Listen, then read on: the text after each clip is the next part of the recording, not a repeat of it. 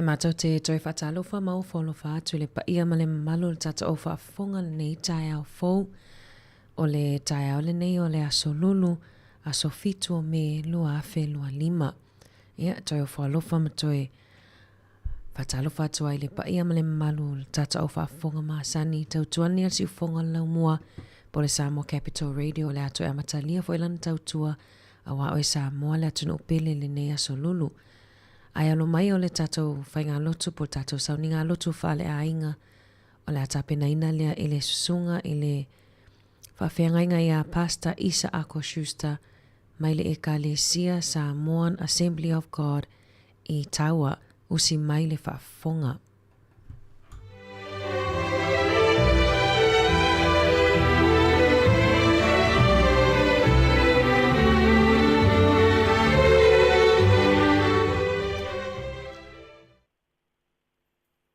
Mātou te vi ia ma whaftaia lo mātango fie whamatalanga tālo mātou atua. E toru au sua whai toa tasi lava lau a fionga. Le atua re tamā, le atua le alo ma le atua o le nganga pa ia. Whaftai lo wanga le lei mai. Le awa mātou toe maua le neitai au fou ma le ola fou ma le malosi fou ma le ea fou. Ona o lou le tu ulafua ina o lau whanau a o momoe ma malo lo. So se atunu so se ngangana i so se lanu. A oe fo ina whea ngai ma ngā luenga lo mātou atua. Whaftai, whaftai, whaftai tele. Tu ina atu i lau fio, le amatanga fo i o le ne yaso.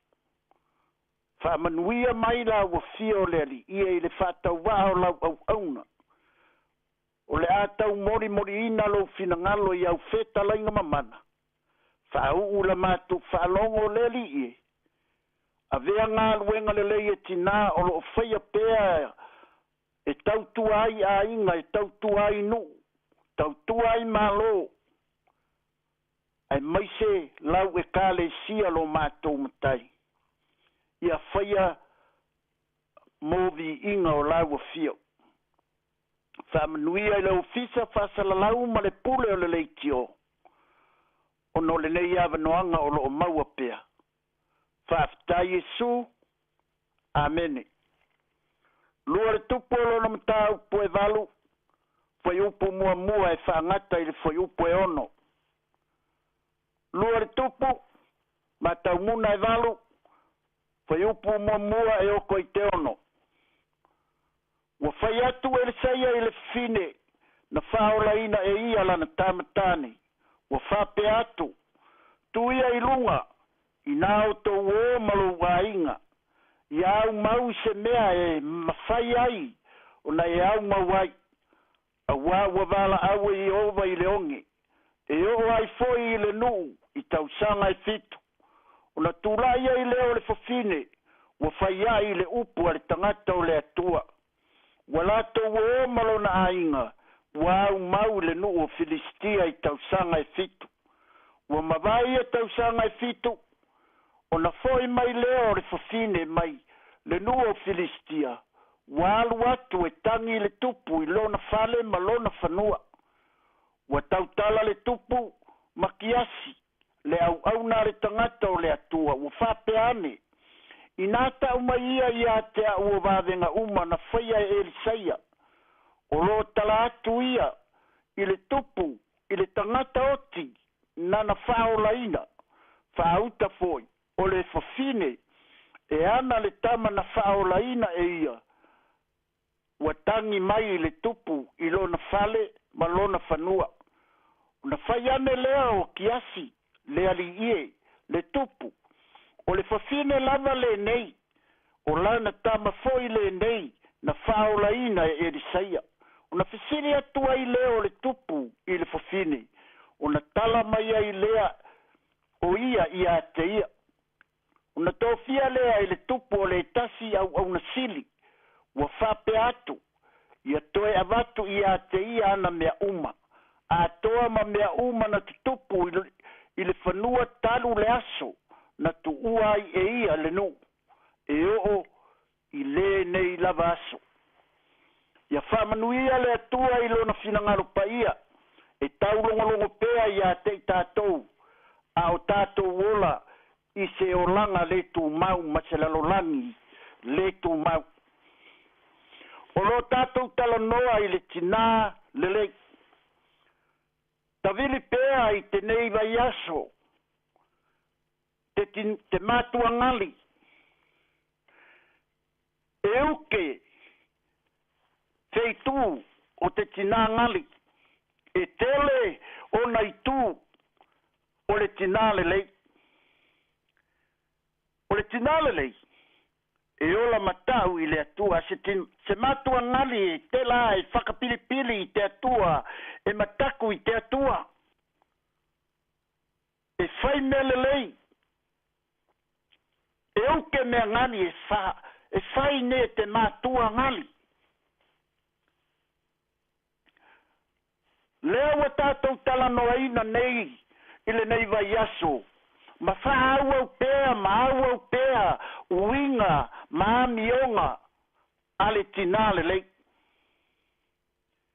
Ele ngata, ele mawai, ai tala noa pēa iai. E uke seitu, kola, e tavi vili ki ei tinoi, te mātua ngali. E whai pati ki ei, taunga whai e whakaasi, me kola me whai ne ia. Taunga whai pēa e whai loa, e wha matala, e wha manatu, e tala no noa iai. Ile tinale lei. O le tinale leila, e le sese I se mea. A wā o ia o le tina e matau I le atua.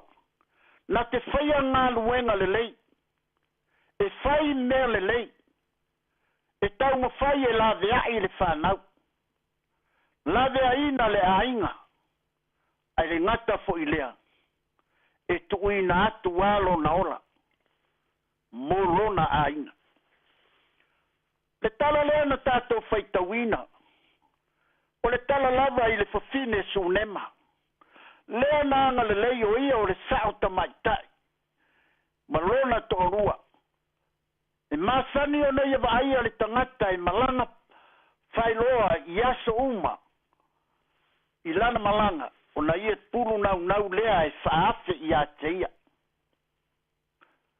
Na afe so ai le tangata o le atua. O na ia whautua matua lalo I lona tōrua se I o la whaia se awhiawhi titi au pito I runga. A o mai le tangata o le atua ina ua nari roa. Ma afe I ai e whai aisa na malo longa. To e whaua wai leo lana malanga. Tina e mana tua au ngā ruenga le lei. O mea le lei e le ngalo I loto ma mafau o ta male ainga au ngā ruenga le lei. O nisi foi o malo o lo tu lai mai aitina whawhetai I le atua. Ini tina le lei e ola mātatau I le atua. Whawhetai I mea sili ma mea matango fie. Toko uke malo ko la e taki nina e isi mātua. Whakawhitai te atua I taimi o mātua. Ko la e whai matakitaki o kāinga, e whai matakitaki o malo, whai matakitaki o atu whenua. E whai tina ma taitai o aina, taitai o malo, taitai o ainga. E vi ia le atua. Malo tina. Wha malo I ngā luenga le lei. Le tinala lena tātou whaitawina, o le whawhine lava le nei sunema, po le sauta mai tai. Lena la whaia malona to orua le awhiawhi au pito I runga.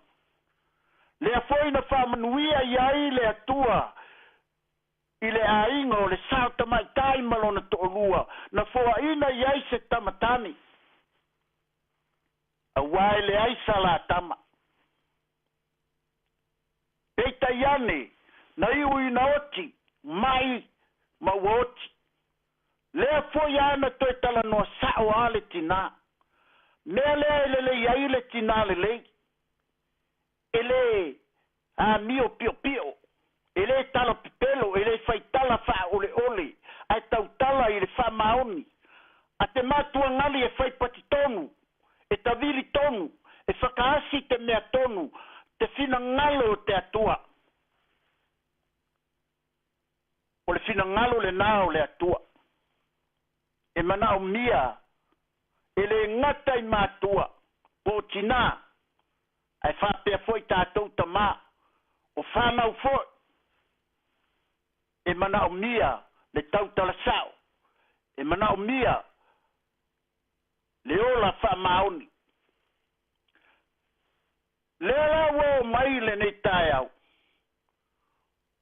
wa sila fia ele tangata o le atua o le ao mai le onge i to tonu o le nuu o sunema o na whai atu lea o le tina o le tangata o le atua i le tina le nei i nā tūra ia avelo wa inga ma o i se nuu e au mawai a wā o le a o mai le ongi i le nuu nei i tausanga e fitu.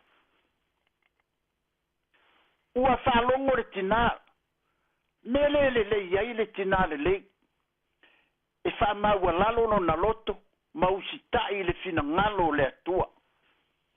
Lea e fola ina i le aso ma le aso ma le aso. Se ia o ai na vala au mai ma whaia le fina ngalo le atua i le ola. O tūrai le tina ma o malona inga. Whai mai wau mau le nuo Filistia.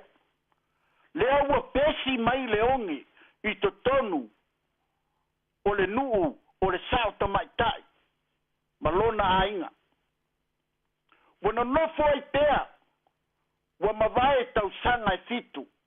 Le atu nu ue malau whafonga. Lele ua sau. Olo sau pea le onge. Ia tātou nofo mātaala iai. Leonge leo lo sau fai mai leo leonge i me ai ma me inu. Au leonge whalongo longo i le fina ngalo pa ia o le atua. Te leo nisi taimi ua le manao tangata i le fina ngalo o le atua awa manao e fai mea e loto iai. E au ke taimi toko kenga o tinu se manako e fai te loto te atua kai manako e fai tona loto a te onge te nei o vau te atu whenua te lalorangi katoa seko me kai me inu ka te whakalongo i muna tapua te atua. Le fina ngaro pa ia o le atua, o le a mou atu. Le a le fia whanongo longo, o le a le fia whaia. Ai manao e whai lava, le mea e loto iai. Manao e avatu le fina ngalo o le atua, i le mea lai manao iai. Le fionga le atua le tusi, i lana fionga pa ia. Aso nei, wa fai mai tangata wa le lei le mea leanga, ai leanga le mea le lei. Wa dea le mea le lei e fai ma mea leanga. Ai au mai le mea leanga e fai ma mea le lei. Wa vatu le mea sua malie e fai ma mea ona. Ai au mai le mea ona e fai ma mea sua malie. Lea wa tātou vava ai iai. Wa tupu tele le a mio leanga. O le onge le na. Wa mata o na sau. Ai e tātou mata ala. O le olanga e le tu mau. Wa uma ona tu tāpura e le atua mea uma. Whawhitai mātua. Whawhitai tina. Tina le lei. Tina whautua le lei. E whaia ngā luenga le lei. E usitai e whalongo. I le mea e whetalai e tuai le atua. Lea wa tūrai le tina lea. Wa avelo na ainga. Wa o. Wa au mau I Filistia I tausanga e fitu. Le tala malama lama. Fai mai ua mawai le ongi. ona toe tūlai lea o le tina. Ma le ainga, ua toe foi mai i lo la tunu. Ai o mai. Ua le aiso na fale. Ua le aiso na fanua. Le foi a tātou te vava ai nei taimi. O lo se va ai ai fanua, ma lau ele ele. O nisi foi o fale. Ai whawhetai i le atua. O le tinae o la matau i le atua, ma whaia le finangalo le atua, ai whamanuia i ai le atua. La le salamo e toru sifuru marifitu whai upo e wha. Ia e fia la vaoe i ai ova. Una foaina le e ia i a te oe o mea e manao i ai lo na loto. O toe manao le tinae i lo na fale ma lo na whanua. Lea na i alu ai le tupu. Le tupu le o iuta. O eskia. O ia tau atu ma whamatala atu i ai. Mea o tupu. I lona whanua ma lona fale. Fai mai le fesilia le tupu. Ia kiasi le auauna le tangata o le atua.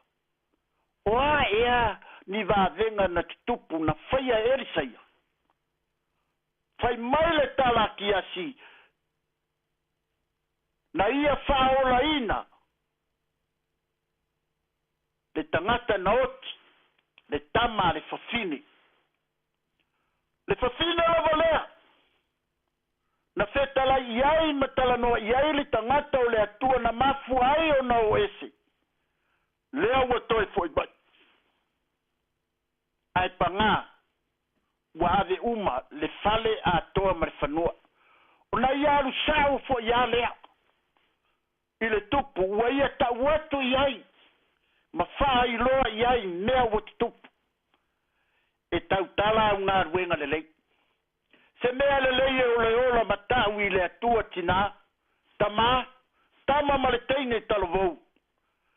E le lei lo pipi a ao Jehova.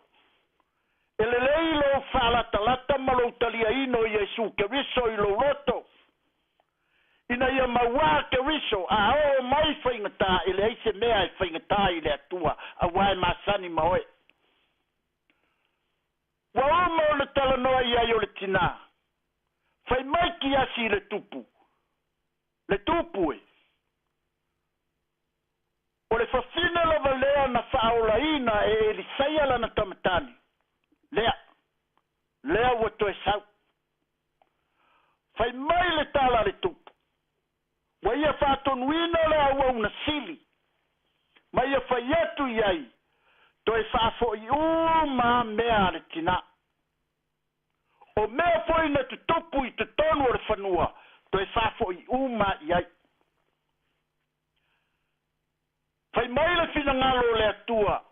E le karatia o lona matau poe fitu. E ono feu poe fitu ma le valu. Aua nei whase ina o tou. Aua e le urangia le atua. O le mea lulu ina e le tangata. O le mea la valea e sele ina ma iai e ia. O se lulu i lalo na tino. E sele e ia i lalo na tino o le me pala. Ao se lulu i lale anganga. Sele e ia i lale anganga le ola e whavavau. Le tinale lei. Fetalaiga Jesu i le fafine. Le tinai lungo le vaieli. O se inu i le nā vai. E toi fia inu ia. Ao se inu i le vai au te avatu. E le ngata ina puna i lalo nei. A eo i lunga i le ola e whaavavau. Fai mai e are tina. Ua manao e talia Jesu e fai male i mawhaola. Au mai i a te au le nā vai. Ina ia au le to e sau ai. O te utu vai. Wa e loa tala anga o le tinale. Aina ua fai ma tinale lei. E lei to e ola i se o langa tuai. Wa suia me auma. Fai mai Paulo. Ia koronito le nei a fai o ia ke riso se tasi o le tangata fauia. Wa mavae me tuai fauta wa fafauina me auma. Le tinale lei. O le yungo le tala wa toe fo i a mea uma. Wa toe whaalua tu iai. O mea na le iai, ua toi whaalua atu. Le ala lea. Tātou te mana tua ai pea. Au na tina ua momoe atu. Na lātou ngalu e na whai sa whai. E le ma whai o na ngalo i le loto. E o foi mātua na ifo mai ai le nei lalolangi. Le tau pula pula o le mori popo, le mori fangu, le mori tū, le mori matangi, se ia o ina o mai i mori kesi, se ia o mai ina o mai, wo i le wila. Whawhitai, le tau sā ili linga, o manuia mo le ainga. Whamanuia le atua, au e alu whaiva i au tiute mau whaiva. A vea le upua le atua e whamanatu, e le ngata i atina, tātou tamā. Tā mamateine, le fina ngalo le nao le atua. Alo whangia e le atua. Whamala malama atili alo na ngana paia, ioto fina ngalo malo nei loto. Whai mā o aonga i a te auaro whaia tātou whai ngā lotu le nei tae au. Aua nao nao tala noa i ai. Ai a vea o se a o aonga. Ma whata ua. I lo nei o langa. Au auna i le atua. Ai maise so se tangata. Ia whamanuia le atua. I le siu whonga o le lau mua ma le pule. O le lei kio whasala lau. E tusa ma nei awa noanga. Ai maise o whaiva matiu te masani ai, i se au mangaluenga, tāpua inga wauna malolo ma wauna le atua mo tō fritua, ia whamanuia le atua i le ne yaso, ono Yesu, ameni, tātou talo. E afua mai maunga manuia o le lalolangi atoa. Au noa malo finangalo i o mātou loto. Le aia se mea mātou te mawhaia. Mātou te whaftai tele. I tinana e fua ina mai. E whai ma whauwhautua. E whai ma tua lalo le li ie. E whai ma o mātou fisoa soani. E le ngata i le tausinga o a inga. Le taitaina o a inga. Whapea foi no ma malo le li ie. Ai sili lau ngā luenga i lau fina ngā lupa ia lo mātou watua. Whaftai la lato ngā luenga whaingata. Ia vi ia la wafio. Whamanatu ia te mātou. Ia vea fo i mātou ma tangata le lei. Whamanuia le siu fonga le lau mua. O le ase manaonga le li ie. So se ainga. Mai ai ta mama tutua o tina tutua. O au auna malolo. O au auna. O ainga te tasi lo mātou watua. Se e aro whangia lo mātou tamā. Se au mga luenga o le awhenga iai lau whanau. Anga le pea. Se soani atu pea lo wanganga pa ia. E ngase a malo si o mātou malo o Samoa. Anga le lei ma whamanuia le ali ie. Whaia lau ami o tonu. Ai aua le whaia le loto le tangata. Whamanuia le malo ni usilo mātou whai malo iai. Lau wha malolonga i so se tasi o lo manau mia lau wha malolonga. Lau wha mawhanwhananga i e ua mawhtia o no mawhtanga. Ua motu sia i le malanga na maliu mo le oti. E leo no mātou taunu unga lea o leo lai whavavau. Pe a whai mātou te whaia lo finangalo ma le wha maoni. Wha manuia mai la ua fio leli i e. Ono Yesu ke riso lo mātou wali ma lo mātou whaola. Amene. Ma amene.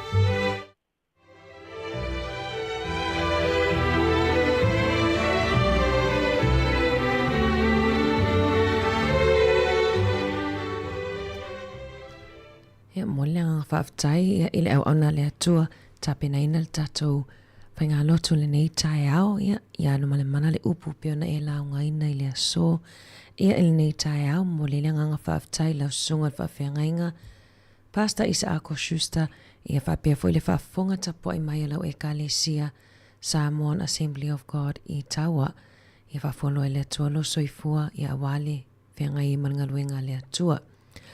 Toi whaminute o na vatolole o le tatou amatalia lo leo porkala me le ata o le tae au i le afo le fitu.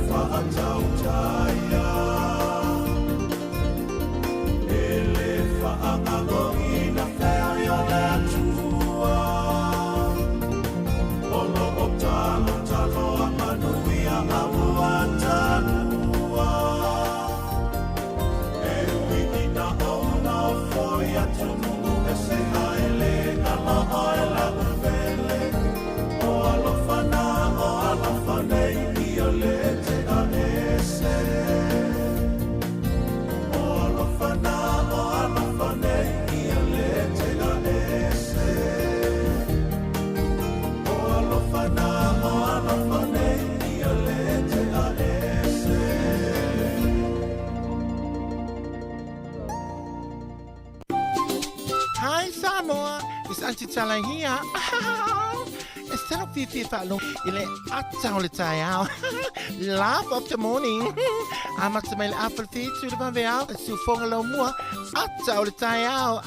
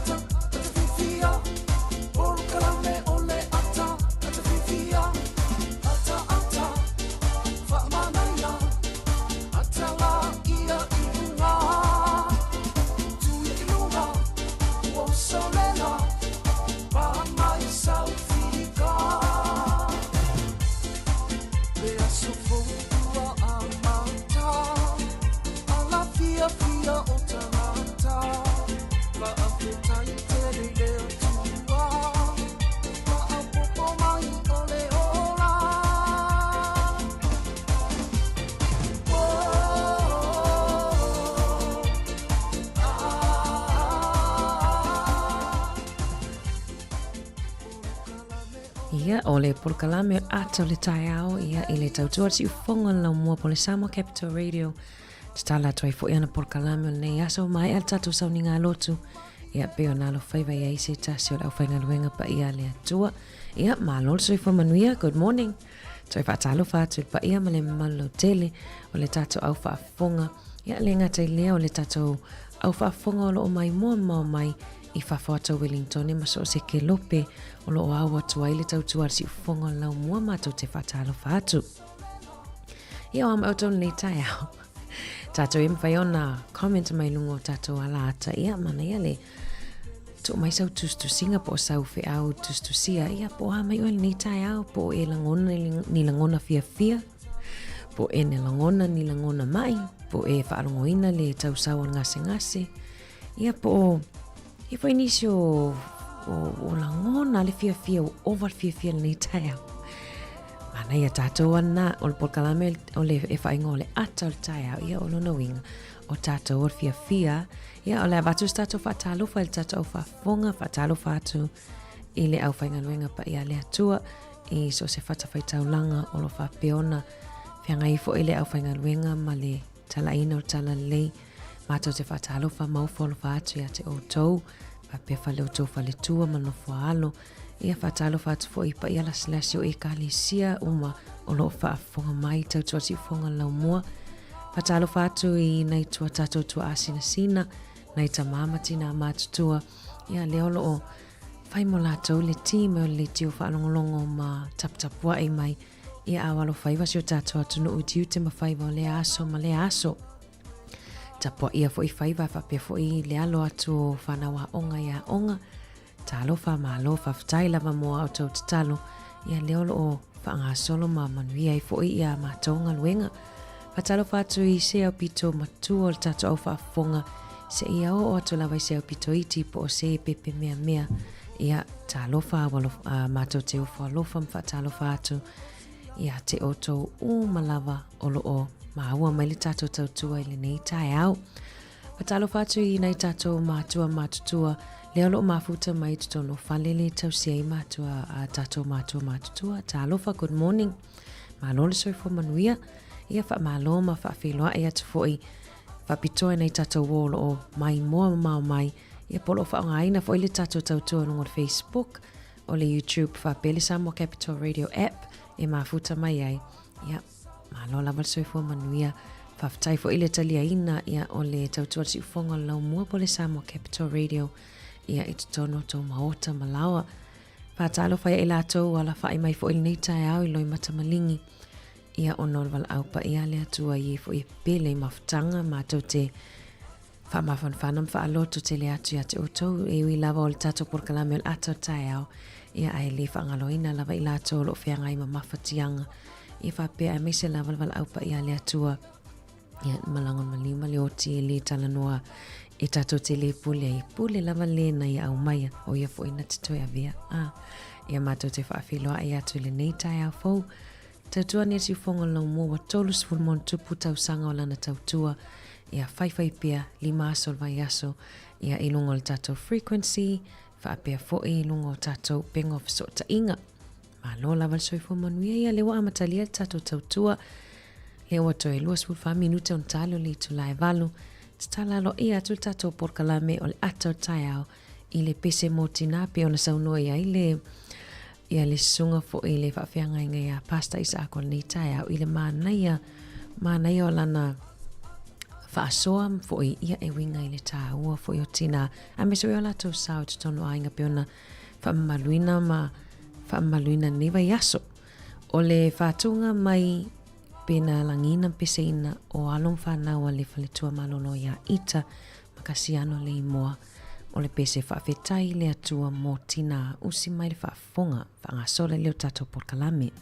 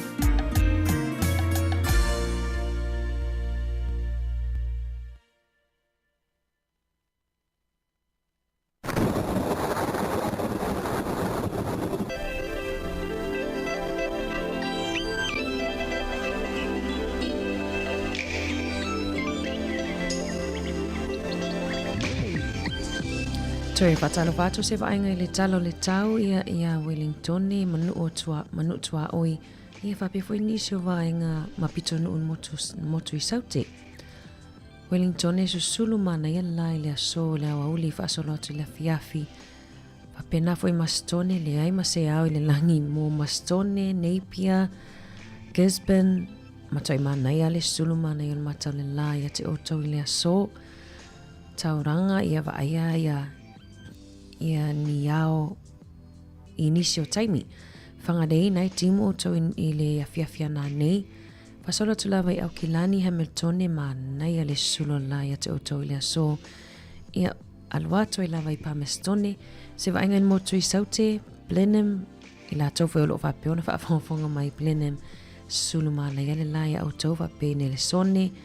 Kala istete ia Whaasolo atoa I lawa I Dunedin ma na ia le tau ia New Zealand atoa I le aso mangana I nisi o pitonu una ia waoa ia matimu ia le afiafia nā nei. Mo tātou lawa I Wellington o le fua lea mawhanwhana se fulu fitu, fua lea malulu se fulu ma le tolu. Na oso ailai le sfulu minute te ele fitu I le tai au nei, wha moe ngoto I le lua sfulu tolu minute te ele 5. O le tai au nei wa ia le la fasolo te le awauli ia afiafia nā nei pi ia waoa. Papena fo le tau tai au, aswaraile le vai atu e ti munga. Ai maa nei le tau le fai unga le vai aso I le asto na ima le aso sa le alo susulu mai na ia le la ia etu sai fo ima li poti mai le ofiso va ai tau. Na tuina mai I le sfultasi minute te ele fitu I le tai au nei ia li poti lea. Moi la tau fia whango taina ngā tai fale o Wellington na sua le tai I le afol se fulu lua le vanveao o lo pe le taimine na pe le toi ono minute le fitu I le tai au o na toi sua lea I le te o le tasi le awauli. Mo ngā tai whale o mana maporirua na sua le tai I le afol le ono le tai au nei wha moe pe I le afol se fulu lua o na toi sua lea I le afol le ono I le afiafia nā nei. Tala leo le tau matala o le tai I fuanga I au fuanga I le asof tai.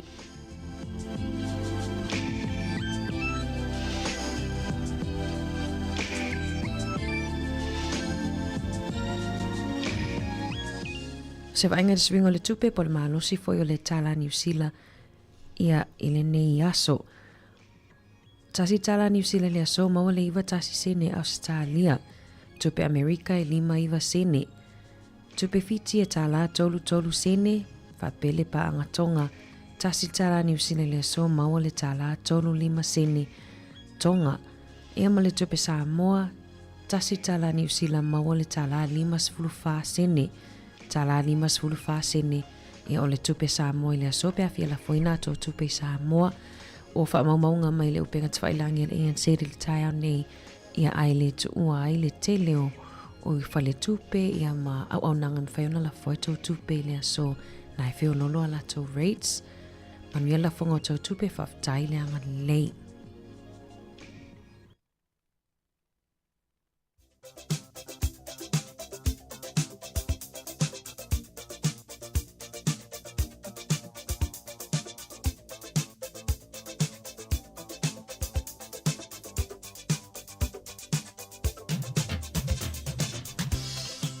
O whamanianga o soifua ma so whanau o ngalo tato email so whanau @samoacapitalradio.co.nz ia pete comments mai foi pe se whamanianga e fiau o lo whai se tasi o lo ainga whamaniola to a soifua ma o la to a so whanau.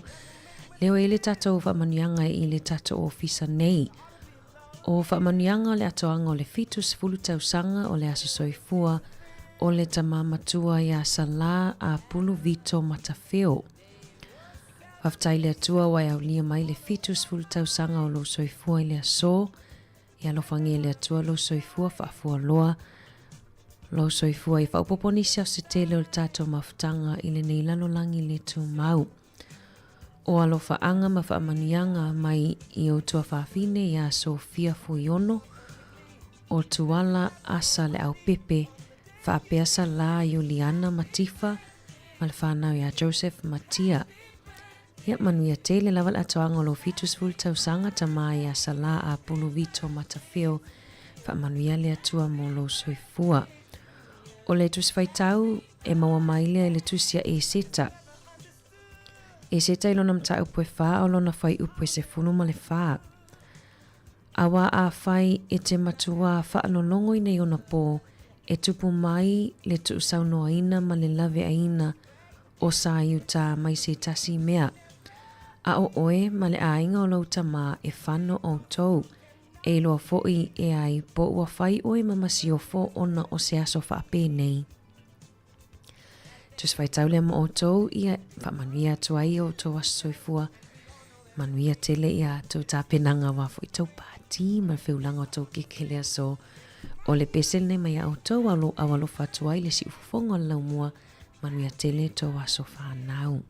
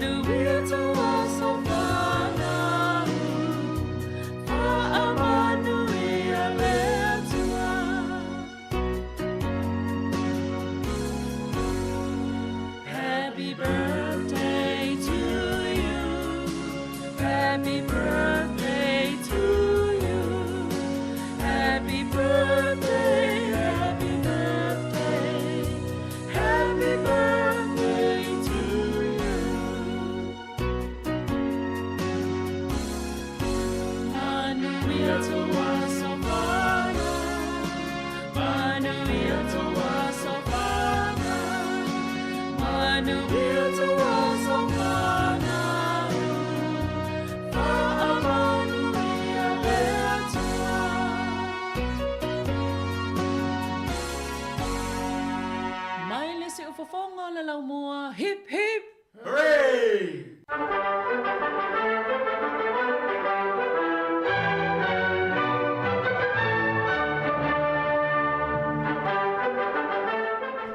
Toi whatalo whato se vainga I mea na tutupu I le aso ia I le tau sanga o tea le aso fitul nei o me ia I le tatou polkalame o le Today in History. O le aso nei le tau sanga e afe valu se lau valu whaisina umi na whai ai se whonotanga I Dunedin na taita ia I le pule nuu sa au tasi ai le au whono ma tangata lau tele ina ia tau fia le toi au mai au tangata mai saina. O le asol nei le tausanga e afe valu se lau whaono e toa ono se funu tangata e au fia I ma le taitai o le iwi le o ngati tu wharetoa na mali liu ina wasolo se ele I te rapa.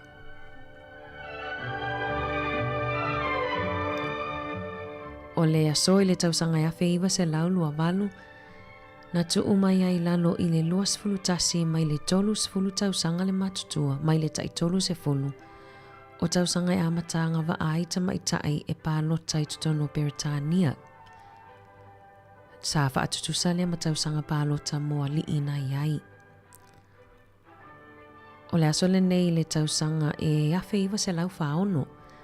Na whaawai nai le kamupani tele lea o le Tokyo Telecommunications Engineering le ana muli ane toe whaingoa I le Sony le e tele ala tau teknolosi o lo iai pel taimi nei. O le aso I le tausanga e afe iwa se lau I walua na whasioti ai tangata whaingaluenga I to'otolu a le McDonald's I Kānata. E to'otolu tangata whaingaluenga I le McDonald's I Kānata le na maliliwai ma o le ulua I o sofa inga lea I se whale ainga na maliliwa I tangata I tutonu o Kānata. Ia ma le tala muli o le asol nei le tausanga lua afe. O le lua afe le ana na vea ai pe whiriwhili ai ia le ile o Vladimir Putin whaima Presidente o Lucia. Le alo vavao ai lawa le taimi nei. Toi o te iswa poponga tato polkalame le aso atai au whaafitai.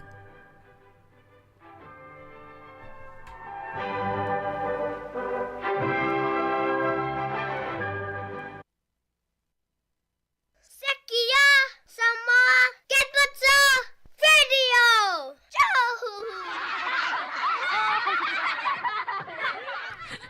Io e tametel manu na whai atu al Edna. Ia toi e wha malo atu tata o whafonga. Ia mane e watu tata o wha talo wha ona leolo o toa tele lato leo mafuta mai. O moli mai fo la tolo fa anga ia ai lo oi fo inisi o mafuta mai I fafoato le tatou I fafoato Wellington ne e le tatou wo le mafuta mai Alaska. O lo whaapea mai ia o le sunga ia fatu tala lei hulu. Ia lo whaatalofa mai le tatou o whaafunga o lo mafuta mai Anchorage I Alaska. O lo whaapea o lo matango file tau ia latou I latou foi pausisi. Ia o lawa sama latou I la foi tulangi no nofo ai. Wali usua vai umale snow ai wa peila wa Samoa le manai o le mawhanawhana ia le osoa e o le la. Fatalo fatu waftai fo ile mafuta mai le tatou tautua fatalo fatu Erika Maoe. Talo fatelesia Augustino Mati Malanga o ma waftai fo ile taliaina o tautua ti fonga laumua ia itatono tau maota malawa. Pina te vanga fatalo fatu. Whawhiloa ia te ilatou umalawa mafuta mai Betty Nansen, Seunga Li Kapeli, Matamua Papali Anai Fraser. Ia ai li whangaloina nei tatou wompa anga I lungo le tasi ono te simantasi whamo. Ia leolo mafuta mai nei tatou mātua mātutua. Whawhiwhianga mai le kolisi malisi uli masao. Tulai mai la waonga ia o tali e tatou talafoi le tulai valu. Whatalo whatu mila tutoa o lo mafuta mai I Australia. Wa me oto I Australia mila. O le whatunga mai le kolisi uli masao. Tale valu o le whaupoponga mo tatou talafou.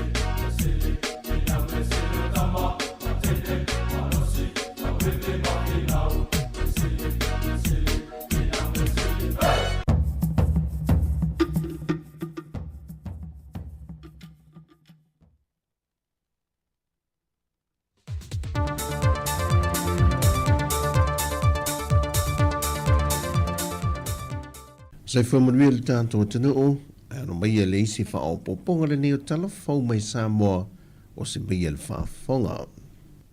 O le vai o so nei le whaamanatui nai le atoanga o le se lau tolu se whamale 5 tausanga, talu ona whaavai mai le kolisi le unu moenga fau, pe ona amta mai se a onga tūlanga lua, e whaife au misionare. Sa whaingoi nei le ulua i tolu se whamale 5 tausanga mua o le unu moenga fau high school.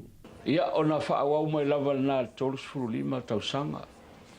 Se ia pa ia mai ia ai o le kalesia i malua lo tua i nei mawhausia i tātou polisi. Ai o le anganga mauolunga i le sila foi a tō ina o le kalesia na ala ona tu ese mai ia mese foi o le au whai ngā luenga ma missionary. Ona ua le lava ele whatu ina ia o.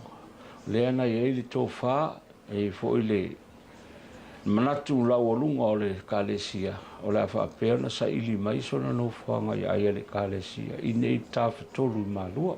O le tausanga e awhiwa se lau lua sa formale 5, na awe e sea mai eile a onga mai lona no whanga sa iei mua mua ma onga manua o sala, ma amata mai eile lona no whanga faulea o lo iei o mai le so.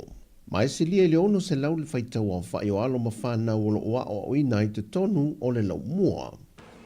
Mai tamaiti ia amata mai le vasenga tolu, ia pole ia 9, e 5 amato ia 9, e 5 amato ia 10, e tolu amato vasenga sfutasi, e 4 amato vasenga sfururua pe ona iai le wha moe moe, ia ma le lauli liunga fo i o le 5 ia levo, le o 4 ia levo.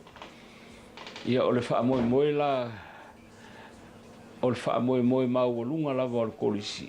Ia toa tele tamaiti. Ima ia toa tele fo ima lava le wha soa i whai au. Temi nei tolu su wha mato whai au.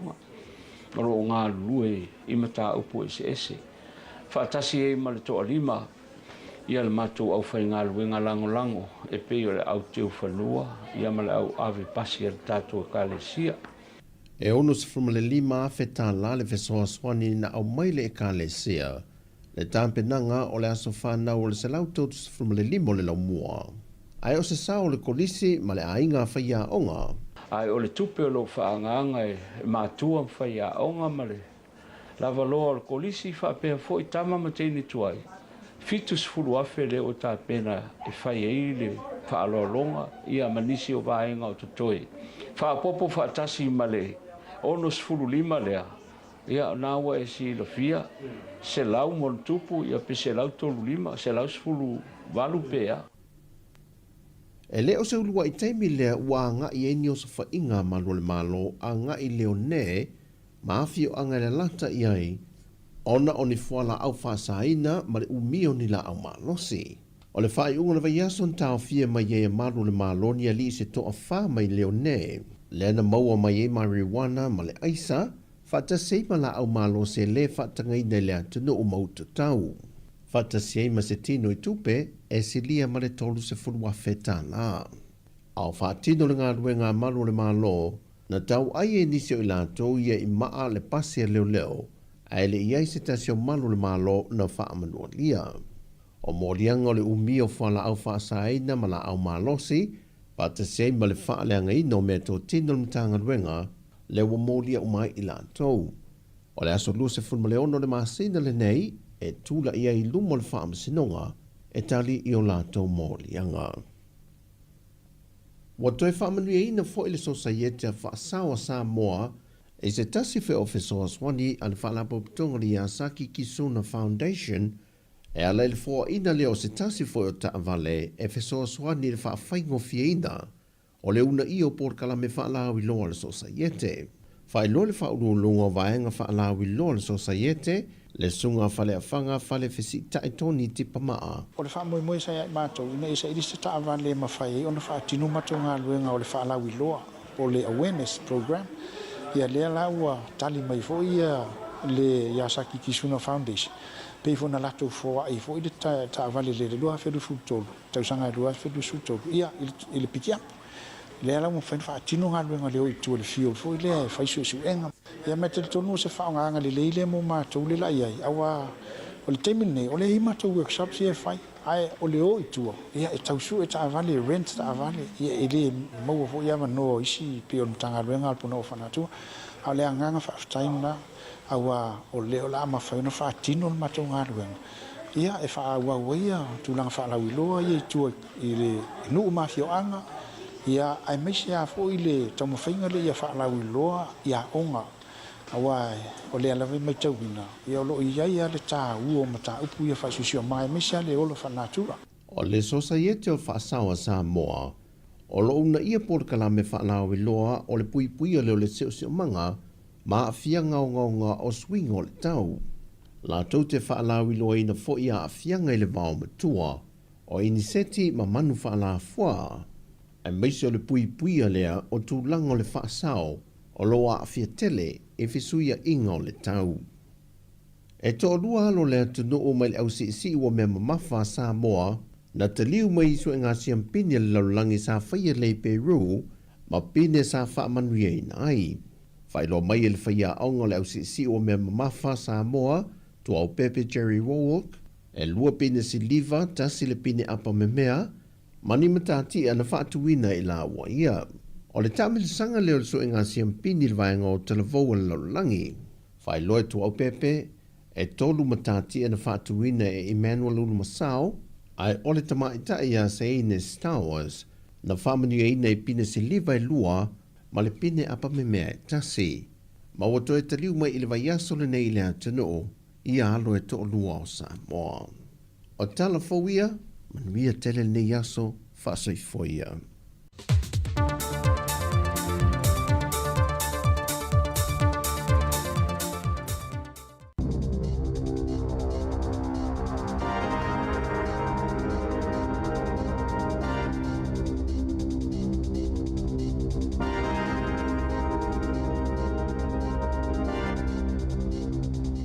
Tala flava le whaaboponga mo tala fau mai le si ufonga le lau moa mo le nei tai au o le aso fitu me lua fe lua lima. O whaalia le pāle mia Christopher Luxon o le tō lafo na fau mo to tongi tutusa tu salava po ali ipo o tamai tai pio na whaasila sila ina i le aso ana nafi. O le ama whaia na whaasau ina i le whaitau biliona o tupe le malo. To e lua vai aso tō laulau le paketi po le tala whaatatau au tō le tupe a le malo. O le whaasilasilanga le whainga malo so whaatasi le aso luana ta wai, o le a whaongaina le tūlafo no whaanatinati i le pāle mene, e si iti ai le tapulaa, pe a o ina whaisa talo sanga mō tutongi na ia whaatutusa, o le mau le minista i mata upu i whalawhainga luenga Brooke Van Melden, o suinga na whai le tau sanga lua whelua sifulu, na tutupu mai e ni whaafi tauli, na sauno Luxon i le autostala, o whaataatia ese se tupe i le paketi, leo la whaasilasile le aso lua sifulu lua me Italia tuai, italo sanga i lalo lea tu la fono fou, ma ole ama wala lalo i fotau, ona o suinga i na whaasilsila i lea solua, ma i whaitau piliona tā la, tupe ole a whaasau i nai.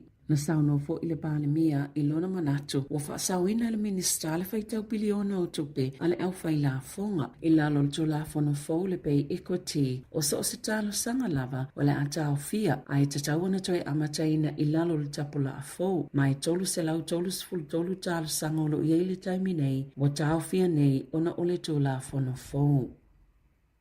Ua mana o le vaenga wha upawhaia le National e wha asata mai ti lalo le taisfulu ono tau sanga le mātutua mai upenga ofisa o ta inga po le social media e ala i le wha amalo sia o kamupani. Ina ia wha ngani vaenga i loa ma wha amao ni aio la tau sanga pe i tae mo le taimi nei e le o se polisi le malo. Ona o le pili ua wha atu ina e se whaipule le tamaita i o Catherine Wedd o le National. Ai langalango ina le taita Christopher Luxon o lo muli wha taita inga Australia e wha sanga i kamupani i te tele o fisota inga i lungo o wala whaate konolosi na sauno le pale mia e fina ngalo e muli ane tau ave o se pili al whainga malo ona e vaveai ona pasia e avea matola fono o le taimi nei e leo o se polisi po o se tula fono o lango ina ele malo ma e whaafina wina pe a whai e se i mai le pālota. Na sauno le tamai tai whai pule ana le tula fono tau whaaufi o le taimi nei e leo ieni tu unga o whaamalo sia wha le tula la fonoi wha amao ni ai o se tangata ua ilunga to le 10 tausanga le matua.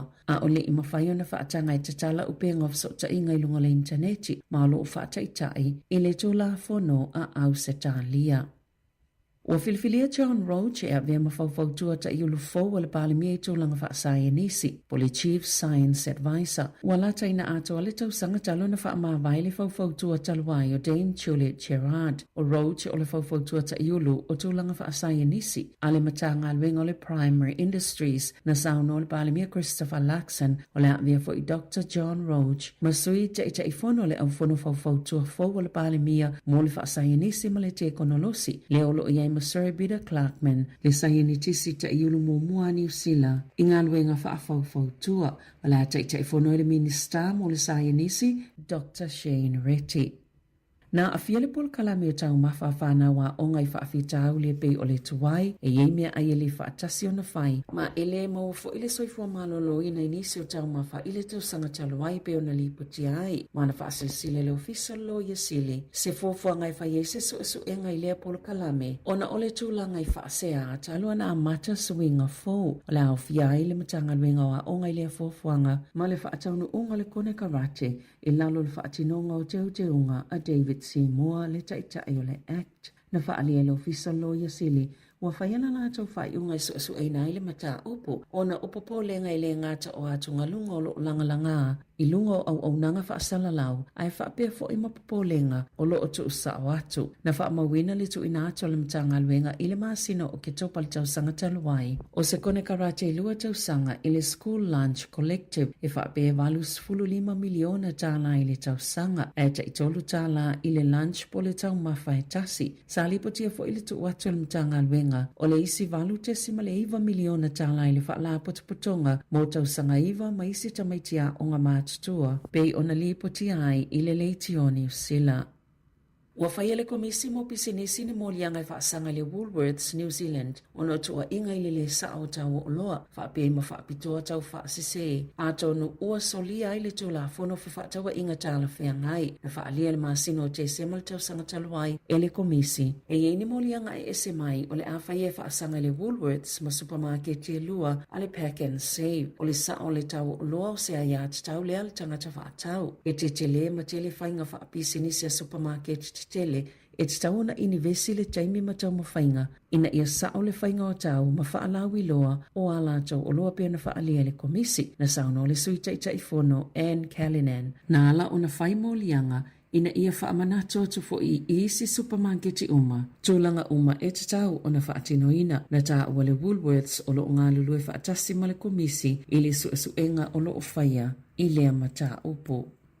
Na tau mawhaisa tau lele ai ave whaamalo sisa tamaititi a onga tōlanga luai au kilani a o sawa vali tamaitile a inga maile a onga i lea songa fua i se pepa o whaamatalanga i lunga o penga of sota inga a le pule a onga Roundale School i Manurewa o Kalva Sau. Sa tau mawhaisa tau lele ai ave whaamalo sisa tamaititi e te tono lana ta vale e le mamau ese maile a onga na laki ona na yeini mātua na whaasalave i atu. Mawave o na sola ese le tau lea na tau le tamaititi o na mātua malongo i nai lua lea onga au le i whailua i nai leo o whaanga solo suenga leo le taimi nei ai uauna ia pulea onga mātua po o tamaiti sa muli mawina lea mata upo ina ia whailua i leo pe whaafisota i foi ma whailua le numero le mata upo o le PO ono lua wha 55 tolu waluono.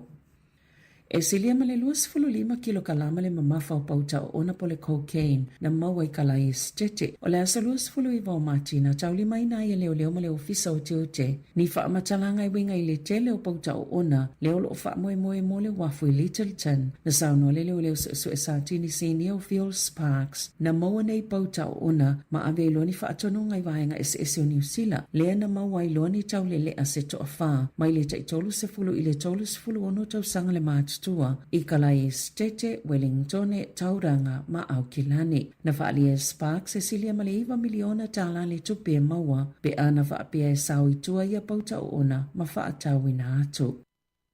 Ua sauni e na whaia le ata tifanga New Zealand le tina e ave le ata I Amerika. Mai le o ave le tau whaamata o le Presidente Donald Trump ili si itanga o la fonga o le awha avai vai aila la tau fuafuanga na fola e Trump. E se laupa seno le aia si ia ilunga la fonga o ata tifanga umalava e pu e mawhai e fafo ato Amerika. Peitai e le teleni au ili ilinga pe wha pe feo na whaatino lea la fonga na whaalia e Trump. Ua vave na whaititia pe mate kamupani o ata tifanga a Amerika. Ona o whaamama avenga po incentive si olo o fo ya tuno o ifafo e whaatosina atua ile au whai tifanga ma o se tau whaamata o telelea ile pui ngolo na tuno. O New Zealand leisi a tuno olo o fo ina atu ia whaamama avenga. Olo o pa ua ile whainga o ata tifanga I te tono lea tuno. Mai whai tau se lau miliona ta la. Peita ina whaalia Dan Higgins o se tasina whaia lea ata tifanga o le tina. E iaila la tau whaalinga I LA I se taimio le masina nei. Ma o loo wala au liai I lātou e whaia whaasala launga o e whaia whaalauloanga e mai moa I le ata ma whaalongo I le longolongo au le ata tifanga le tina I New Zealand whaapea ai ma au se tā lia.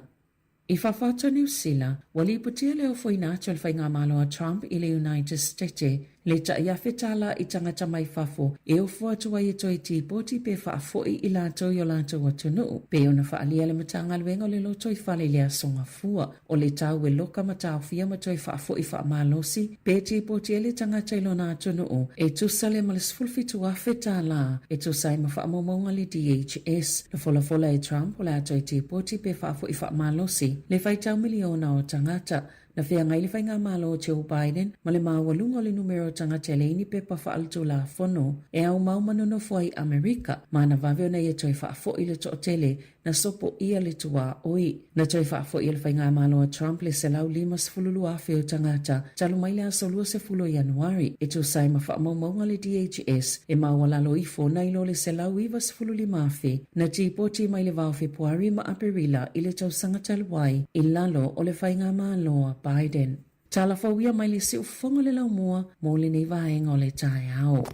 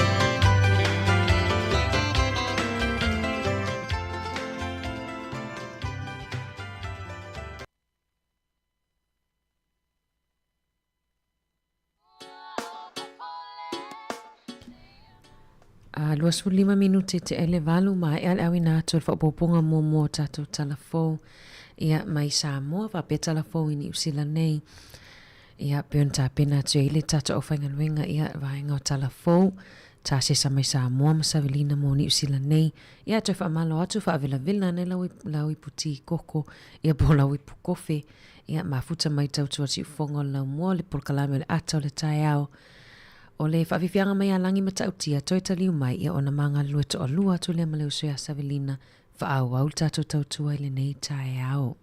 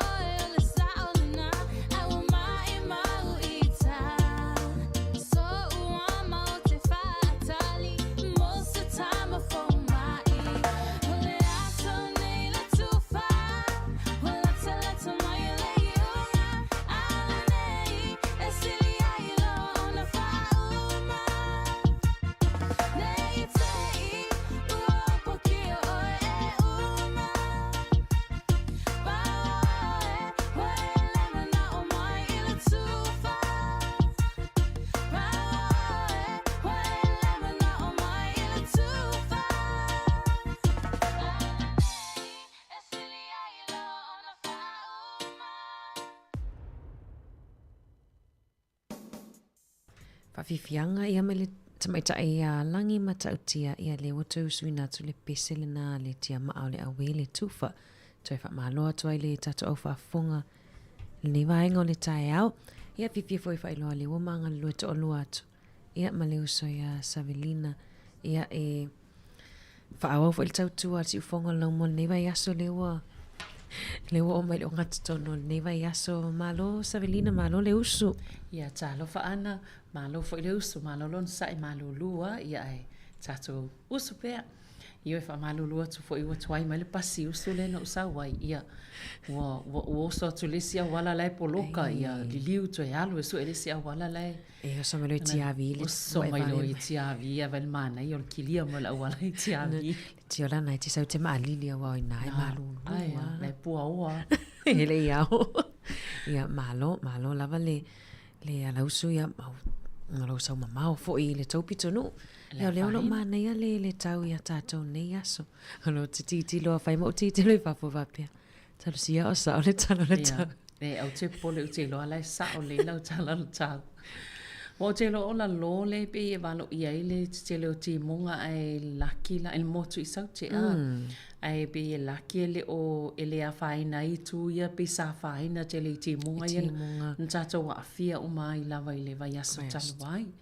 Le suinga o le tau, Savelina, peona i le aso sa. Wa le sa ti munga mamawhai o mai le aso sa mana ia le tau. Sa o le lea. Ia ai le fo o whaapea mai le aso. Ia e tarsia e le mawhatere fo inti munga pea whai to ulu. Tu atu lawa i lau sunga. Ale whai talo le tau. Mala wai tau.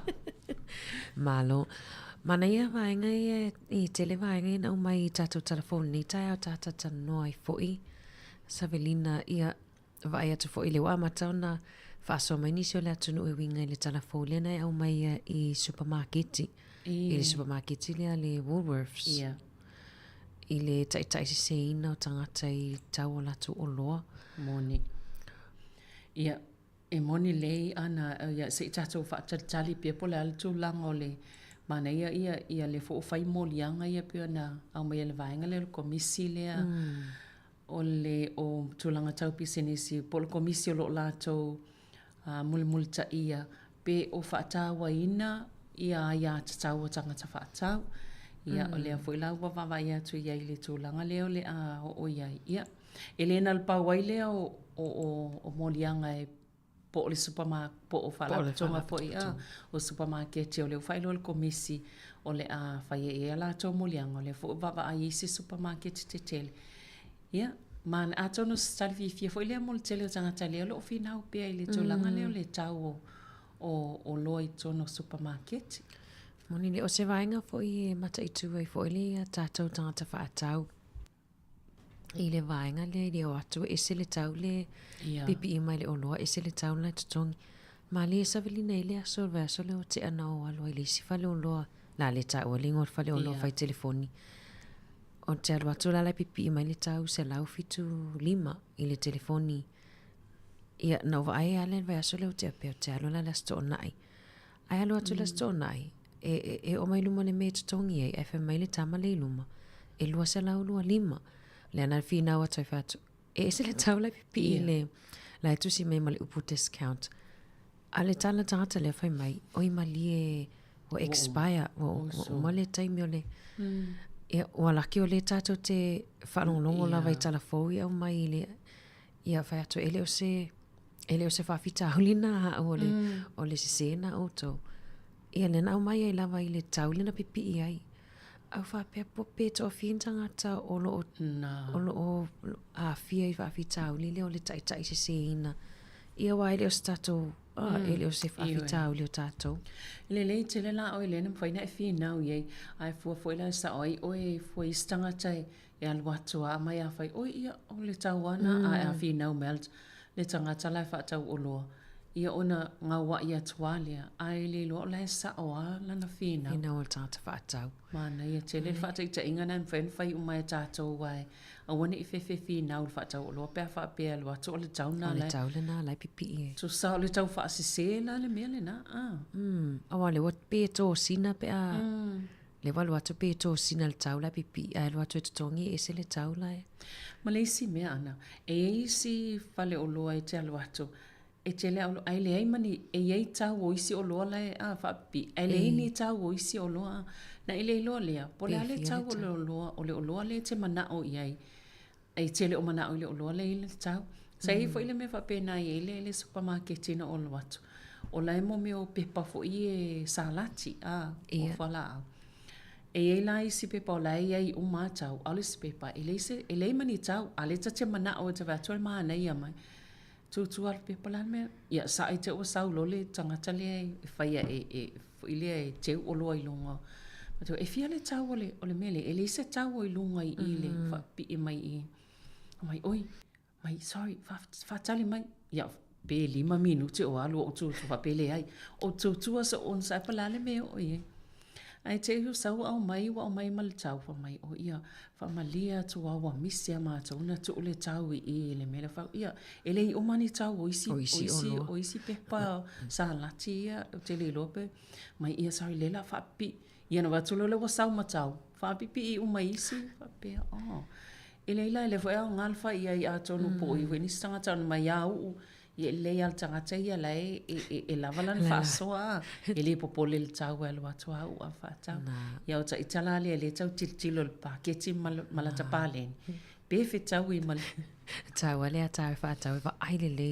tu decline sa o le o fa manatu ia tata o fa funga me sene tata ma tua ia o nisina o tala Savelina vai mana e o le stelo la ta fa so fo ile atu fe va ile ai ile tala na mai le national na o fa pe mai le lato pili me fa sai ta mai ti la no ta ispulo no ta sa mana fo ile mana ile vai ngale pe a mai fina ngalo ile tai mel tato atu fe va ile o le pie muli o le pili pe lele I ave ele lango atoa le vai nga fa opfai e pe ole au mai o se pili fo ile a suita ito tasi o le lai tono le pusapalota ia ma le fa moe a tono e se I mai se tai ia ona tala noina lo le fa lau I tele tono le pale mene ia le au fa ilo ele ta ele malo ia pol pale mia ia ave ele na lango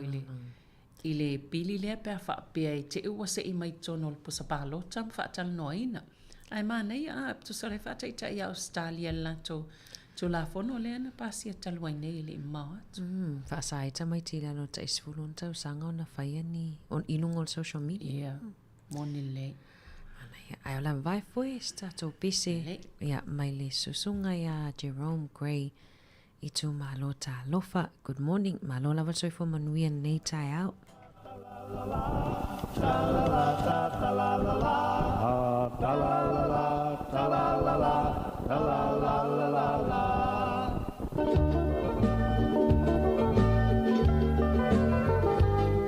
Leitu malo talofa sa pape mo ona e usi ola olele ya ona ne e pape o sola o ua ya se pona o sue I polo ele pia mo se saulo toma ta la la ta la la la ta la la ta la la la ta la la la ta la la la ta la la la la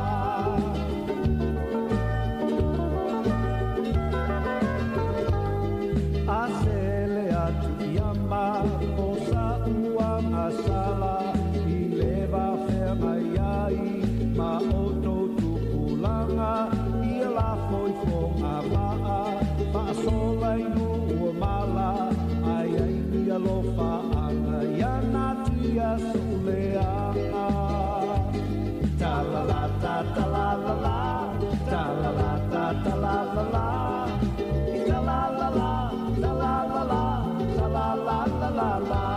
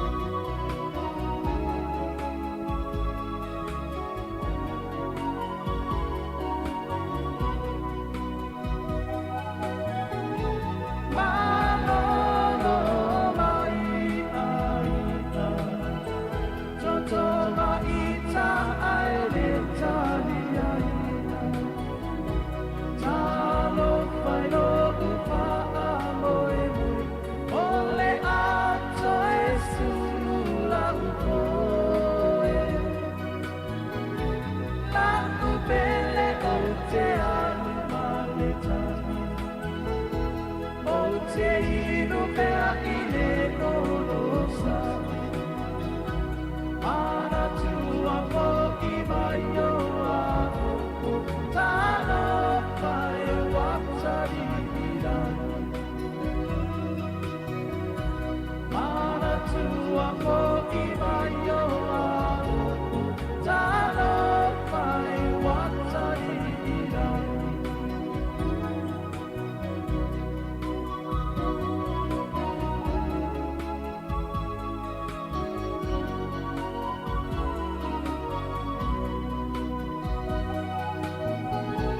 Lopo itale lopo ole polonga Jalu lau susu ai le paia Sume sume mali e sontu O te lopo male pa amaoni Pa apelo usolina Eita me atatana loa Eui ina pa ataruba anita Atamari ina yoruina Eui ina pa ataruba anita Atamari ina yoruina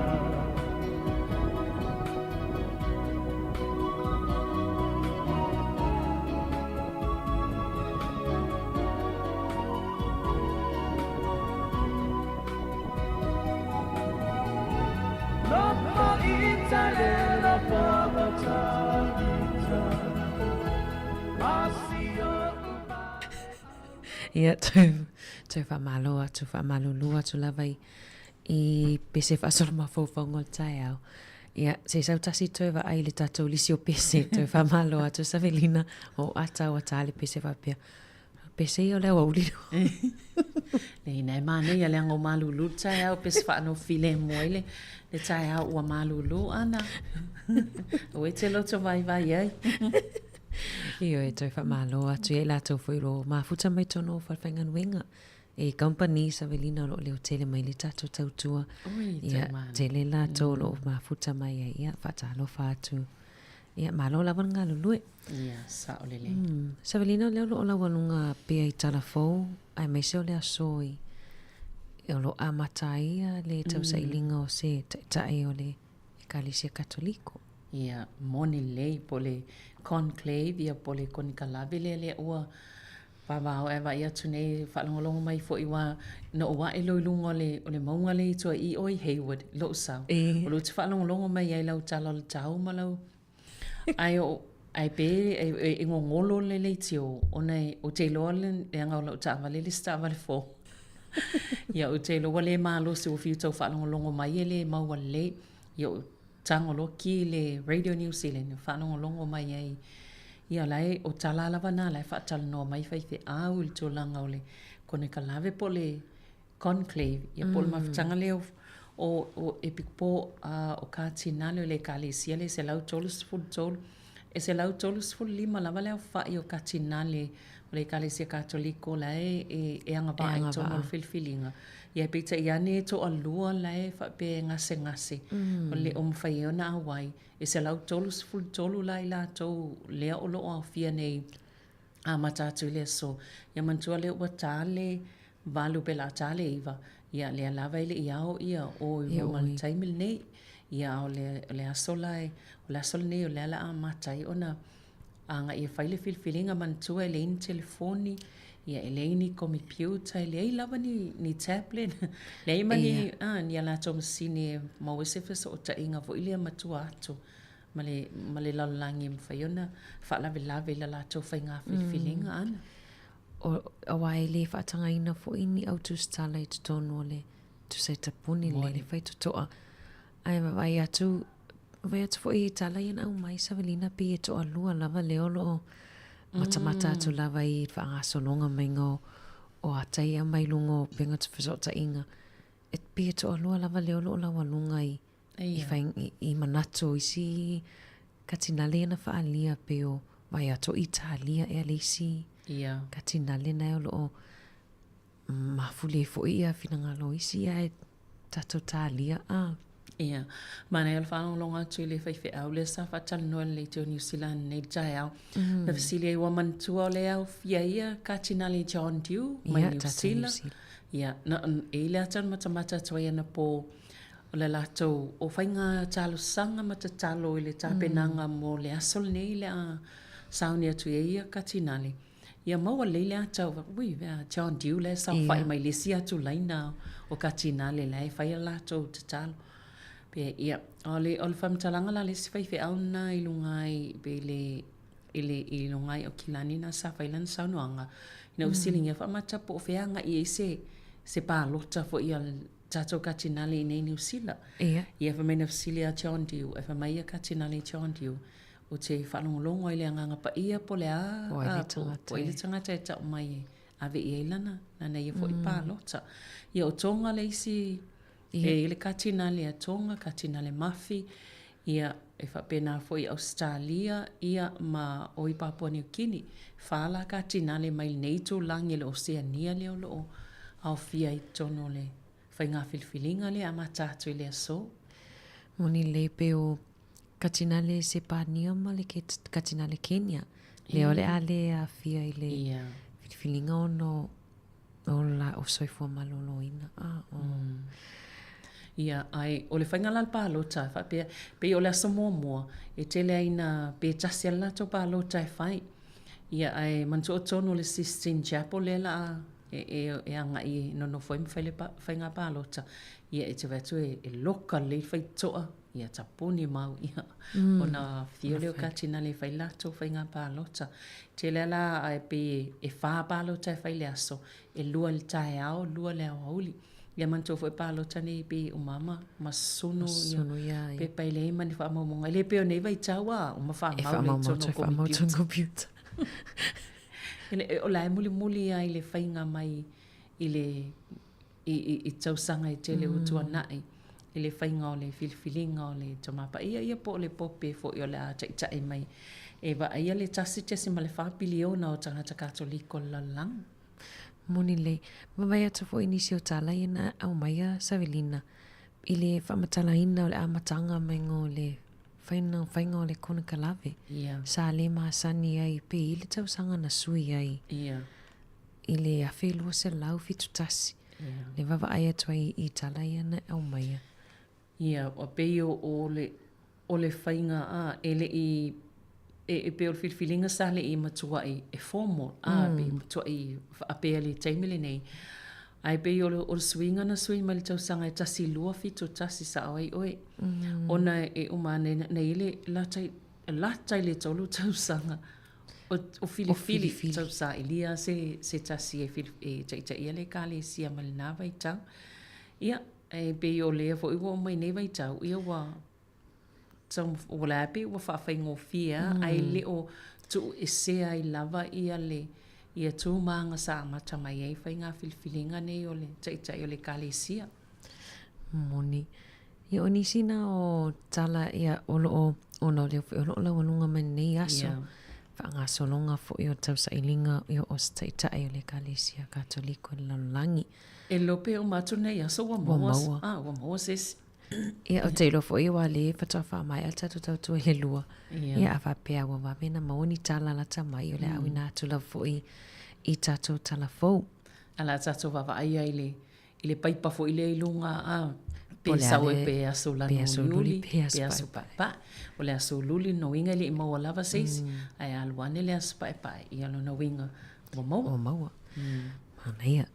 Ia o nisina o tala ia tu la vai foi stato pese male matu lua pese la ia era ni pese fa solo ma vovo patalo fa Savelina nei tato wo lungo le Facebook ma le YouTube papa li sina leo e il tato wo le mafuta mai mele poni lili se misi faftai Australia le mafuta mai Brisbane le anga upu to muli le mafuta mai Brisbane Ioane Williamu Pamestone faftai le mafuta mai tinaya mafu e Eric ia mai lato uma lava o le maua suafa Kevin Swoka mafuta mai le lifestyle furniture i pori rua manu iau whaiva nei aso.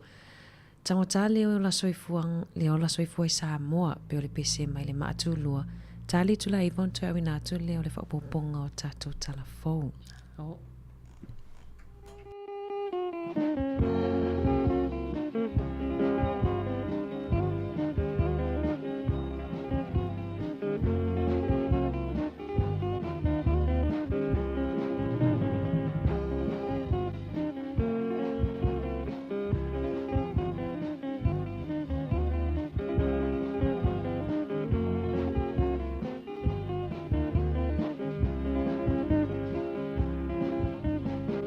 Lola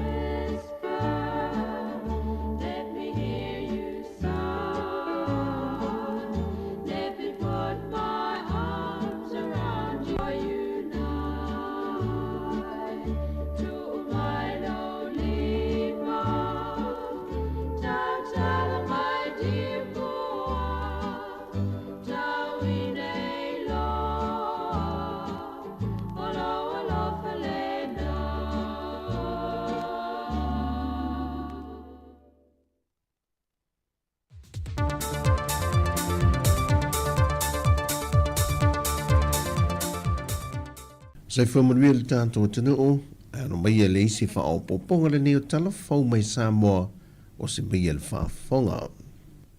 O le vai o so nei le whaamanatui nai le atoa o le se lau tolu se whamale 5 tausanga, talo ona whaavai mai le kolise le ulu moenga fau, pe ona amata mai se a onga tūlanga lua, e whaife au missionare. Sa whaingoa ina le ulua e tolu se whamale 5 tausanga mua, o le ulu moenga fau high school. Ia ona whaawau mai lava na tolu se 5 tausanga. Se ia pa ia mai, ia ai o le kale sia i malua lo tua i nei mawhausia i tātou polisi. Ai o le anganga mauolunga i le sila foi a to ina o le kale sia nala ona tu ese mai ia mese foi o le au whai ngā luenga ma missionary. Ona ua le lava ele whatu ina ia o. Le ana i ele tō wha e foi le manatu lau olunga o le kalesia o le awhapea na sa ili mai sona no whanga i aia le kalesia i nei tāwhetolu i malua. O le tausanga a whiwa se lau lua sa formale 5, na ave e sea mai eile a onga mai lona no whanga sa iei mua mua i maonga manua o sala, ma amata mai iei lona no whanga faulea o lo iei o mai le so. Ma e se lia le ono se lau le whaitau a whai o alo ma whanau o lo ua o ina i te tonu o le lau mua. Mai tamaiti ia amata mai le vasenga tolu, ia pole ia nai, e 5 amato ia nai, e 5 amato ia te, e tolu amato vasenga sfutasi, e 4 amato vasenga sfururua pe ona iai le wha moe moe, ia ma le lauli liunga fo i o le 5 ia levo, le o 4 ia levo. Ia o le wha moe moe la, o le wha moe moe mau lunga lava o le kolisi. Ia toa tele tamaiti, ima ia toa tele fo ima lava le wha soa i whai au. Temi nei tolu sfu wha ma tō whai au. Ro ngā lue ima tā upu ese. Wha tasi e ima le toa 5, ia le matou au whai ngā luenga lango lango, e pei o le au teo whanua, ia ma le au ave pasi e le tātua kālesia. E ono se formale 5 a whetā la le whesoa swani na au maile e kālesia, le tāpenanga o le aso whanau o le se lau tautu se formale 5 o le lau mua. Ai o se sa o le kolisi ma le ainga whaia onga. Ai o le tupe o lo whaanganga e mātua whaia onga ma le lava loa o le kolisi whapea fo i tama ma teini tuai. Fitus fulu afe le o tā pena e whai ei le whaalolonga ia manisi o vaenga o tutoe. Whaapopo whaatasi ma le onos fulu 5 lea. Ia nawa e si lo fia, se lau mon tupu, ia pe se lau tolu 5, se lau sfulu valu pea. E leo se ulua i teimi lea ua nga i eni o sa whainga malo le malo a nga i leo ne, maafi o anga le lata i ai, ona o ni fuala au whaasaina ma le umio ni la au malosi. O le whai unga na vai ason tau fia mai e malo le malo ni ali se toa wha mai leo ne, lena maua mai e marijuana ma le aisa, Fata seima la au malo se le fata ngai nei lea tunu o mautu tau. Fata seima se tino i tupe e se lia ma le tolu se fulua feta la. Au fatino le ngā ruenga malo le malo, na tau ai e nisi o ila tau ia i maa le pasi leo leo, a ele iai se tasio malo le malo na faa manua lia. O morianga le umio fala au faa saina ma la au malosi, fata seima le faa lea ngai no me to tino le mtanga ruenga, le ua molia umai i lantou. O le aso lua se fulma leono le masina le nei, e tula ia i lumo le wha amasinonga, e tali i o lantou molianga. Wa toi wha manuia ina fo i le sosaiete a wha sawa Samoa, e se tasi fe ofeso aswani al wha lapo putonga li Asaki Kisuna Foundation, e ala il fo ina leo se tasi fo o ta avale, e feso aswani le wha whaingo fia ina, o le una i o por kalame whaalau i loa le sosaiete. Whai lo le whaurulunga vaenga whaalau i loa le sosaiete, le sunga whale a whanga whale whisi taitoni tipa maa. O le wha moe sa iai mātou, ina isa irisa ta avale ma whai, o na wha tinu mātou ngā luenga o le whaalau i loa, o le awareness program, ia lea laua tali mai fo ia le Yasaki Kisuna Foundation. Pei fo na lato fo ai fo i le ta avale le lua fedu futolu, tausanga lua fedu futolu, ia ile pikia. Le ala mo fen fa tino nga luenga leo i tu le fio fo le fa isu enga ia mete tonu se fa nga le mo ma tu le la ia awa o le temine o le ima tu workshop se fa ai o le o itua ia e tausu e taavale rent taavale ia e le maua fo ia manoa isi pe ona tagaluega alpuna o fanatu a le agaga faafetaina aua o le o la mafaiona faatino le matou galuega ia e faauaua ia tulaga faalauiloa ia itua i le nuu mafioaga ia ai maisi a foʻi le taumafaiga le ia faalauiloa ia oga aua o le alave mai tauina ia o loo iai a le tāua o mataupu ia faaisusio mai maisi a le ola faanatua O le sosaiete o whaasawa Samoa, o lo una ia porkala me whaalawe loa o le pui leo le seo manga, ma a whianga o ngaunga o swing o le tau.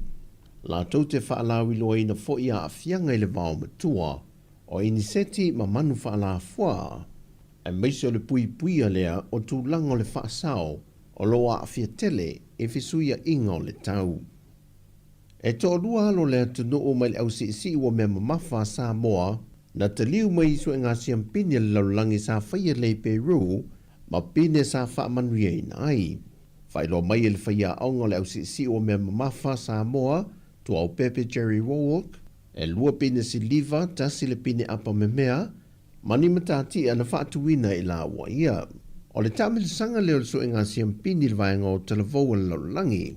Whailo e tu au Pepe, e tolu matati ana whaatuina e Emmanuel Ulumasao, ai ole tamaita ia seine Star Wars, na whamanu e ina i pine se liva i lua, ma le pine apa me mea e tasi.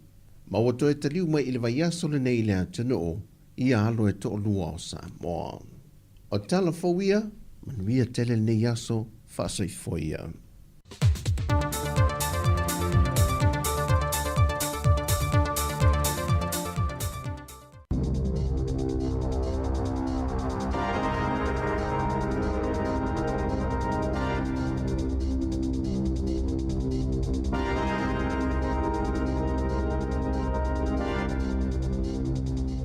Tala falava le whaaboponga mo tala fau mai le si ufonga le lau mua mo le nei tai au o le aso fitu me lua whelua lima. Wa whaalia le pāle mia Christopher Luxon o le tōla whono fau mo tutongi tutusa tu salava po ali ipo o mai tai pio na whaasila sila ina i le aso ana nafi. O le ama whai na whaasau ina i le whaitau biliona o tupe le malo. To e lua vai aso tō lau le pāketi po le tala whaatatau au tō le tupe a le malo. O le whaasilasilanga le whainga malo so whaatasi le aso luana ta wai, o le whaongaina le tula whono whaana tinati i le pāle mene, e si iti ai le tapulaa, pe aha o ina whaisa talo sanga mo tutongi na ia whaatutusa, o le mau le minista i mata upu i whalawhainga luenga Brooke Van Velden, o swinga na whai le tau sanga lua whilua sifulu, na tutupu mai e ni whaafi tauli, na sauno Luxon i le autostala, o whaata atia ese se tupe i le paketi, leo la whaasilasile le aso lua sifulu lua me Italia tuai, italo sanga i lalo lea tu la fono fou, ma ole ama o la lalo i fotau, ona o suinga i na whaasilsila i lea solua, ma i whaitau biliona tā la, tupe o lea whaasau i nai.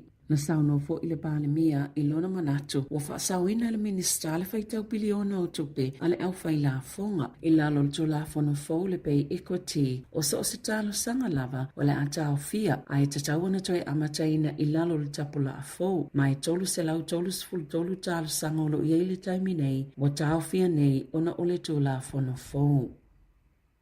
Ua mana o le vaenga wha upawhaia le National e wha asata mai ti lalo le taisfulu ono tau sanga le mātutua mai upenga ofisa o tainga po le social media e ala i le wha amalo sia o kamupani. Ina ia wha angani vaenga i loa ma wha amao ni aio lātou tau sanga pe i tae mo le taimi nei e le o se polisi le malo. Ona o le pili ua wha atuina e se whaipule le tamaita i o Catherine Wedd o le National. Ai langolango ina le taita i Christopher Luxon o lo muli wha ataita inga Australia e wha asanga i kamupani te tele o fisota inga i lunga o wala wha te konolosi na sauno le pale mia e fina ngalo e mulimuli ane tau ave o se pili al whainga malo ona e waweai ona pasia e avea matola fono. O le taimi nei e le o se polisi po o se tola fono o lango ina ele malo ma e whaafina wina pe a whai e se i mai le pālota. Na saunola tamai tai whai pule ana le tola fono tau whaaufi o le taimi nei e le o ieni to unga o whaamalo sia wha le tola fono e whaamao ni ai o se tangata ua ilunga to le sifulu ono tau sanga le matua. A o le ima whai ona whaatanga i tatala upenga o sota inga ilunga le interneti ma lo o whaataitai i le tola fono a au se tālia. Ua filifilia John Roach e avea mawhauwhautua ta iulu fau wale pale mia i tūlanga whaasaya nisi, poli Chief Science Advisor. Ua lata ina ato ale tau sanga talo na wha vaile whauwhautua taluai o Dame Juliet Gerard. O Roach o le whauwhautua ta iulu o tūlanga whaasaya nisi. Ale matanga alwenga o le Primary Industries na sauna o le pale mia Christopher Laxon o le avea fo i Dr. John Roach. Masui te ita i fono le au fono whauwhautua fau wale pale mia mo le whaasaya nisi ma le te konolosi. Le olo iai Surrey Bida Clarkman, le sayani tisi ta iulu mua New Zealand, inga luenga whaafau-fau-tua, wala ta fono le minister mo le sayanisi, Dr. Shane Retty.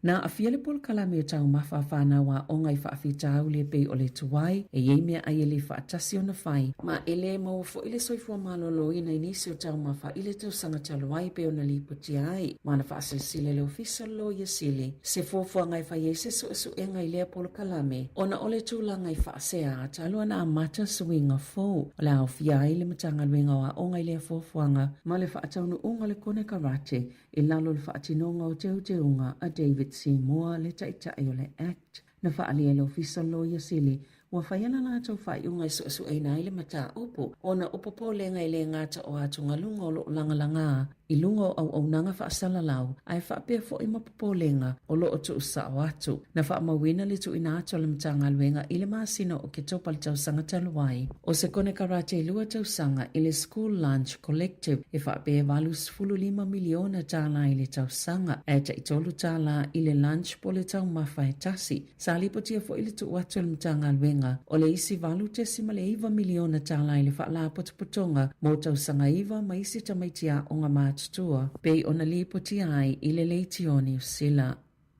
Ua whaia le komisi mo pisinisi ni mo lianga i whaasanga le Woolworths, New Zealand, ono tua inga i le sa o tau o loa, whaapei ma whaapitoa tau whaasise, a tau no ua solia i le tula fono whaataua inga tala whea ngai, na whaalia le maasino o te semal tau sanga taluai e le komisi. E iei ni mo lianga i ese mai o le a whaia whaasanga le Woolworths ma supermarket e lua a le Pack and Save, o le sa o le tau o loa o se aia tau lea le tangata whaatau. E te tele ma tele whainga whaapisinisi a supermarket tele, e te tauna inivesi le taimi matau mawhainga, ina ia sao le whainga o tau ma whaalawi loa o ala tau o loa pia na whaalia le komisi, na sauno le suita ita i fono Anne Callanan. Na ala o na whaimo lianga, ina ia whaamanato atu fo i isi supermarketi uma. Tūlanga uma e te tau o na whaatinoina, na tā ua le Woolworths o loo ngā lulue whaatasi ma le komisi, i le suenga o loo whaia, i lea mata upo.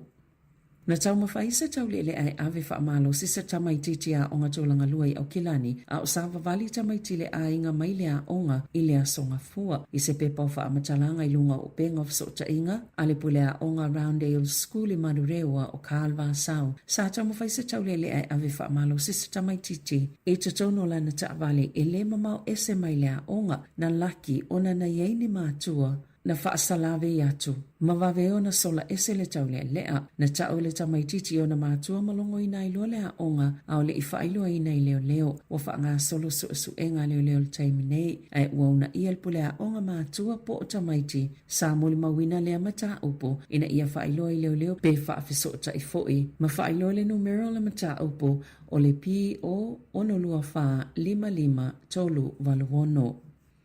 E silia ma le 25 kilo kalama le mamafa o pauta o ona po le cocaine na maua i kalai stete. O le asa 25 o mati na tau lima ina ia leo ma le ofisa o te. Ni wha matalanga i winga i le tele o pauta o ona leo lo wha moe mo le wafu i Littleton. Na sauno le leo su e satini sini o Phil Sparks na maua nei pauta o ona ma ave lo ni wha atonu ngai wahenga ese o New Zealand. Lea na maua i lo ni tau le ase to a wha. Mai le taitolu se fulu i le tolu se fulu ono tau sanga le matu tua i kalai stete Wellington e tauranga ma au kilani. Na whaalia Sparks e silia ma le 1 miliona tala le tupi e maua pe ana whaapia e sau i tua ia pauta o ona ma whaatau ina atu. Ua sauni e na whaia le ata tifanga New Zealand le tina e ave le ata I Amerika. Mai le o ave le tau whaamata o le Presidente Donald Trump ili si itanga o la fonga o le a whaavai aila la tau fuafuanga na fola e Trump. E se laupa seno le aia si ia ilunga la fonga o ata tifanga umalava e pu e mawhaia I whafo ato Amerika. Peitai e le teleni au ili ilinga pe wha pe whiona whaatino lea la fonga na whaalia e Trump. Ua vawe na whaititia pe mate kamupania o ata tifanga a Amerika. Ona o whaamama avenga po incentive si olo o fwea tono o I whafo e whaato sina atuaile au whai tifanga ma o se tau whaamata o telelea ile pui ngolo na tono o New Zealand leisia tono olo o fwoi na atu ia whaamama avenga. Olo o pa ua ile whainga o ata tifanga I te tono lea tono mai whai tau se lau miliona ta la. Peita ina whaalia Dan Higgins o se tasina whaia le ata tifanga o le tina. E iaila la tau whaalinga I LA I se taimele masina nei. Ma o loo wala au liai I lātou e whaia whaasala launga o e whaia whaalauloanga e mai moa I le ata ma whaalongo I le longolongo au le ata tifanga le tina I New Zealand whaapea ai ma au se tālia. I whawhata New Zealand, wali putia leo whainatu al whainga malo a Trump I le United States le ta ia whetala I tangata mai whafo e o fuatua I toi ti poti pe whaafoi I lātou I o lātou atunu pe o na whaalia le matanga luenga le lo toi whale lea songa fua o le tau e loka matau fia ma toi whaafoi whaamalosi pe ti poti e le tangata I lo na atunu e tusale ma le sfulfitu a whetala e tusai ma whaamomonga le DHS na fola e Trump o le atoi ti poti pe whaafoi whaamalosi le whaitau miliona o tangata na whea ngai le whainga malo o Joe Biden ma le mawalunga le numero tangata le ini pe pa whaalto la whono e au maumanono fwai Amerika ma na vaveo na ia toi whaafo I le to tele na sopo ia le tua oi. Na toi whaafo I le whainga malo a Trump le se lau 5 awhio tangata talo mai le aso 20 Januari e to sai ma whaamaunga le DHS e mawalalo I fo na ilo le se lau 25 awhi na tipoti mai le vau Februari ma Aprila I le tau sangata luai I lalo o le whainga malo a Biden. Tala whauia mai le si ufonga le lau mua mo le nei vaenga o le tae ao.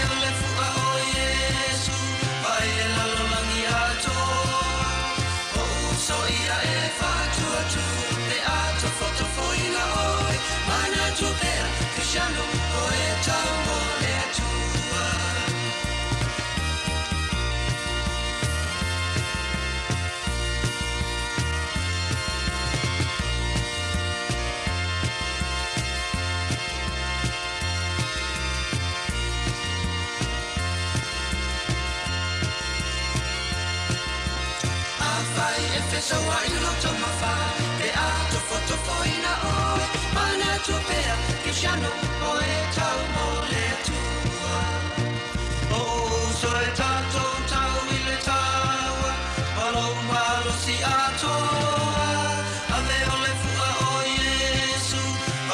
lalolagi atoa o uso ia e whaatu atu pe ato fotofo ina oi mana tua pea ke shano o e tau mo le atua mana tua pea ke shano o e tau mo le atua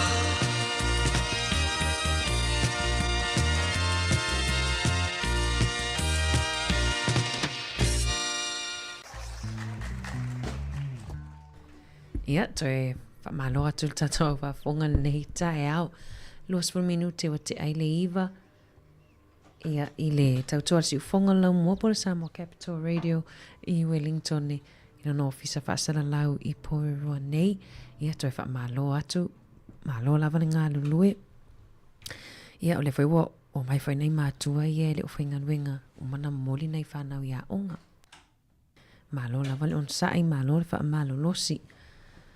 Ia ole peona saunia fo ile sunga ile ona le atua le tatou whainga lotu ile na whaamamana atua ai le tāua o le saotina ma le whaamaluina la saotina le vai aso nei.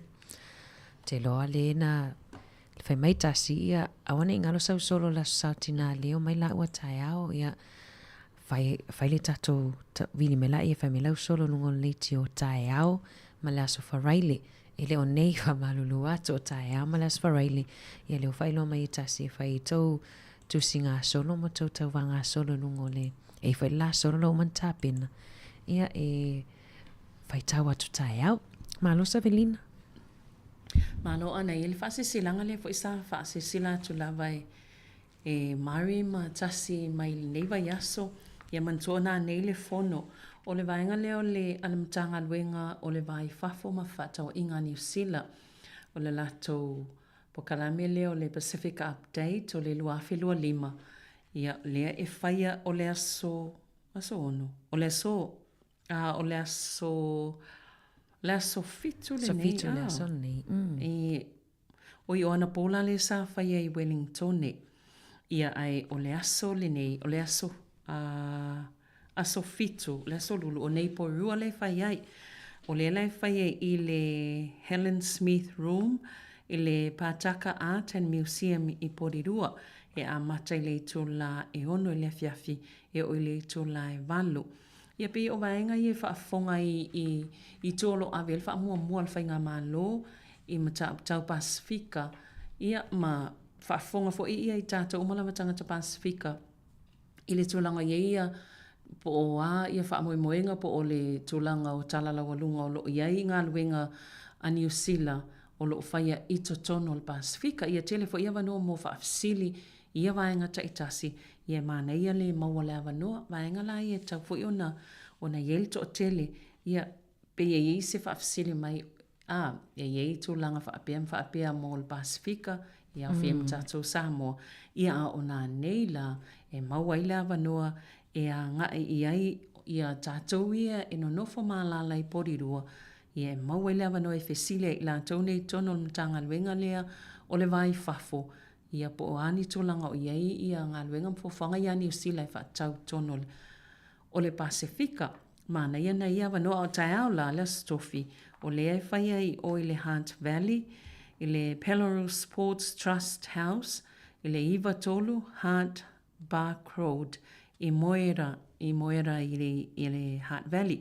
Taimi masani foi o le ono i le afiafi ia e o atu i le valu na le lua lava i tō la.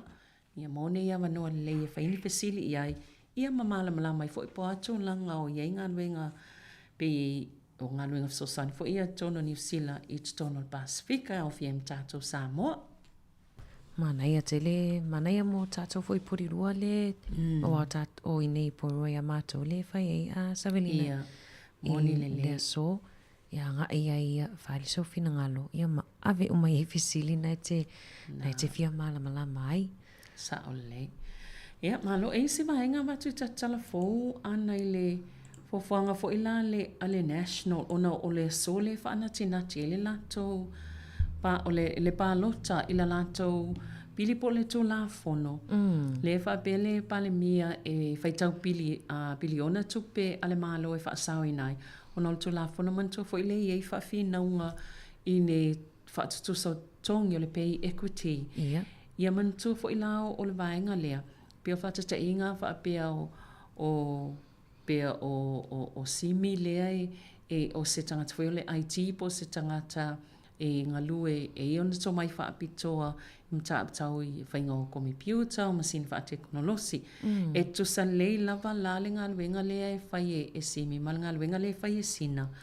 Ai ole me au mai ese totongi e maua lunga le totongi le totongi e simi ai maua lalo totongi le totongi e sina pe ole tulanga na le fin na wai tele e fo iunia takan sa fainga wenga ia le fo ila ua fa ilo e isi vaenga o tula imole tu pao ta mai tai e pe o tu pao ta mai tai le tele ina a fiel tulanga le ile le tusa o totongi ona e tusa to mai manga wenga le fa tino e mai ele o pale ni totongi o la maua lunga isi vaenga po isi fo itangata. Peila o le ua mai nei whaana te nati le to la fono le whainga malo ile so walen folfola e Christopher Luxon o le whaana te nati la le whainga o le to la fono le ile so le nalo i mana po ina ia mawhai ona pe e tau whiela le vaenga le api le to i whaile to la fono pe wa si itia i lunga le tapula a fa pela fia fa stal sanga e ave tu langa ye fa tu sato pe ua fa inga ta atu la le tu langa le ai pe pa sia ia le tu la fono na ile so ona e le va tu tolu ia tal sanga fo ia lona winga le ave ese lo tal sanga na wai ese o le fa inga tu wai le na va tu tonu tal sanga ia ina ia fa tu sato. Ai mai se Savelina o le toi lua vai aso tō lau le pakiti po le talawhatau au tu per malo. E le whensau noa i Luxon i tu stala e le tupele u whaatatia e se le pakiti e talia toa i talusanga i lalo lea tu la fono fau pewa pe pasia. Moni, pe o le vaenga na se tato wawa aila i pe po le ala le whaingo lea tu langa wale o mai tu la fono lea le la whaana tinati le le solo na pasianga ia ai si tato wa vai pe moni o le fa sa o itupi ia e po ala fianga o tangata ni tal sangam fina i tulanga fa pe e se le vana fina o le mata o pu Savelina ai me se lava ile ese ngono le tupa o le ima tamai tai ia e fina o foi le nei mo i le tutusa foi o tomai ai ese o no le tangata patata Pasifika Maori ma le Palangi. Saolea. E le stala foi le na mai au talafou Savelina le tamai titile sa o te lose la pata inga foi mo matua. Ia. Le tamai titile na ave fa malosi le ngai o kilani. Ia, moni. Ai vavai atu tu singa la tamai le tioni usila tai au nei. Whapea mai o le aso le la songa fua tu so o le aso mo le watu le tamai titi savali ai le fale. Ia. Tu so leo la whataita aina na savali le fale. Ai le tupu i le mele. O le popolenga le o mātua le wai ai. Ia o le whailai a mai le whautuanga mata i tu le nei whanau taimi nei. Ia ai masalo o se langona e se ai longa i tō mwhaile tamai titilen tō e savali o lon awhi o lon aso mo mole len whata i tai e savali e le mo lia a le uwhia ngai matulanga whaapea lona winga i longa mwhain tō e savali e alon tanga tai mole o tō e alia ai mai fo i tūlanga i e leo vaenga i e o e tamawhai ave tamaiti o le whautuanga fo i nei tai au na le fo o mona moli tamaiti ape o le tūwanga o a onga le e vai o lima i te aile tolu le na tu poi le vaenga le luma ne au le au. Na ele mamau. Ia wala ki o lai tu muna isi mātua ia na sosoni atu ia. Malo an ngā lue whātasi a. Iwe, awai. Nisi nao tala longo poi li i tatu atu no e nisi vaenga Savelina e tvia sau noile na mai tala fō. Ia, pe o isi vaenga na le vatu ia e telefo ia le whala whasaina la atu ia o le maua. Ia, e tau te mawa whaulai mo me o afianga o le atunu o matangata lau tele pe ana whaapea e sau i tua nei whalau whasaina ia ma o atu i tangata lau tele ia pe o manu anga ma afianga ia ele ngatana o le manu e tangata i e whaatau a mea nei ia aia whaina i le lau tele o le atunu Ia mana ia tele ia ngaluenga ana nei foi tanga tau lo so ina masa ilia maua ia vaenga ia e fai titi fo ile to langa afia e o ia tanga lau tele. O le ata leo le tina wa le foi sa tal noai. O le fo le vaenga ia o ila tona na faia le ata tifanga le ia le afa solo atona ave America fa salawai. Tai pe fo mele sa fa Australia le na va aton to tele tanga fie ia ale e fo ila tona na faia le ata ia ona manto fo le fanga solo ia vaenga fo o to la fono po polisia le Presidente le United States i la fonga o loa a wina atu I tono le atunu o. Ia le fo ila sa ila na whasi silanga. E o fo ia anta tifanga. Ia la atam fai e se lau pa sene si ia ilunga la fonga. O ata tifanga ne e po e mawhai e whafo atu Amerika. Ia pēha whapea e vatu. E vatu na winga. E paula le me, ele I tele ni, ele au mai ni au ili ngol tulanga lea.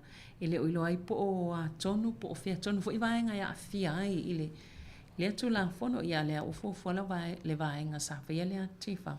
Ia tele fo ina I alo, whana o Samoa lo o a fia tono lea ata, o ila tau fo ina whaia ia musika, ia ma eo fo ila ata mai mal to mai o na ia tātou tangata Samoa Pasifika. O lo ngā luel whaatinongo ia, fo I tāleni. Tāleni. O tātal no nei lea tatina sa lelina. O leo o whaalu pēt tono whalti whangai nei New Zealand. An maa leo tango su atu vai aso nei. O atau le montua teimi whato asa wai ta I lua ta I tolu nu whaalu le aso e tasi. Ai leo a le toi whaalina I aso umal vai aso. O leo a tai tasi. Mana I foi a veitina le aso tina ono le. Mana I mea lo whanai. Fulu lima tālata o tikeri a mātou. O ia le tango fia o tau. Tango fia mātou na. O tau le pi tango tā. Tango tā il mātou. Ia ionai mana I alto whaltifanga. O ka e te sau whail no foe. Ia. Piwe se le si boe na I tele. Pe VIP. Umatangata I tono tau whaltifanga. Ia.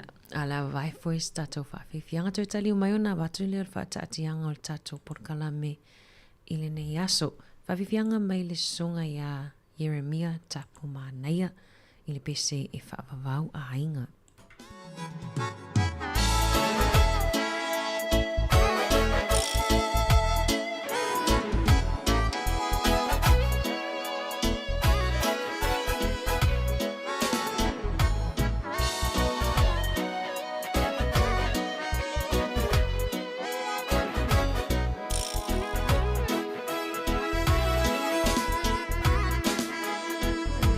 Salumana I elele ua matuai no choe asiasi mai ai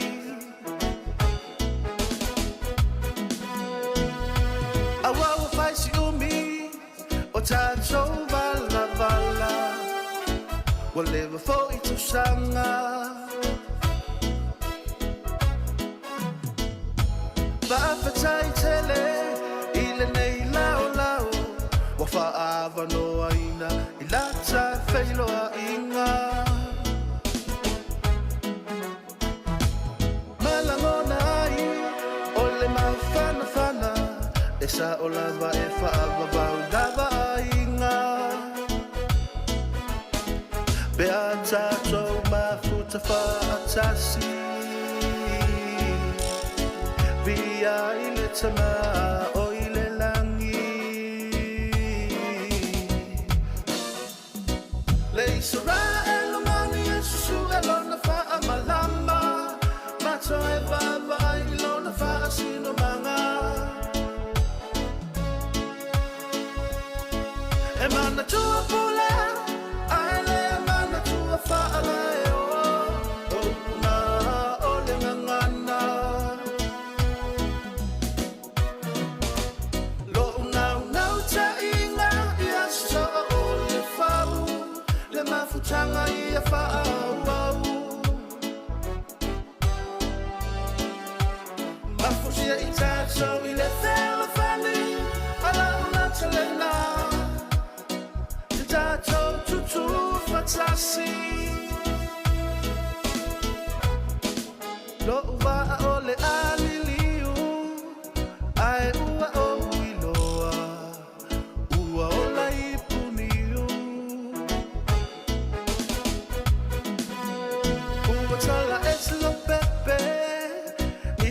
foanga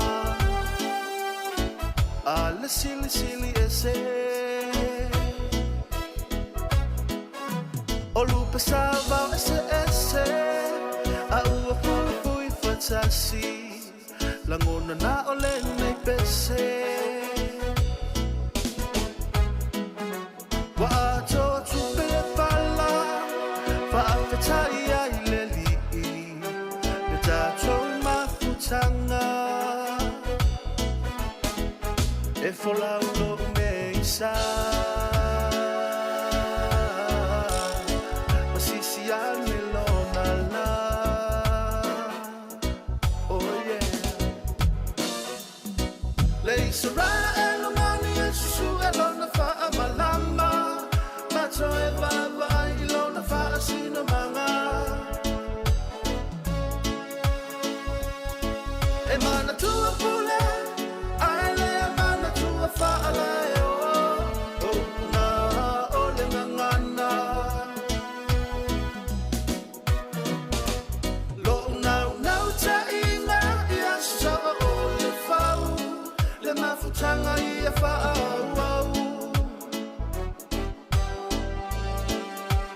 mafusia itacho ile fela fandi ala na telena itacho tutu fatasi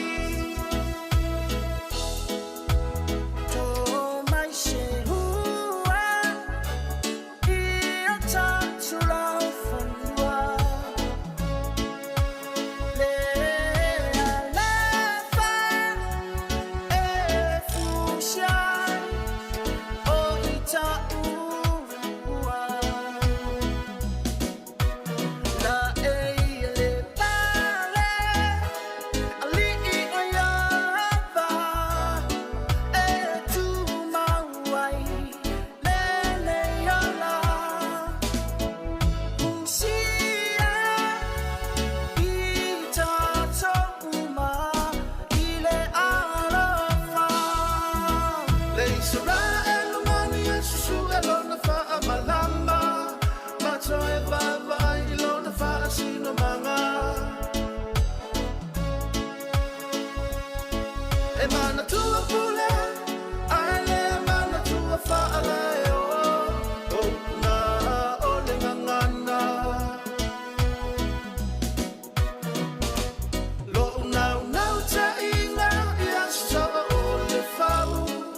mafutanga ia fa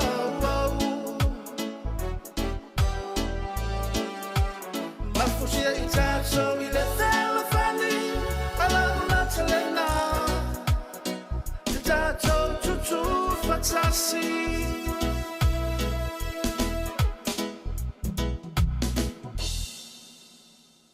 Ia ni sina whawhiwhianga nei mahingo le tae au vai foi whano while mua fo ile talingo le inungo le ti malu tae au nei tae au whatalo whatu nei tato wolo mafuta mai whatalo whatu tamai a pule mo o whera le mafuta mai wainu o mata nei tato wompa angalo o mafuta mamau mai ia nei tato woi i Australia Savelina to atele nei tato woi mafuta mai Australia Ia, whaftai te le ala mafuta mai, whaftai fo lango e ala i leo whaafonga mai maki, mai lau Facebook, po lau YouTube, tato tautua maasani, ale si ufonga lau mua.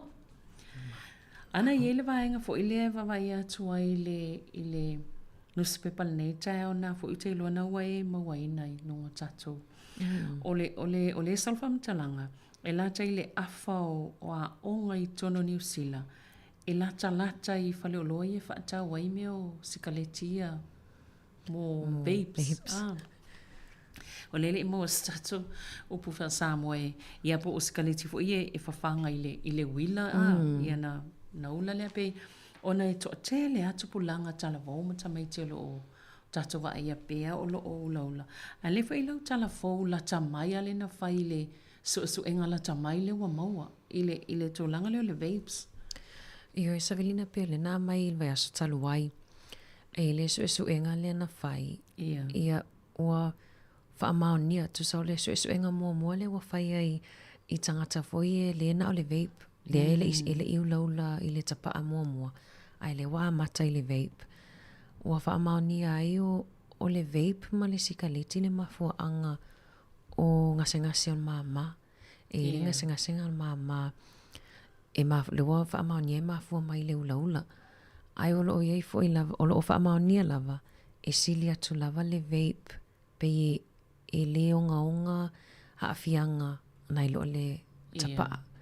Tusala le lava o loo whaamaoni, tusa ele o le lei, ele se mele lei. Ai o loo e feo lolo afianga, e afiai pe awhape e ulaina le vape, nai loo le ulaula lea i le sikaliti. Almaali e fo i whamai e wha tusa pe wha lima le wha ono na afia le tangata e tangofia. O e tangata e tangofia uma ia i vaenga i e lua. E ulaula tapa ato e ulaina le vape. Mai e onga la ia afianga. Ia savanina e leo ta wani fua mai. Ia e ona o talama suenga fau o loo wha alawi loa pe al taimi nei.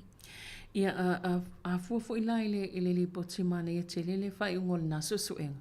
Ai a fuala li poti le au mai o le elata ile afao o a onga ia laiti pe o anga tolanga lua, ia makolisi, po a onga maulunga i tono New Zealand. Ia se pe a whape ai o ia le a onga, ena e savali atu le o pe se fulu minute le mamao. E te maua atu aile, e maua aile le fale o loa e whaatau ai ia vapes.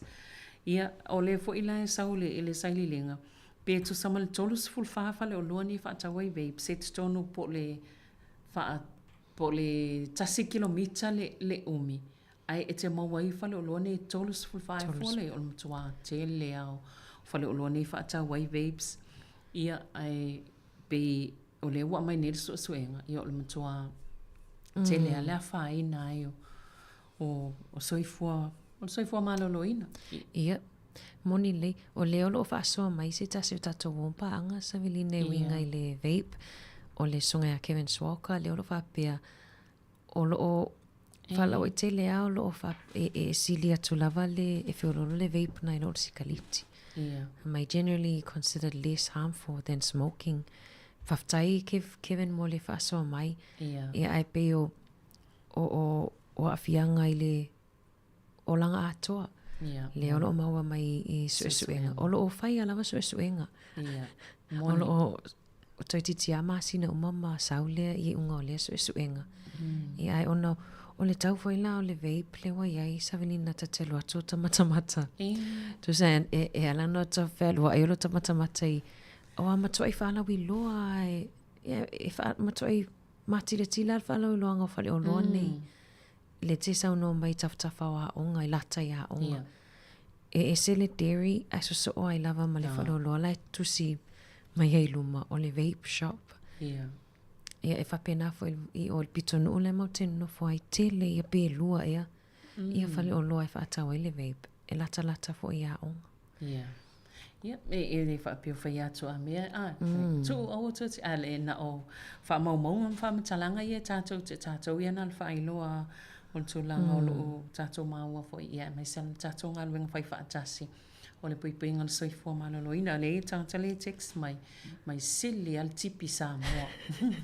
Sili al ia e langa e le mwhai o na au mai le tipi Samoa i New Zealand. O te le iloa ia. Ia po oto iei fo ini tangata o whai ani whaato anga iei Samoa. Wa ona e to ina o te iloa sai e yaso ia. Ia FP e whai ana ia lato tama i whaato anga ia whai ele. Tuto ila le tapa Samoa le.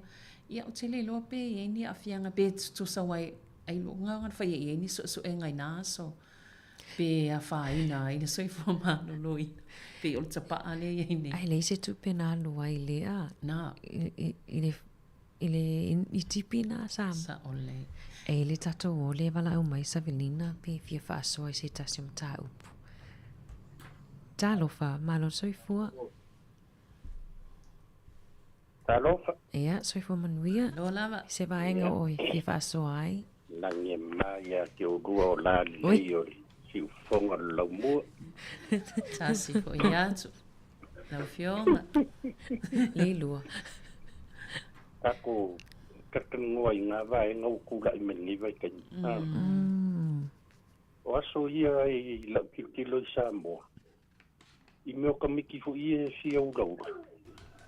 ngofi la ia ku sa pepa fo ia va ko suka ia so yo wa le mo wa an asa vedinga ko na suka ngai fa ka pepa enga ia sa le ya le lu umarang sa suka ka va ku ngai ka mai wa ka ai fa mai wa ula mai pio si ka reki ia alo nga o yu kai de mau mang ke longara mana ngai mele ori ia kasi nga mengo ka vai ka miki ia so pi fa kai ka ia la ko ula ai ke ula ia ele isa fa inga nga me i lo o le mele o sa u vai ka minga le vai ka ko ia le na mana sa vedi ngai le ma ko pi kon ngu ari ana nai ku sa kolosia ku ka miki o nai college i lumo le fale o loa e whakawai. Ai awe piko mai ai lumo me whakawai mea ngā. Mea ngā whamelisi ko inga ua oke i longa kari i whai aku ko ia i lomo ko. Rai me ke oke rikam. Aku sa whakwa ni ka miki ke alu i whare loa e mai sa awai. Sto ina nai. Ko ingot piko ngā mai ka ngā tapinima. Ke vaila e oso kongo koe awe piko mai ai fa for fai ko ai fa ka wai menga e o foi lai le sfale o lole i te e kolosia koe foi ka mikia o ngai o le si korisi ngai kalaku ai fa piko mai sei ave foi fa piko ai ko le fale o loa ia fa inka i ngai go ia sa ole o makwala e fa mai ka o fio fa ikikia ai le mfanka o fio le fa piko mai luma fa ka o loa ia halu ai ka luma moni e faila la kala i lo ula kari pe yo ngolu kana ngo e le ula a ko ile o nga le di kanu nga ola mai a le wa ko long ko su mong kupu ai oso mai lo mane wait la le pen fa me ko inga na ya le la wo fun fai wo mau lai o le mena kupu ya wa le di fenga venga ferma e whainga ruenga isi aso ka ke i le vidi mai mam o le o ka fiere i ti whai aku aisea me o ka porokara maa ngava ia o whaasanga kuro o ke ngia a wa o la war ngā kala e whai ai kaiminga a mata mai ai takula mena e ngofo i ma whai ngā menga maa sangi i lo olang o e whaalongo lungo le ki o le whaasalau mai wa kele a fianga o le me kupu i le menenge ya ai le mfaia ya mele ye o e fai ngaruenga ki e viri mai o lawa i wharema fai ngaruenga viri mai lawa i wharema o whako e ai a se mea ua mafua o mai ngā mea e fau lo wolang o ngā wai ngofo fua maulan ngā mea ya o laka i ka la fau kuanga a le a sa fai foi pe o le fai ngor si kare ki ngak whaalongo iei fa mai siri e le ku a war koe whakaua ia a lea lava e whai i alongo winga e le mwhai a pa wala me whai or ka mwhai a o le makua la kou ia i langa whanga ka mwhai i a kuu ngei mea o le woka i longi ua kele kanga kau mamai ia e pei o laka i kana ngā whaasoa kura ngā vaenga a o kulanga i pei o ngā iei whanga o le ala le ngā savedinga ma ana i pei a on kako karangor ke rokai o le ale malulu o le ki munga o le ale ia o kaunga sa i ka ke kūrunga i momoli lo ka kari i poro ka finge rea onga mali o fo i larika i mina kūua ia o ka ia kūua me arka mikiki wa kūr ka avale fai ko o loko ale ao malo walaki whaakai le ri ua wawenga maua si nge ka mikiki a le wha alonga ku ia o se kaimi mua le longo langa longo winga e sa o i o rua o le fefe le wa iei ka mikiki e le koe mga o sabati ya lang ngai e ama ko pungi kai au mo moliro wa kari ida onga ka va ia ku ngai ka mai le la iki o ngai ngi ka mai ki o ke ngi ki ka fe puli ko kai ko kasi foi de le pa ki munga ia moni ya e ka ke busu foi ka ke ku ia ngi ki o ka ku wa ko lo ka lo fa fa pe la po la ka mela la fa ka mai ki ia sa o le ai o la ka ikan nga fa ku ngai ma ku o sa i vai ma le lava le leia lo ka sau e whaia ka whea au le whale ala woka maukingo ala wai ko kongo le whale a ongar ka mikiki. ia o ka mauki ngoa fo i kai me ku ua i le ua oso lo kakari i lo le meo lo ka fiu e ngofo i whaakari ia ai mo mai se kala whaangongo whaapea ia o ai lai kua i ka koe whaapea nge ale mo ka ika ia ika ia o saka ika ngā whaasoa kuka kupu kara miringita e au ai whaakaikele ia te ulua ia o me le lei me umai pe o ngā e whaukua i ngā ire ka kua kungu ia o la kaika ngā kanonga sa viringa mana ka pokarame a pai foi ese me mana o koi inga ia ka ngaru mai po na le moli atu alo whaanga sto ina nao wape alo whaatu leilu manu alo waso ia ngai te ilo ke masangi ngai la koe kaua koe o kuku te roa leilu e savilina alo whaatu ie la vange ia e tai ia whaasoi fua ia asa veli no tai o tole te le tu ina ia le esa o le ia le fionga le lua ai mone le ia vai le mai ia famauninga e fela tai o te le wa onga ia mafale le fa tawai ia e tulo fo ia tangata e tang fie ia vai ia pe na ni vai ngo tal nonga o no le tati va vai ia tu ia mole sang le mo foi nei fa na lai ti o lo tupu ai on mana ia foi vai ngan fa so ai le lua i fa malo si foi nei matua ia anga ila vai ave nei fa na ia on o le fa no nga savelina man tole na tu le nei le tala le na fa pe mai tu le ta mai ti sa valim tu le ta mai ti fa nga awalo o fe ai la tele ona la le pui ngo le swingo le tau ia ai o le foi wa ngai matua e fa masani ta mai ti sa vavali ai le foi tupu mai foi tama le ngai sa ole ni oni sio fa mana tu tai a mana i foi fa so mai sunga le lua ia na malo ia mantole tu la sfulu ia le seta tu po kalame o le ato fe va ai ia sful maltasi ta tu po kalame mo li o le ava ian fa solo to le li tu las ful malua fa ponga tatu talfo ian fa awa to ile tatu po kalame mole ne ia solo la fa fong alo fa taista to fa fifianga to tali mai fa mai atu le tatu po kalame o le ato le tai ao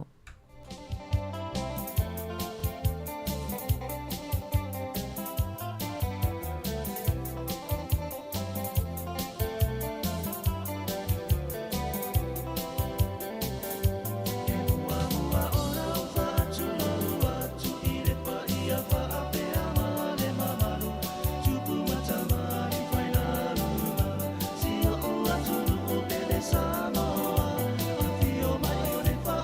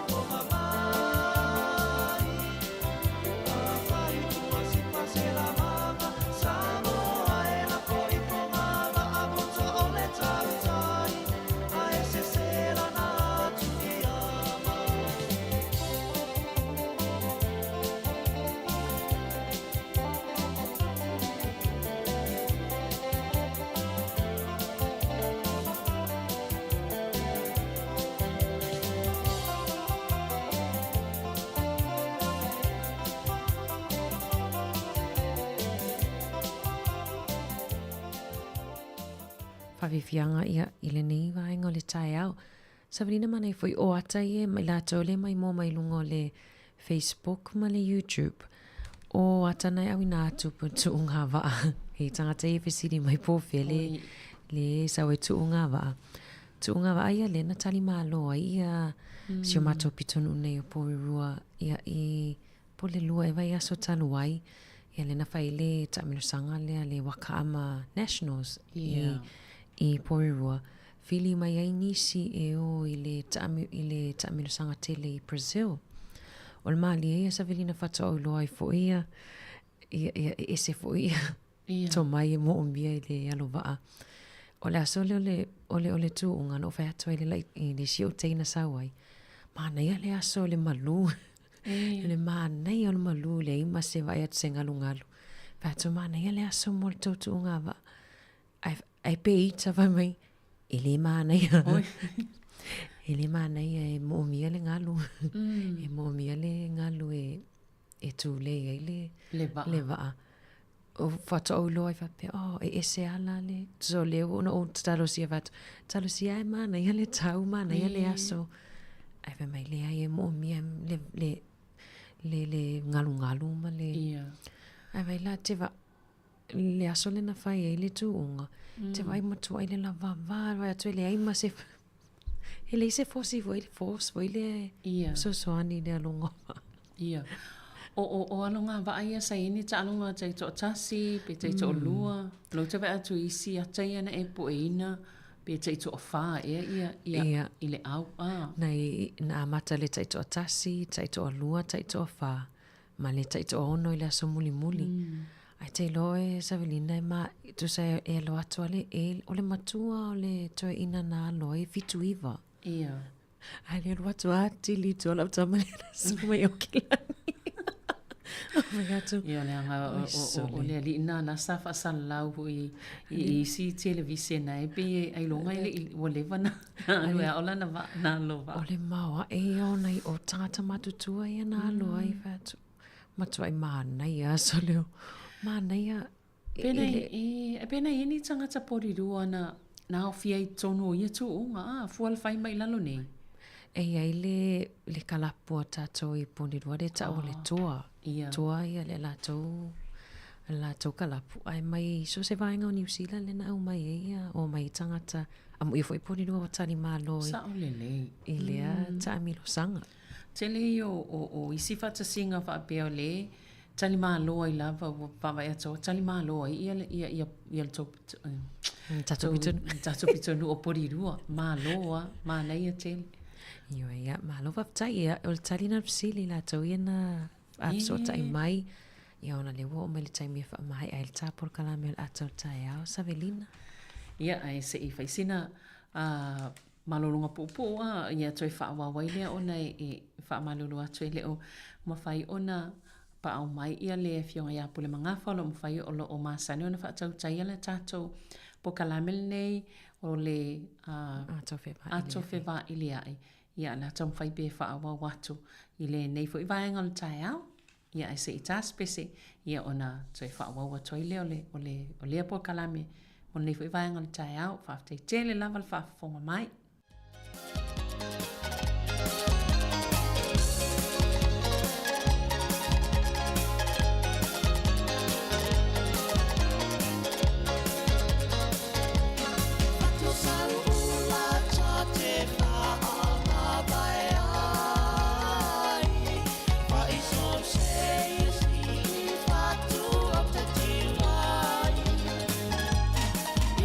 Malanga inu mama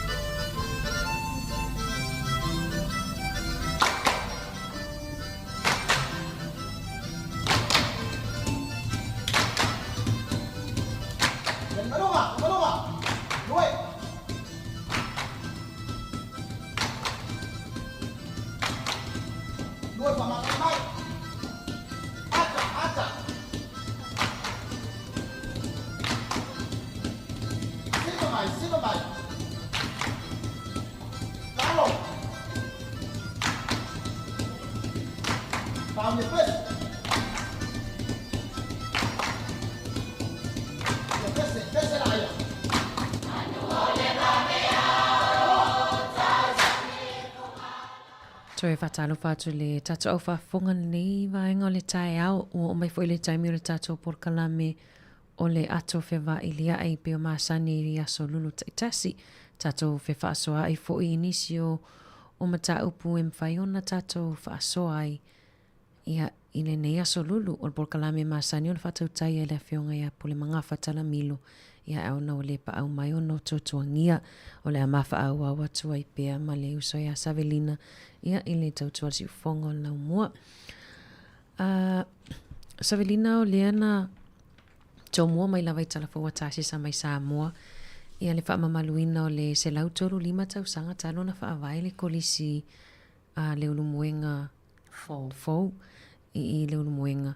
Ia leo wa atu fo ia la ata leo lo tu sa o mai lava pe fa pe fia mai moi ni si o tatu atu no na ia opengo so ta inga na me fa ona mai moi mana ia fo i o le si tatu mta upuna le am fa ona fa so ai Savelina ia mana i fo i po ini sina o ina i wa ona i malua i tono le lo to ai malua na ia le o ngana kolisi ia se lau tolu lima tau sanga wa leva tele ana ia mai o te mantua wa tala tui te ita te alu i tua i lun moenga tuai lea onga sa tai ai ia e tele o tamaiti a onga sa o wina foi ia mai ma eu foi le ata mamai ma le tele o le to mai ia ila tau sa o wina i foi i le foi kolisi ia fai foi e inisi mana i foi nia vano se tasa fa longo po inisi na o inai ia ma fa so mai foi ini tulanga ia sa o le suinga wai ese foi to tele o tamaiti sa o ngai na mai tau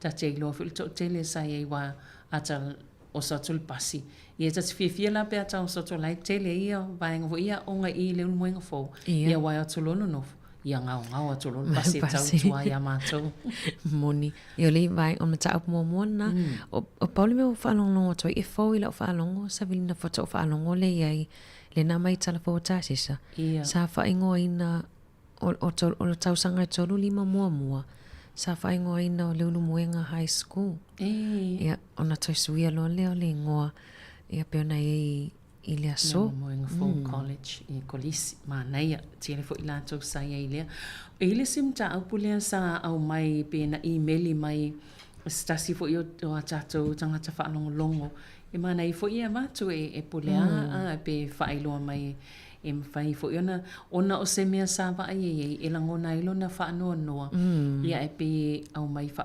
tuanga ia matu pe o mata upu fo isa ma sanen tal no inai ilungo tato ni tio e fa so mai fo isi au fa fo mata upu le i tanga fo i sulu i e tono ai pe o podi rua le na leolo o le na meli mai le tanga le sui fa no long o le sa e alala ai mai le fo isa ia mata wina i ni si fa piana fa pe e mata muli ai tolanga fa pe ona pe o le fa ina le sulu i male la e fa yato ai ia mama e pe o le winga na o fa amtalanga le mai pe fa tuang mai ia tau na wale fa ile ia la lava fo ile male mi tia fo le alo e fa ma umanga sa mo e sa we no fong fa tele tonu fa ile fa atau ia pe sa fo e fe alwa inisium ta upu i tonu le ayo pori rua ia po tonu fo i lava o me o ia ia tatu tangata sa mo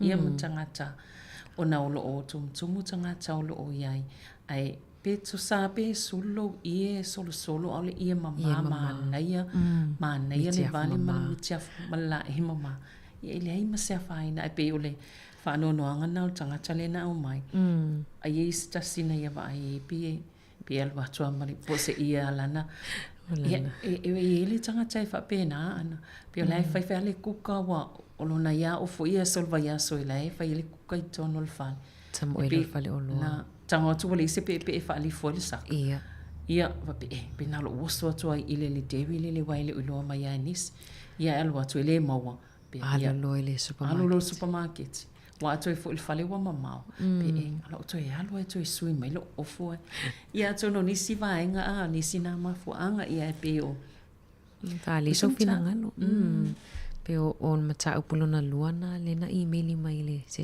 tata au fa fonga ia simta up tu ia marim tasi ia tasi mari simta te le tu la sila fia vai nga ia na ia o mata upuna lua man mata upule na watu telefone pe fia fa so mai se si Savelina po fe ma fuli ai lo finangalo i fofuanga ia po pili fai pule ta ito atasi le tutono le o le pen foi le ai se i mai pa lo taina e avea matula fono pe tatauna fa asata mai ti lano ta isfulo no tau sanga mai social media mana ia fai me fa so tolwa lima lu o fa tasi ia le tato laina leo le atatalato ia au mai so fa so nei tai out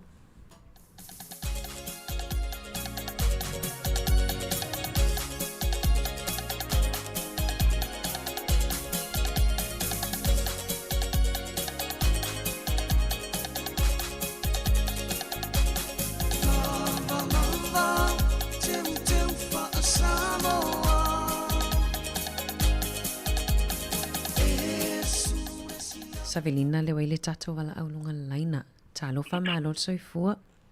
Ia, toi whātāru whātu nei tai au. Ia. Malo lava. Moenga. Ia. Ia. Ai sa na fio I markingi ki lau moenga. Ia. O se peo a i fo. Ia, karangoa, katir karangoa. Le ai wo bala aua. Ngol maka upu muri renga lua saungoa iai. Mongia ana masawiringa. Ia. Makua lula le leilo uie fai malo loa malo mala ula sala. No ferwa I sa pincenta Australia. Mana ia. Abela e maua e o siu makala kilo mai pana langi fo ie Ia. O ngala a e alu o lai kwa le lei maka penga le o la e. Ia e fikir kilo mai fo tanga kai ki oi. Ai ngala nga wo ioi de fo kuanga nga mai e singa ka ma postinga. Ia o la I se e kaukele va o upuare por ar fe a ore a vai nga pisa I fu e puder nga kai Ia sa le. Ku ala lo lava ma se fo kuanga. Ia o la kai kan nga wo fa ko pe ko. Wo ma kwa o linga I melinga. Ke de si va e o foi kai ka vai e foi os kana ka ko I ka ke le si e le fa pe o ka le si a ka ke le si vai e ngai ku nga winga ngai poringa ka Ia. Ia le mo fa so a ko ai o kai ka viria ko ni sin ko. Ma toha onga. Me do fo pe ngai se singa. Balanga fa ta sim saviringa ia I lungo pa ko fa. Totele. Ia ka vinya pa pe. Ai ke o manginga po po no nga lu ia ka vinya. Sa fia ya lo pas. I Fa tai ia tua ia. Halo whātu le. Manu ia lawa. Makua mas ko nga ku pa pe bara so walu ki a farvat so walu pa. Mana ia pasire, mana ia pasire tai. Awani suir mas. Halo whātu le lu. Manu ia lawa so fa tai lava fa soa. Ni whāsoi fua. Toi tongi mai foi de male lua ia. Ole la vea. O ele na la vea de ana teria verso teni. Le tongi mai ia. Ia mana ia paso ale lua. Sabelina. Io e mana ia fa so le o le sa o le ia. Ia te ufu fa pia o tato. Ia ai be o fo tuanga lava o le tualalo. E sen mana o le upulen fa anga mai le fionga le lua. O le tualalo tato te ngā loi fa tase vaenga ia. Ia ona o manatu ia lena o mai ele mamalo lau fa fonga. Lo fa tai, todo liman o fa tasi vili mai tato tata noam tato fa soa.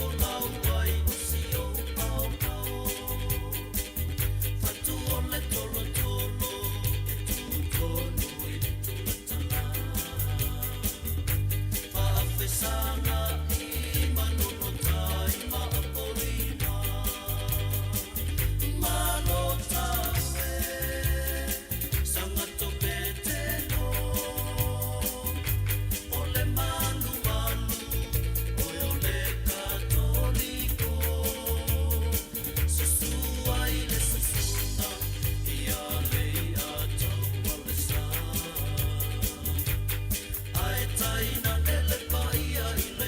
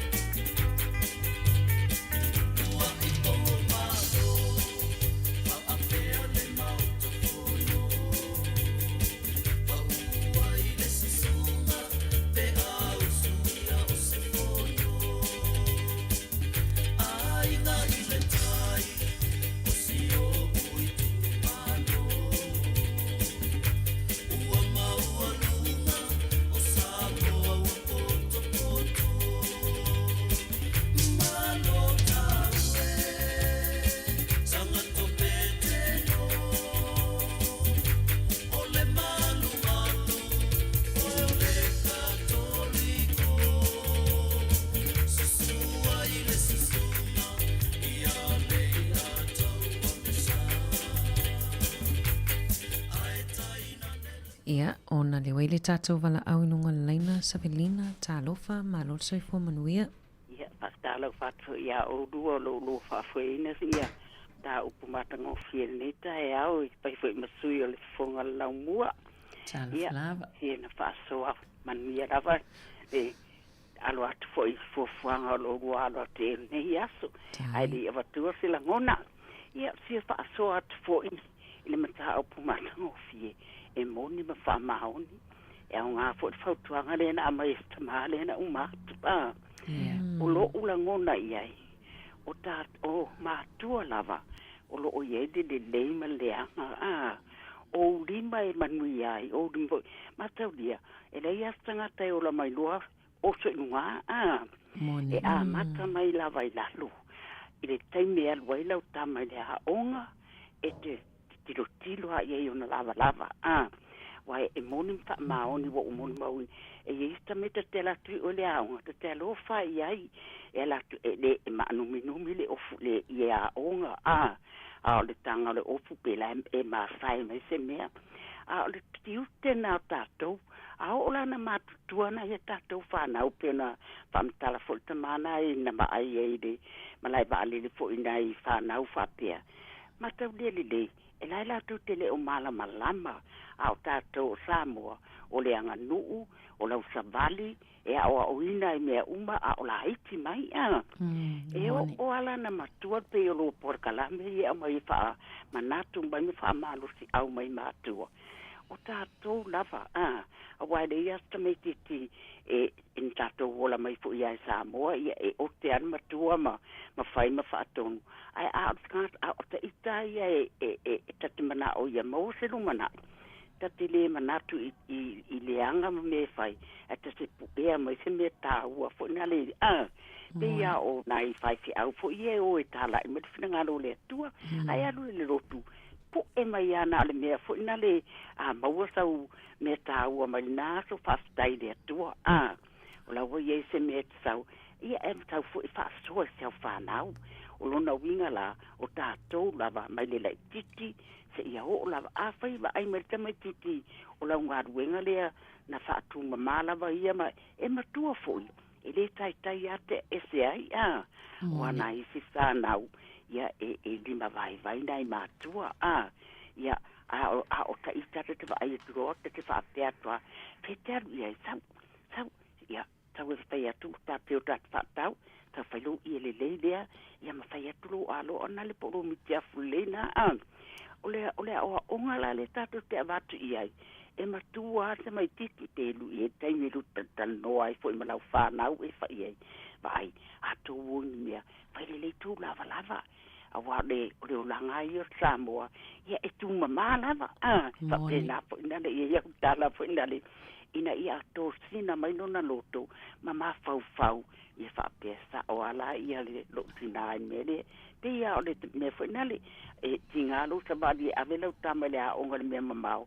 ai o na maua tamai titilo na lumanai ile ma fain fangalo ina la ne sele upula tuspa ia a fai te alofa fa pena fu una e foa ia tuile o lo fia mau stosoani fa pena fu en stosoani mai le tua ia te oi mala fanau ia na el mana ia yo mata upule wa au mai e to ia tina e ai mto e wa na isia matua la tu te o mana ia ai aviele fa manatu mai mtu langa fa pia e fai fu ma o onga tu fangu mai e ma faufaunga ia mto ia tina e nai fa nau mo le lumanai ia o seta ita fa so atu le tu sai man mata upu o tatou lava ia o ina mai na ia tatou fa nau mai lai se ia o ina matutua ia mane fa tonu ia a e alu le ile ia mangatua la ngana a wiki pla vale po le asme fai ai se me te mana oi pai mai ya ta ta mai ya ta un ofso so ani atu le ai a wete fefe o lo tina pe ai le mana o fai lo tama I wa ta wa ya tina yo ta wa le pai mane a uli tono le ai po le ale to tama po le ai ale le lo fautuanga malau mafutanga mafuta mi I se fana e matutua fo ia le fangaloina lo anga le malo lofa ia se ta ita fa so atu le fa na te le fo e tu sai male mata upu au mani fo ita ya matango fi fa tai la ya o dulang langa ini le mata upu ya wale lu mana yo na ya ta to fa na o tu wai ya manu ya la vale dua lo atu mau ta upu ya fa manu ya le tu am fa pe ya te o du ma fa fa ngole ya wa la va fa fo ino tatu atu nu upu le fa la tele ina fo yo ma fa fa ya wa le du mana fa sta tele la va mo le ava no ya fa tai tele la va tina fa tai la va mo la fa so ma na ya wa talinga fi fa longo la va la fa so mal ni tai au ya manuia foi fo manuia foi la sa tina lo ala tu ya sai te fa pena fo ta to uma la va ya ta to ya manuia le fa lo ta to wa lo tu ya tai ya fa soi fo ya fa soi fo e mai ya fo tuanga e tina e selmana ya e to inga mata so sem ta pulava e mana ya la val fa no longo ia mana ia telefo ile fa so mo nei taia mana sa ole o Savelina e se lo te fa alongo talia ngo fi fo e finanga lo si tato atu fa so mai fo ia nei tato tina matutua tato fa vifianga ia o talia inisia tato fa so mai le mai ta ia Marcelina Masue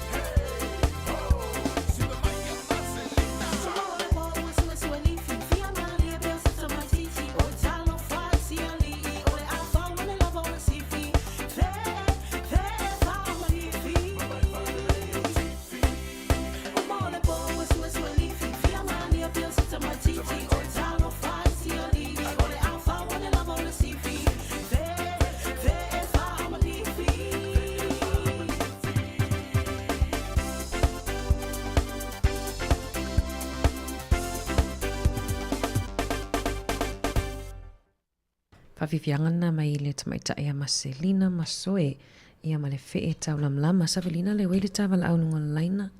Alo, talo falava. Ia, talo falava, malo se fua. Se fua manuia. Ia, mai tai ole, kaua. Ia, malo laval soi fua. Ia, malo, talo fatu le malo sa mo ni tai au. O fie faso atu, ele mtau mua, saro na ua. Afonga sa mboi. Il faut ma tuino le. Kalau tu suli maka sanga le, kolisi le mengo pau. Imania.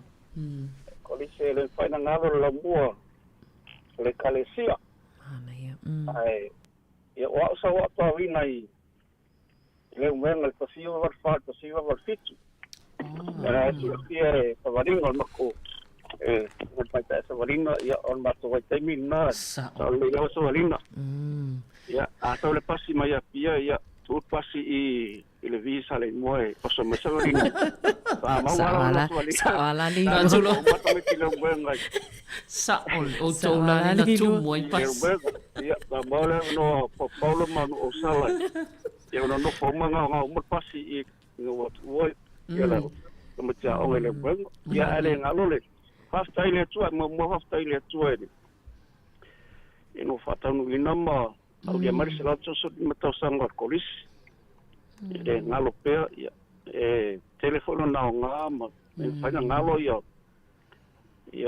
ya sa tu puai malo la tawina tono kolis moni ya o fina ngalo le tua ya le wa ese o ta apele ya onisi wa vema se au tala le ya se fa penga ngale tau fai loina ya so ini so tu lai mai tu langa to firmalo compagnia so se mela ya o vala wina lava mai le tua o langa fa stai from tapo tu na mai nita ya fa so tu fa stai le tua ya o ta fialo la vai sa mo ya o moni le ia le fialo le fa manatu le ni foi tau sanga e telo le a onga sa o tau wina ia sa le so nonga sorry ya ala na fasta ile nei tau ya ona sun tau ko wala o tuai ma ya kom ia lo le tu et o lua at fle fo stimi ia fasta i tele lava o kala men ni yaso ia tele atu ia le aso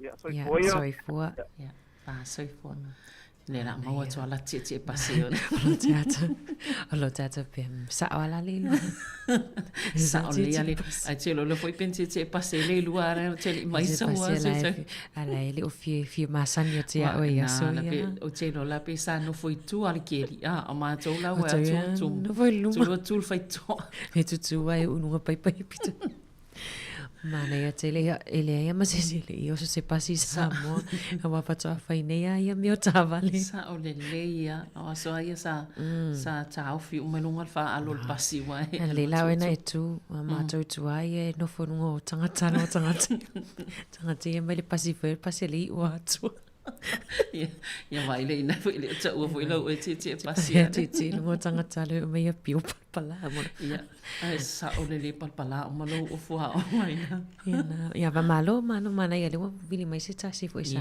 ta wina le kolisi le moenga fo mana ia tele e ele vainga le ana a tono ia nga foi e te fa mana tu ai mo tato o malava le pui nga o me ia o tato o ilunga lava te nga tupe ilunga o le interneti po so ta inga fa te konolosi ona yesi tinale o le melen tupu i Amerika ai be ona ta wa nga fo i mo tato o tinale i o i Kentucky i le United States of America wa te i le la o mai o pusane o mo me o lollipops ma la o mai wa o ka le tele o pusane o ta tele mole o le faito o lona fale ia ai e to ai loa o lana tama e valu tau sanga wano fom fa nga lana telefoni al tina ai o kai mo me o pusane i mai le Amazon mo me o tu sai fitu se fulu a fe dam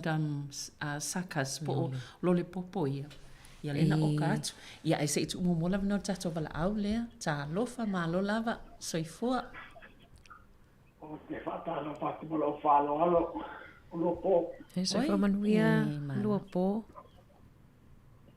o te what tu ila mo New Zealand o te tonu ane me la valele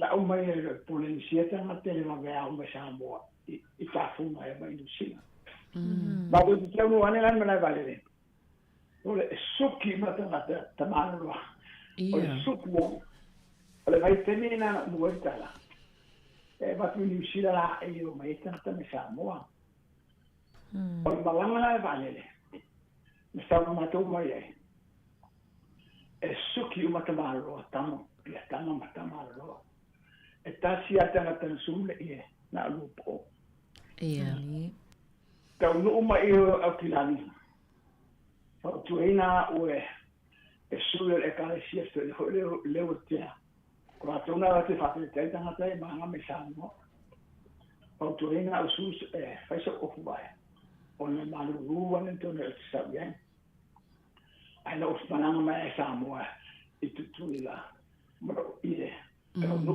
akilani tono welentone e le ai a sa fai o langa ho i Samoa o tutuila na o wala i tera dosa o tutuila ia o fuai ai suwa ie o la oxikalia na tutuila le fa fa ni sila e te le an suwa ie no te ala na fa na o la tu ma fa na sa fa ia le ale le tiu i polua la kamene to va en suba tolo ie e le sa fa ina no le suba ie ma ko mo mo la o le ana tau o le ie ala tau o la la ta tolo ia ta mo mai pa e tau na a mi sin le a fai paula vale fai le o la e fai le o la le foi te vai kana ta ma skokiani e fio ia kana kamano skokiani ma la ko ia ho le fa kiki e sta ku vai tu ia ta vai foi la e o ma le la to e le se fai tu vai le ta e le ta o le la brava ta fa foi ya ta ma ia manu ia aso Whaftai lava lua pō mō lo whina ngana whaalia manu ia foi le aso. Ia whaasoi fua. Mane foi whina ngana whaalia o ngā lua pō sa veli. Iyo, e sa o le lei. E le ai ma sea whaina o le sulu le ie. A ia whai wha le lei. Pēlan mana ia le whaasoa fo ia ai fo ia a lei lua. Nena lula le lei le ie. Whai le ofu mānaia le ofu tino mānaia. Ula ma le ula whala e whea lua il me tu moi pārang ia wa aila le mataina. Mataina. Ia ona lai whai le leile la e le whaila saunoa ia. Ia lua po na winga o le samalanga mai samu. Ia. Na sa whai le leile. Ia fo ile whai ngolona. Ia malona a. O fai tātou tau te o io te alfa fia mo ia i tōna. Tāua le ta te o ia mani tua o le pulitas. Ia le solo leile ia whai le pulitas. E fo i stay me alma le ia sol. A le ia ma le le o lai. Ia ma whai wha le leile. Solo wha le le. Ia ne ma ila ia e matua. O pei o lo tātou wha alo fo ina i stangata leo to wha tau o le whai wha leo. O ofu mala e pe ona sauno fa ina isi to ai na ia toi fa awa mele tala na savelina al tala lea so sai wo okal tama titi le fa ngal telefoni alon tina o kai mo me lo lipopo e fitu se fulu afi ia wa wala o tuni la tu ilu mon la to faito ia mo to te istina na te le lo ai mulmuliane fa tiltilo tilana tunga tupe ia e fa afi tala America le ai tālafu, le tau o lolipopo nei. Tu sa le mali ono afe ono se lau tala atu peni usila. Nā tonua. Ia o le vaenga tāua ana o le peia lava o le puipuinga. Puipuinga ma te tu le leanga o nei tamaiti. E le tu ia fo i tamaiti. Wai le ilo le tamaiti tia le na o tango toa omi. Aina te le loa o la ua wano fumfa o ngā aile. Le i tu lau le. Ai mai se lava. A me savelina i a tātou i e te leina sefe i a whaamamonga o le kāne lua telefoni. E te le lava pe otometi ale pe a o tamaiti whaatau ala i otometi lava le aluanga i lau kādelinga e tango. Ona isi taimi pe ta te tau o ngatai e tā so onu mera o le kād. Le e mafua i ona te le lātou e sefe i a e o whautuanga. Ia. Awali se fea o nei ili loa lava ia me te tupu. Pe mau em sa veli nei. Pe se fele a se tupu haro waile. Se tupu e tutona. Se waile pawal me te ufa ai tala fui se tupu. Te ufa jo. E toi tinga ina i tongi mulmuli. E pia nei vaenga tā ua ia. E tātou te mata i tupe o ngā fu inai me ia tutupu mai mo i lava Amerika. Ia i te ufa te ia i oe lai ta alo tama i te telefoni o wea tō mai se oka te lea i lumo. Awa mantua ele o le taimi mo le wa tupu e ile sta mai titile na tango fa atau ta alonga i lunga ole ai whaonga i le kāra lon tina. Ia o e tātou te mata i tū i le vaenga. Sa o le. Ia leo toi sful val minuto an jalo li toi la sful matasi tātou leina na tolva lima lu o whātasi i pēr fi whaasoa mai pēr i tātou mta upuna whailo atu. Ia po se si fo i vaenga i tina fia e au ngā mawaile manuia o nei o tātou tangata o lo o alala ma papa au nei atu no. Alo whaftai.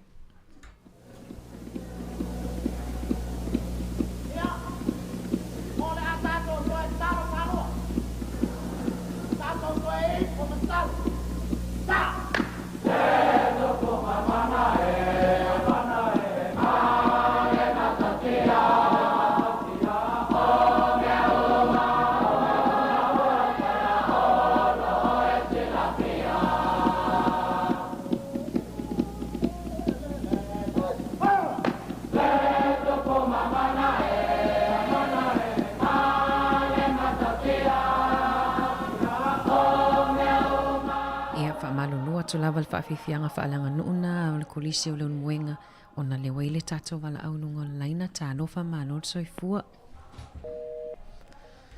Toi tama fai mail tato wala au lea.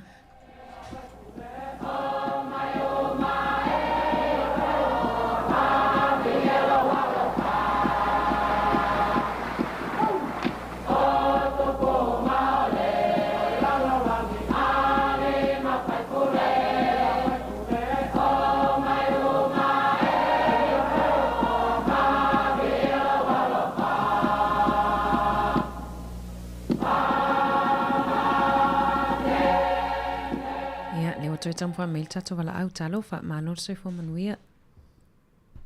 Wailo sunga. Eu falo fa talo fa tui I lua fionga le. Le nei taia o fou. O no se taime mua le o vili atu ai le lau mua. Oi. Ai se ia matu sa au fa soa pu a mole mata upu au mai I meio ia la valama. Ia. E sa ama fa maoni le email wa watu.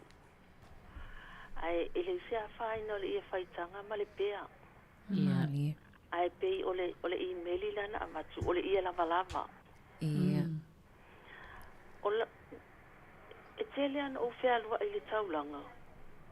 Ma o tilo ai le mele e faiso o yo tatu tangata. Ole fe wa I ma ia la valava. Elena o tama foi. Ia. E faia foi e tina. O le vai aso walua ne vai aso na o walua tua I nai. Sa o tilo ai o felo lo ai stasio tama. Malona I la valava. Sa o tutu ma o tilo I ai. Sa o fa peane. Se o fole nei tama le se ima fau I foi lona tama matua. Au le nei alu atu no fuanga faitele, ma le nei ia lava. Sa o sa vali e se loa ma fale loa, ma o sa loa fai lau tala I lau tama e. Au te o fua le nei tama le sang ma le ia lava le no fuanga faitele. Sa o ma fa mao ni le mata upu wau mai. Ai mana tua foi. Ele o sa moa le tatu te no fuai. O New Zealand le tau tena nofo ai. A whai wa tato no nofo I nei. Ia, tato whaonga le anga matua New Zealand. A o tele o nofo anga whai tele o te tilo ai ai. E whaonga ai ale mele o le ia lava. Pa petai le nei ta mapo le nei tina wa I meli atu ia olo. Ma na ia le mata upu. Ma tango fia le mata upu au mai. O fautuanga I avatu tu watu ina ia o ngā mō tātou le lau tele. Ia. Ia, malo uwawa, malo ufalo, whaafitai. Ia, whaafitai te le lava le whaasoa mai o mana I fo I lau whaasoa le whaafonsa o le lei lava. Ia o ngā o mawhautuanga wā fo I le tātou no nofo nei atu no, ia manuia lau waso. Ia, manuia fo nei aso. Ia, soifua. Ia. E mana ia e sel mana I fautuanga e tu whaatasema tātou I loa I fo I le le vaenga e tau te anga iai pe ona mai fo ia whina ngal whaalio le malo lau whaafonga. Lo whaftai whaawa wachat whawhiwhianga te loto e tasi stato stavala au Savelina. O i lewa saul stavala au muli. Ia, whaftai. Talo wha malo soifua. Ia talo pa I lua stunga aia a kore kio. Soifua manuia. O mai nai tu. Ia manuia whaftai. Ia. Ia o. Ewa kusingo o. Ia mokunga afa fota ko maka upule I la e ta uo. Ia, mana ia. O kele fai kio, o kele amanga ia so se la ia. Ia mama. Ia. Ke fia kira fo ile pule manga ia mai ole ia lava pole o kingo. Ia mama. Mama, o ke fia wi o ke. O kele popole kele lama. O le me ia mama me mangongi. Ai le ole tau yo ka fama. Pale kong. Ia kakawanga la I mama. E pe ole anga pole ka me ki ole la I mama ai sale onga. Ia.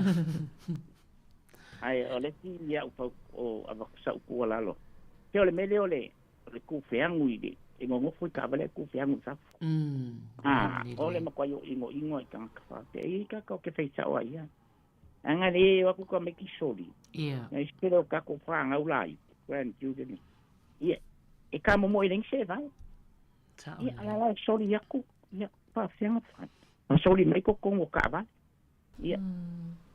Sile vai nga ole ku ala longa. Ia ole vai nga yo le ku ala lo ai di ka ku kele sa kongo ka ka ia wa. Olo o ia longa ia. Inga ngalo male. Male ma fau nga mai ia le atu e. Oi ku manga ia. Ia foi la mele ole. Yo le ula ko ngi muri chikareki. Ia. E pe fale manga ia lo kai ka. Vai. Ele mastangi na kai ka ai le me fa. Akong tang nga kai Samoa. Wa vo Samoa e kong ia pai pe kong I dungo le mukia. Ia ngai ka paka ia. Toria ko ka mai. Ia ole. Na le fau ko nga le sa kongu e la wa ka ma fai nga ia nga se. Ko la le va ko de. Malu le pa. Ia. O manguia lava. Ko kaino ko le luas. Tau kua. Tai lava. Whaftai te le whasua sa o le. Ia manuia lava lo waso. O le vaenga le toi whaupopo mai ei sa o le o le tu feanu. Ia. Ia pole ano vale pole upuna le tau. Ia male mea la le o le skaleti le tongi solo I longa la tele. Pole me ula yama tutua yama tia ia. Ia man tua lai sa o le soli e tamaiti, soli e tangata. Tua atu soli tono o le fale mai si vaenga. Ia. Ta ua tele nei mau fautuanga whaftai lava. Ioe, Savelina le o ta wala umun muli la ne. Ia, wala umun muli. Talo fa malo lava soifua. Talo fa ia te olua te mai ta ile mao te nei ta mana ia. Talo fa ia malo al soifua. Ia. Malo soifua ana masavalina. Ia.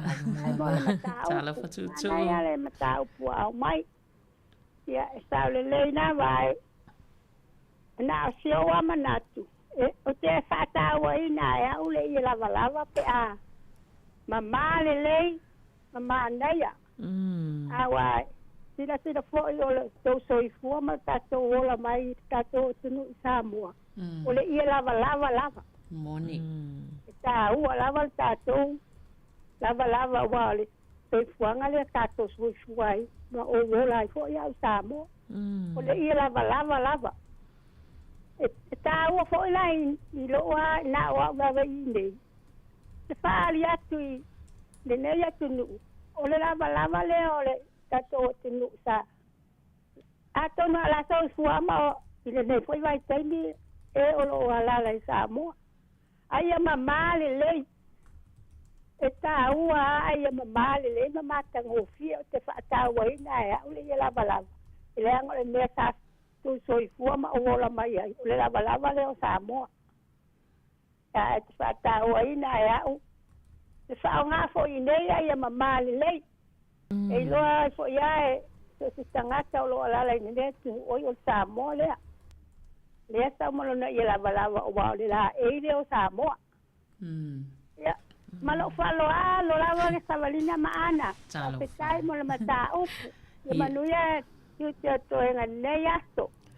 Ya fa soi foia. Fa soi fo fa tai tele la valo fa so tu e manuia fo ile aso. Ya mana ya tele nei fina ngalo o malava wa mai ana tele no pala so manatu yai. Mana ye ol fa so tina ya tu tawalunga I fo ile tato wala ole fa tama fai mai Savelina. Ya ai ono tataimi. Ya ono tataimi. Fa malulu atu lava il tato wala ole tama fai mai. Mana il fa so tina ya tu e fa tawe ile ile solo pole ie. Ia sa ole lei. Ai pe ole nganga le fa longo atu.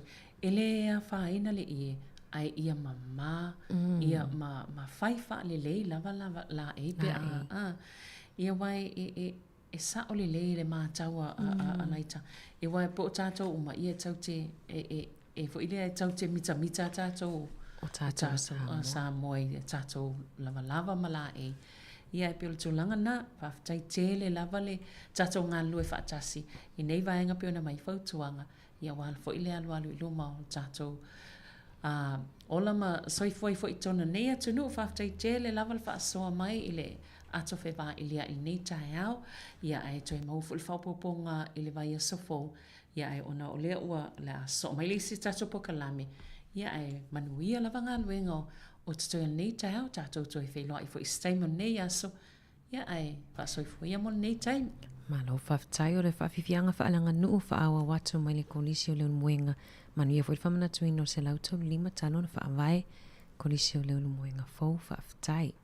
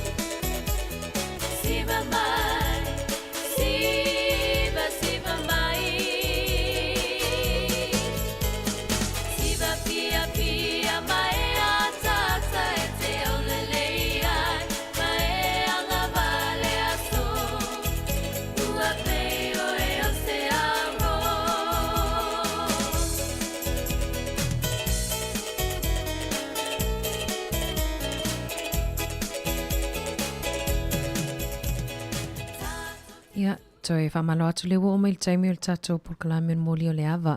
O le amwhaionto toi whaafonga mai se tasi o porkalame na awina atu mua tapena inalia i le sunga le whawhiangainga ia Reverend so o se mea whaatui mai le ekalesia e whakasa PIPC i Porirua o si mai le whaafonga.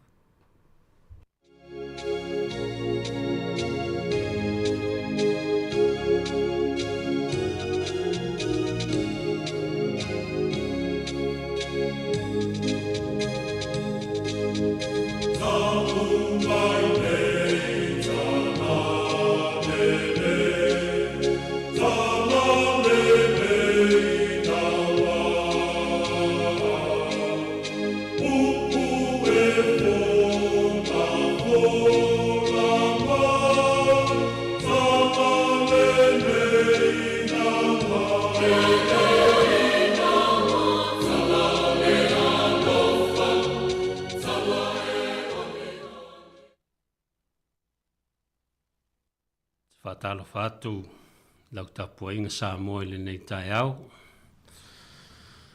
O tatou porkalame masani foi le nei o le moli o le ava. Ia sona whaupoponga le nei foi vai aso. Mua i whatalo fatu. E le paia mana mamalu o le tatou atunu. Paia ia ainga matama, o tama mao latou ainga.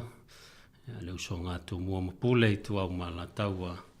Inga i le tai ma le vā o whonati, whapea fo i motu i sai, a sua ma le vai whanua, fo mai tūlangi, sa o le msale au mua ma le launi un sai lua, to o le whale ula, tama o le manua tele. Iau te whatalo whātu fo i, ba ia whale tala le lei, le au whai ngalu enga te tofia le atua, o lo whano no manu, so sto vine, ia wā se manuia, si o tātou atunu, whatalo whātu, swafa manu ma lo tato wali o Yesu Keriso. Na tato talo. Le tua pa iae o matou o atu i auluma i le nei tae au whatangisia lau fisosoani a lailo nganga. Ia o matou o iai le nei foi po kalame tāua whatulanga ina ia mole whasoa ma le soifua whaaleanganga o tangata. Ia i lava se me tasi e mawhai o na mātou whaia. Me au noa malau fia o le ala leo na mātou purunau na wina o lau whaatasi mai a lei lau nganga. Tai toa lua ina la mātou por kalame i le nei aso whamanuia i le tāpua inga si o mātou atunu. O mātou tatalo e a lei lau suafa Yesu. Amene.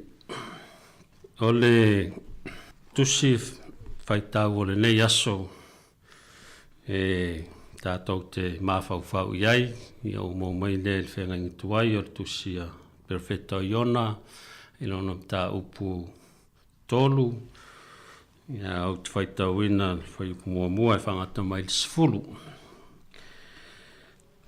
whawhonga mai e a whionga pa ia o tātou li na o mai leo le whionga le li ia Iona o le foi whaalua mai lea o whapea mai i nā tūla ia, i nā alu i ni newa le ai tele. O tāla ia tu iai tāla inga au te whai atu ai ia te oe.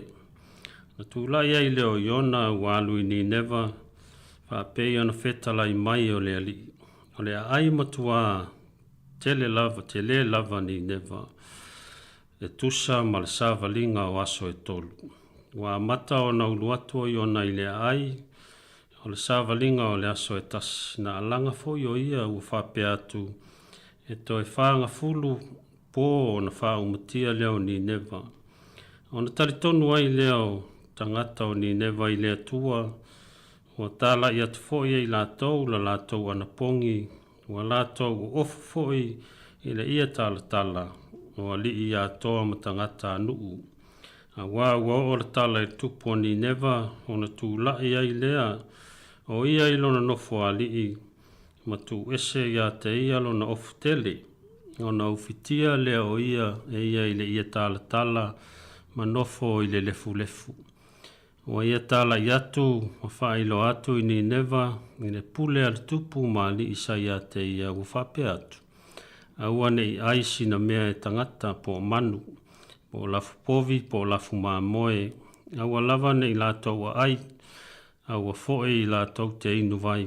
Ia ufutia lava tangata, ma manu i le ia tala. Ma ia lātou matua ala langa atu i le atua. Ia lātou taitasi foi, ma ni liu mai i lana mio leanga. Ma le fasa ua i o lātou lima. O aise na te iloa. Tonu e li liu mai le atua, masala mō. Ma ni liu ese i lona toa sāma mafa. Ina ia le whano ai i tātou. O sirafia i le atua lātou ngā luenga. Ina ua li liu ese i lātou ilo lātou wala leanga. Ona salamo ai leo le atua i le malaia na ia whetalaia mai na te whaia i a te i lātou e lei whaia. Ia whamanu ia mai le atua e ala le tātou whai taung whaalongolongo i ana awhionga. O le tātou mta upu i le neita e au tātou te whaasoa i fōe. Ia o le tala masani o le tala ia iona. Te lea o onga ese ma lea o ngā tātou te maua mai le nei tala. Sa teimi fōi tala atu tātou leina e pei ona masani ai i po kalame. Ia ona whaasoa mai fōi lea ona mamalu o le tātou atunu. I le tele o nisi o onga ma whiau whalea nganga o loo i le nei tala. Ia o ngā mo oe mau ia ma le tātou soifua whalea nganga. O stasi o wao onga o le nui tauta ua o loi tono o le neitala. O le whata ua o awanoa wa au mai ele atua. E whaatino ai ni filifili ngā tamai, mani sui ngā fōu, e lo tātou soifua ma le ola. O le whata ua o awanoa wa au mai ele atua, whaatino ai ni filifili ngā tamai, mani sui ngā fōu, e le tātou soifua ma le ola. Manatu o le afoi wa se e le tātou sa folau i tiute whaiva o le nei foi tausanga fou, ua awhe lua sifuru lima. O le anganga masani e fou le tausanga e tū maupea le tangata tuai. Ia o le whamoe moe o le atua. Ia vea i tātou ma tangata fou. O sili e whapewhea o nā vea ma tangata fou. Ai loa whapewhea ua fou. O la paulo o se wa ia ki riso. O le tangata fou ia. O ma vai mea tuai. Whauta ua whafou ina mea uma. O le lii tātou te fou wai. E sui ai o tātou o langa ma le tangata tuai. E a vea ma tangata fou. O lona winga o le fou e a fua mai le atua. O le awanoa fo i whaatino ai suinga fou. O le awanoa mai le atua. O le tua awanoa o le atua mon suinga fou. O loo moli mawina i le tala i a iona. O le tala ua lau vivilu ai tātou. Ai le umapea lon tā ua i a o onga malu i taua o ngā mo le tātou. O la whale nganga. O le matango o fia o le tala le nei. Nai whoninga mai e le nao iona o loo whaau tū iai le moni mau o le tusitala. E pese i o loo wha mafa le tusitala le ave whiau, perfeta o iona. O e na ave iai le whiau, le tupu ma tangata anu o ni neva. Ma le e ana le whiau o le atua. O iona o le perfeta le atua. O le atali o amitai, e te punga mai le tua inga o sepulona. O le winga o le ingoa iona o le lupe. O lona winga e mwhai on whapea o iona o le lupe a le atua. Whaalele mumoli lona finangalo ma le whiau o le whaoratanga. E ala i le ngā luenga wha perfeta. O iona e la vea i le lisi o perfetta e to sfululua e ta ua i le whianga inga tuai o perfetta la iti. E mafua ona ta ua o perfetta la iti, ona le la iti o lato tustusinga. Ora ngā ruenga wha perfetta la a iona, na wha tino i le malo i mātū, nea sa wha ingoa o Israelu. Mana tua foi na vai luaina Israelu i whainga malo e lua o mātū masaute ina ua maliu tupu o Solomona. E tūla i mailo nā tali o reo puamo e whai matupu. O le whainga malo a mātū sa whaingo Israelu o lona lau mua o Samaria. O le whainga malo lea na iei tua inga isfulu o Israelu po le whanau e Iakopo. O tua inga i esfulu e iei ma sepulona po le tua inga o sa sepulona ne tupunga ma iei iona. O le whainga malo saute sa whaingo o Utah o lona lau mua o Yerusalema. O le whainga malo lea sa iei tua inga e lua o Utah ma Penyamina. O le ngā luenga la wha perfetta iona whaatino i le whainga malo Israelu i mātū i le waitau o le valu senituri. O a vea reu poamu le lua ma tupu o Israelu i mātū. E tupu sia Israelu i saute po le malo i Utah. E whatafuna la e asuria i Israelu i mātū i le tila mo e fitu lua lua po le waitau o le valu senituri. O loo i ai iona. Ane ala lea o le ti ngā o iona. I na ua wala wina o ia i lea tua i momoli le whiau o le wha o le tanga i moni neva le lau mua o asuria. E ti ngā ma mawhatia le perfetta. A wasa ba ai maloto lo toi sa wanga na whiangai maon tangata. Ma le whaatafuna ina o lona nuu malona atu nuu. E le malo asuria. Le ala lea o le musu o iona e alu e ave le whiau o le wha o le tanga i Nineva. A e sola i tā sesa. Na whapea lea o le talau.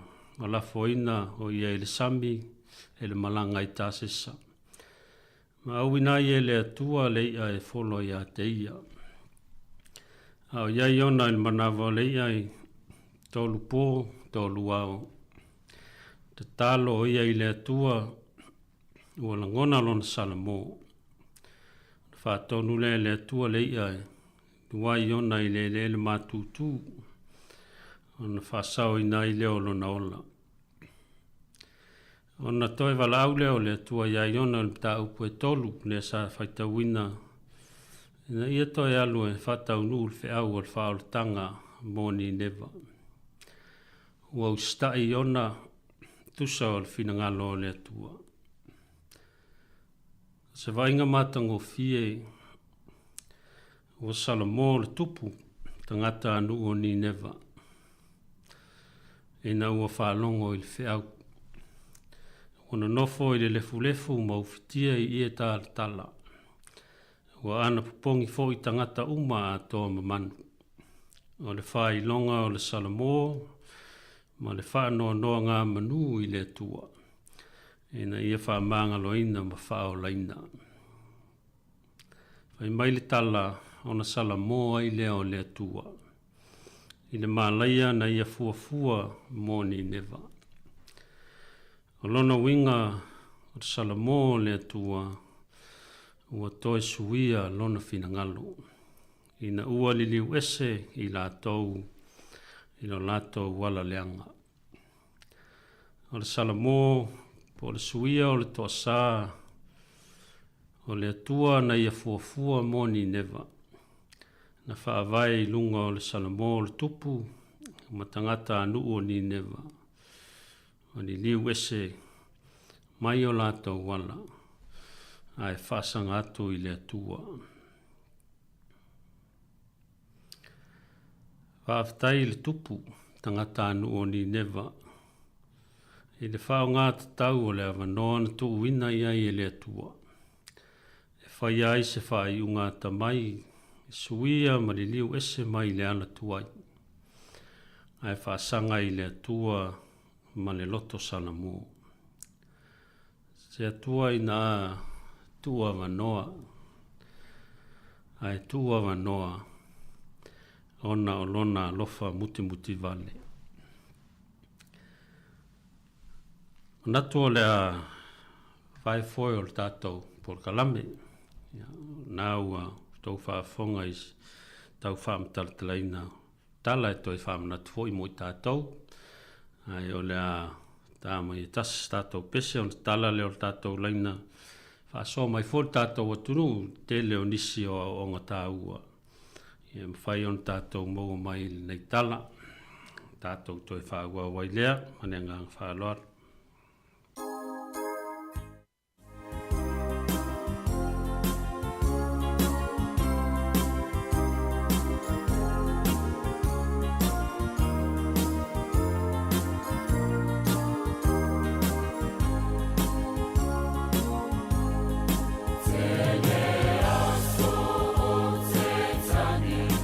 It's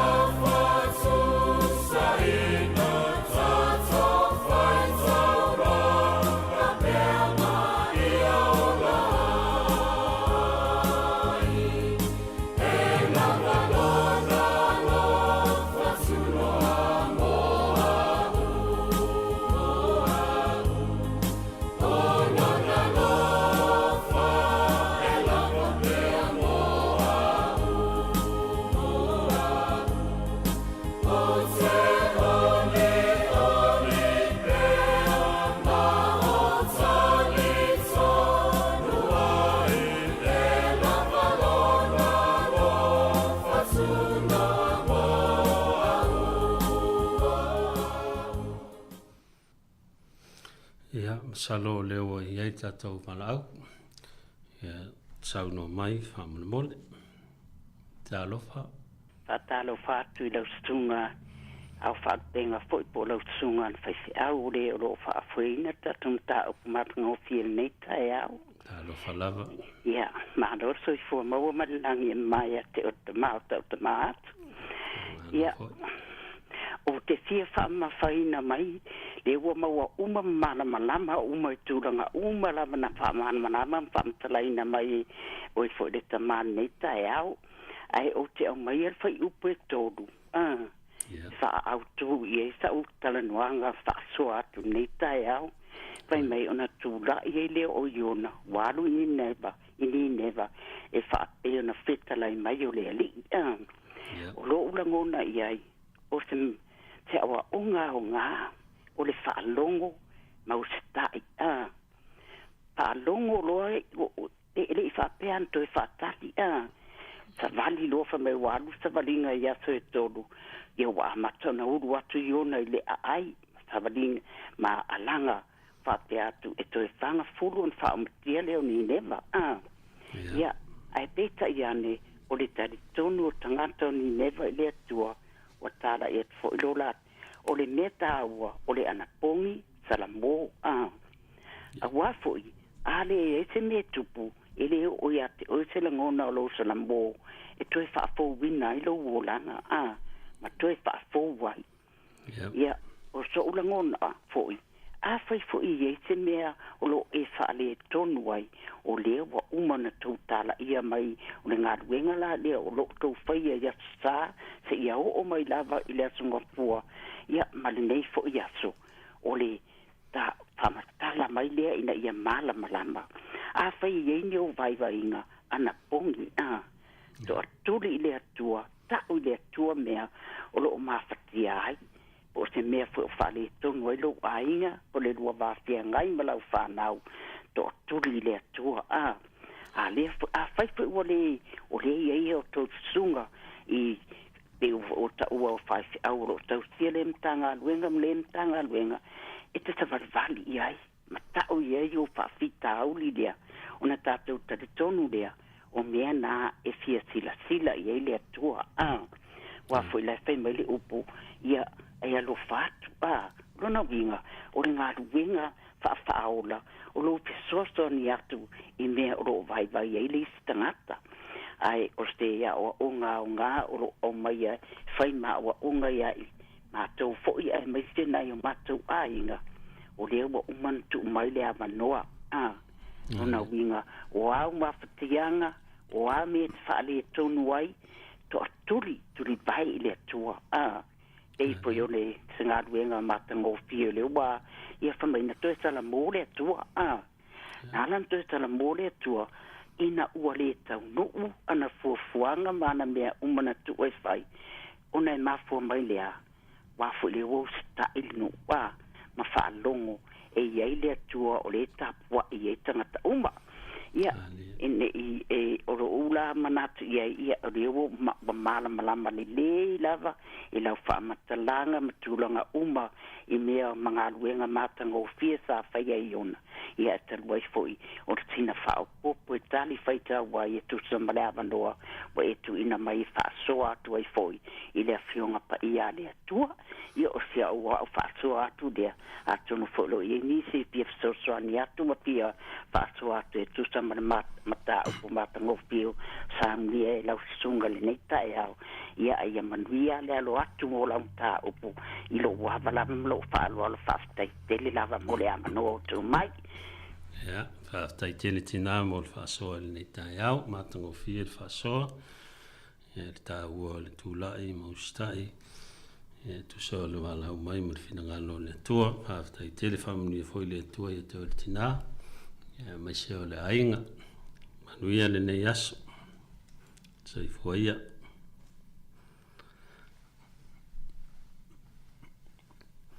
ia tala pere tātou laina po ia nisi fia whaasoa mai ia tele o nisi o aonga ono whai ona mau mai talai ia iona pe on tātou whāsua i nei tai au.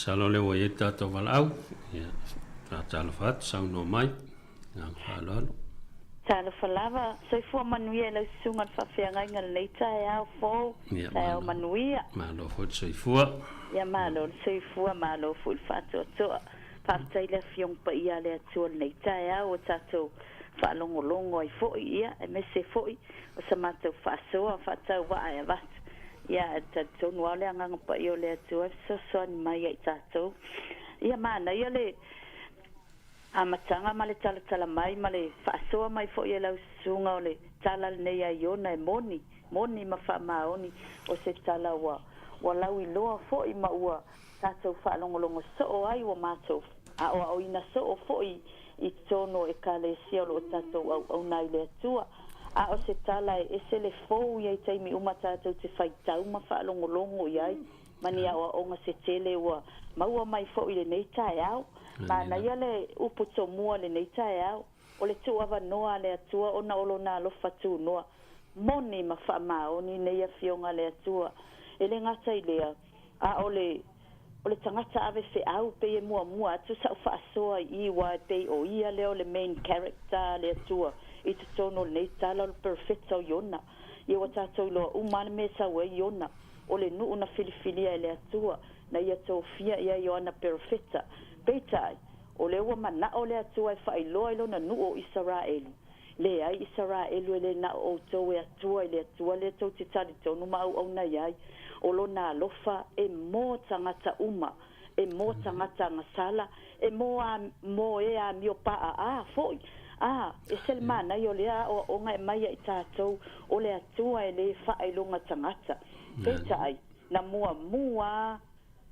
mua fina ngalo le atua ina ia salamo yona e selmana yo le o nga sa fo ia o nga sa va ai yona ana le umalta talo yona i le mta upulua tali mai ile atua awa ua sila fia le atua le avenga o lana fiau ele avea maseloto ma a se tangata tatou te o tau le sua fo Yesu mara tatou loto fa mawalalo ai mua ia tatou tu so tatou o fa ta inga ia mo le tangata le tatou o tatou te tala ai le pe ona sala mo iona ina o talo ai tali mai le atua fa mai na uma upo aiona o lana tatalo luaia tole ai lungo ele matutu le lawa tatou ia mata upo tolu walu iona walu malona tali tonu wa mua salamo ia ai ave le fe au o ina ia salamo ai ia na ia fa fonga mai le atua ma va ai mai le atua i le meo le afa ia ni neva ia la le no fole ia tala wo imanu wa salamo le tupu o tangata mawalulunga sa e fainga ta ona fa mawala lalo ni me fa pe pita o va venga o le atua te tupu te afa ia mua ia te au le ave fe au ona o tala mo ma o fatu tua ile atua ma o tali ton ele ai o fofonga o le atua e sila i mea umatatou te faia ma mea umatatou te iai taftai e lo loto le nei tae au le tala wa mai e sele o le finangalo o le atua e moni ale le tuse Ioane tolu su ono a wau whapea lava o nā lofa mai o le atua i le lalo langi wa iau mai e ilo nā alo e to atasi te ilo le si mea le tātou te no nofo le nei lalo langi e mese i mātou ia ma e kale sia fo o tātou au na iai o tau lava ia o ave fe au le atua o tau o lo faali ia le atua la na upu pe fo le nei tae au mai i mātou whaalongolongo ia e se tāua nei mata upo le salamo na sau fo Iesu mua la unga iai mata la i le salamo le na nuu Israelu awa a le salamo le tangata ia le talia ngofie le feaua le atua mai moni ale alofa le atua e whaamaoni a so se ona folofolanga fo ia whaamaoni lava ia ele whailunga tangata le atua lo tātou au na iai o le atua e alofa pea ma alofa muti vale le ala fo le o fetalai o Iesu ele au ngale fo mai moe malolo a le fo mai moe anga sala na o sau moe anga sala o lona fina ngalo moni ale ia tau mai a te tātou le tala fo le nei tae au malona nu o Israelu ele ai o le atua e alofa mo tangata sala o lona fina ngalo i awane i whano se tasi pe o le nei nu o ni neva o tātou lo foi le amatanga o le nei nu ia ele o nisi o le whanau anoa o pe o le whanau a hamo le na o lātou whaia le a ai lea ele o tū la fo ina ele atua lana whea ngainga wa o noa o le tangata mi o tonu e mai le tamale manuia e o le whanau pe anga salala a o le alofa o le atua lana e whaamaoni a le atua ia na fonfolanga e le se tangata e pepelo ai io se o le whaasoa atu le nei tae au whaatai mo lo ua wanoa whaamanuia tele le atua i lau sunga me se o le au whaafonga ia e me se foi o le ofisa whaasalau o na o le suafo Iesu amene alo whaatai whaasoa ia te o le tina ia me se foi o stasi o onga tāua i pe iona māua mai nei tae au tāua mua o na salamo le awhiau whaatuatua le awhiau ia o na whapia voi leo na whaingofie o na talia i la tau o loa matu i aile whiau se a onga mas whamna tāua fo i mua tātou uma o loa vea mame whiau ia e whaftai mo le whaso mai le tai au ia te utina ia whamanu ia tele le tua ia te oe ia mai se foi o le ainga ia le nei tausanga o lo tātou sa vania i whiau mati ute pe o na malauina ia i tātou e malo whaftai mo le whaso le tai au whaso i fua ia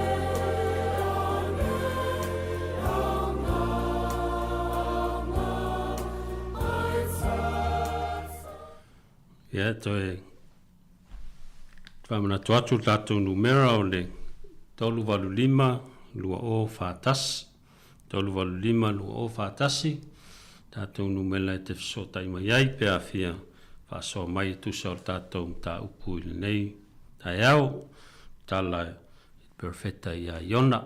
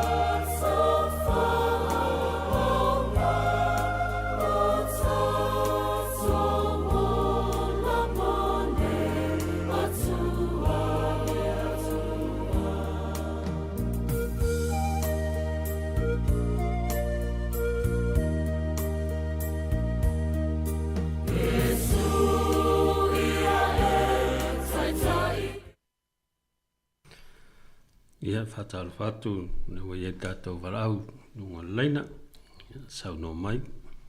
Pa mole a lewa wala watu ana lena to mo mai la ko po la mena val au mai le tio pa bol pole. Oi e whamalu luati te o tina i masaloa. O se le o mbia. Tātou le tio, ia whamalu luatu.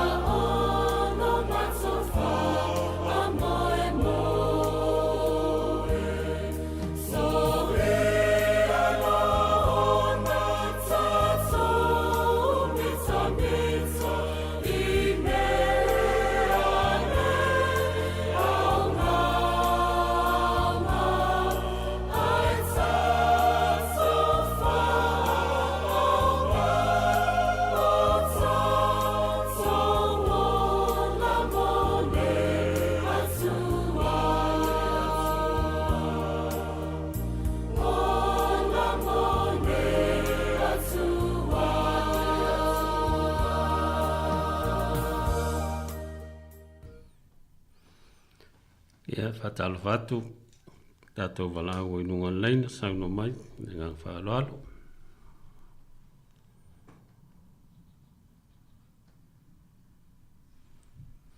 Ia usalo toi tu muli tātou walau.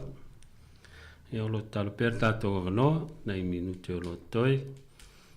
Ia tāua hoi lo whasoa mai, nisi o onga tāua o whainra. Tātou mō mai la perfetta ia iona. Ia soani tātou malanga whaleanganga nei fui tausanga.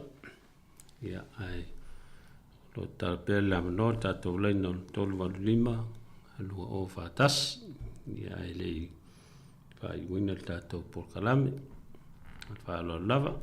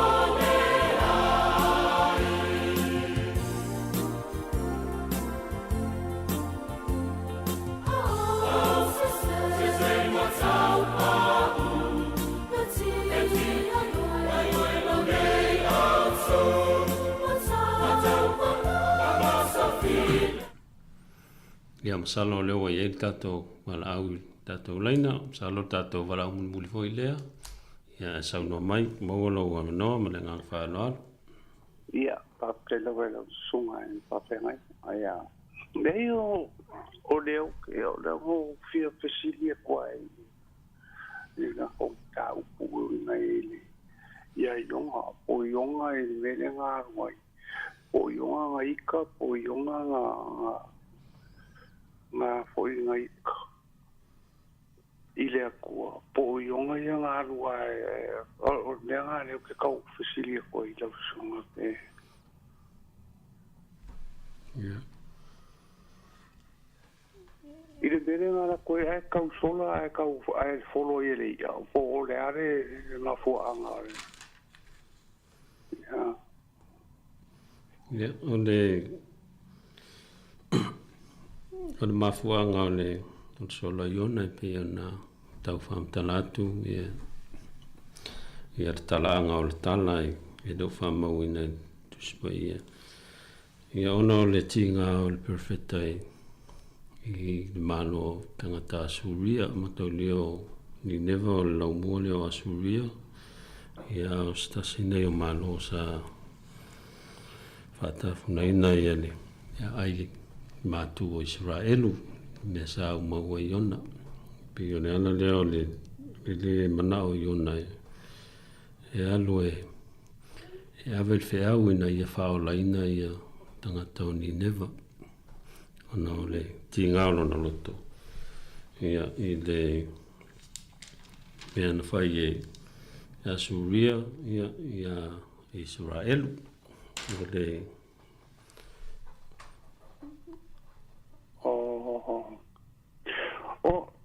o ia wa le si pa fe kai ma lo vai la suma me nga o a pe po yonga ngai ka o ero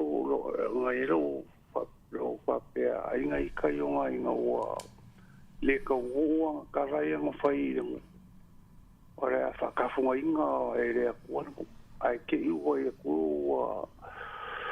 o ko le le mo palo fai le ko ne fa pe wi ai nga pe ka ai nga ia ai fa ka ia ku do shuma ka ia ku do shuma mo le ora va ma mo ai fu sia ia nga sia ga nga le mo ai fu si ma na malam ia ai am ho ia la vale ku ia ke ka ma na a ka le mo ama ia mai foi o singi uma pepe ia ia so ko ia la sunga pa ai ia va tai foi te o tomang paso mai nei tai au ia manu ia foi o te mama le ainga ia mai foi o traveling on nei tau sanga ia va tai mo ala mai ia so foi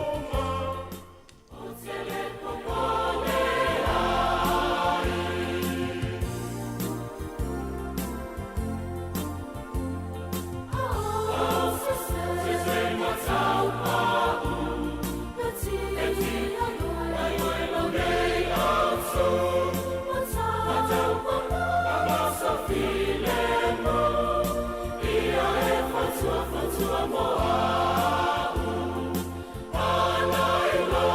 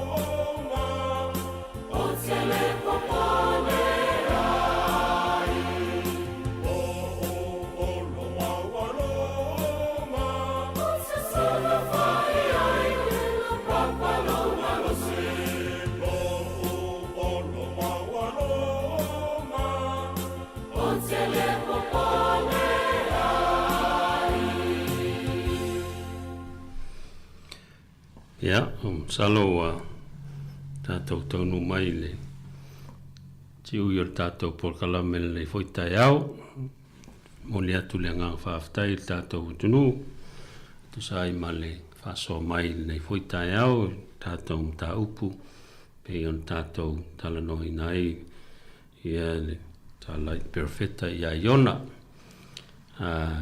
malulua tu foi ona o le teimo mol nei ua wala wina ia ui whatau nul tātou pokalame o moni o le ava ia whaivoi o le ia sau tau whaafonga mai ia o tai ala ia na tuina mai tala le ava noa mo tātou atunu ia e whaasoa mai ia tau whingalo e misi foi o tā ua o loutou whaasoa mai e ala ia whionga le li ia e maua i foi ia o ngā tā ua ma le au ngā e le ngata mo i mātou o le au whai ngā luenga ia e whapea foi e tātou tunu lau tele ia e mālova tai mo le whaasoa i le tai au o le whata ua o awanoa ua umai e le atua e whaatino ain whilwhilinga tamai man suinga fau le tātou soifua ma le ola pe foi ona atangia i ta e le soifua o le perfeta o iona e suinga fau ia ma le tupu whapea foi le nuo ni neva i na ua nangona i lātou salamo ia ma ili wese mai o lātou wala tuai ia e whafowina i lātou mfoi atu i le atua e ala i le salamo ia o le tātou tua o le tua tua vanoa e tua vanoa le tua ai le whaavavau le vanoa e tua vanoa le tua ai le whaavavau le vanoa tu ina mai mo i tātou tā ua leo le whaamanatua le nei fuitai au ia whata ua le vanoa u maua o le tua vanoa o le whai longa o lona alofa muti vale i suesuenga i le whenga inga tuai tala le nei a iona o le manawa o le ia nena ia iona i po e tolu maa o e tolu o le whaatusa o se oli o le loloto le nā o le nofuanga na o ia iona ina ua le austai masola ese mai le atua na o le alofa muti vale o le atua malona mana lavea puni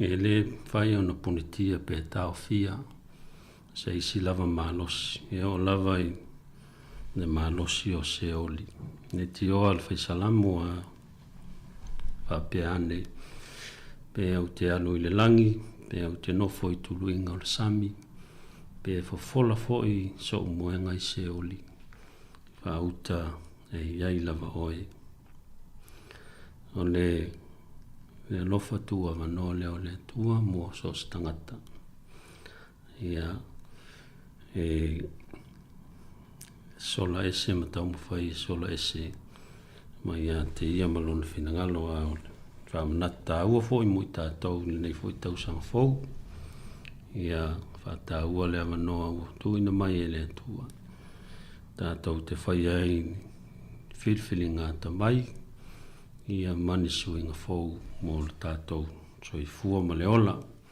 e tatununga o iona o le lupe whaalele a le tua na ia au inatu o i tātou foi e lena o le au whai ngā luenga o i tātou uma o lupe whaalele a le tua ua whaalele inatu mo fe au o le whaolatanga i so se mea lava o lo tātou o iai fe lava o whaalele iai o e le tua po tonu o le ainga whale a onga whale whai ngā luenga tonu o le malo mai ka le sia ta longa foi mo so se mea ia mana tua le tā ua o le avanoa wa umai e le tua pe ai tātou mana lupe whaalele atu ia mo le fe au o lana whaolatanga ina ia maua ni nganga masuia ni ola ia mo ia malona malo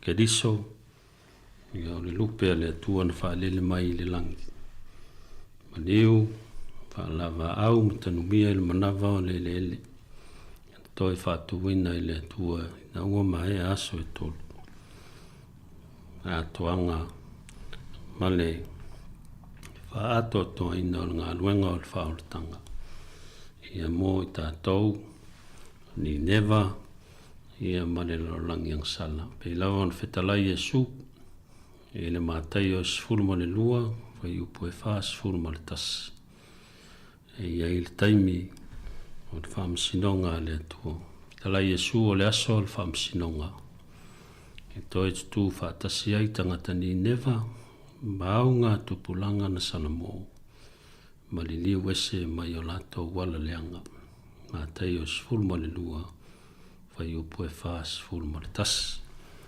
ia o se amnata wale mu tātou ili nei foi mai aso ma le tātou savalinga ili nei tausanga tātou por kalame o le moli o le ava ai manuia tele le nei vai aso ia me se foi o fea o mutiu te o wala wina ia i tātou o le a vai ui tātou se talo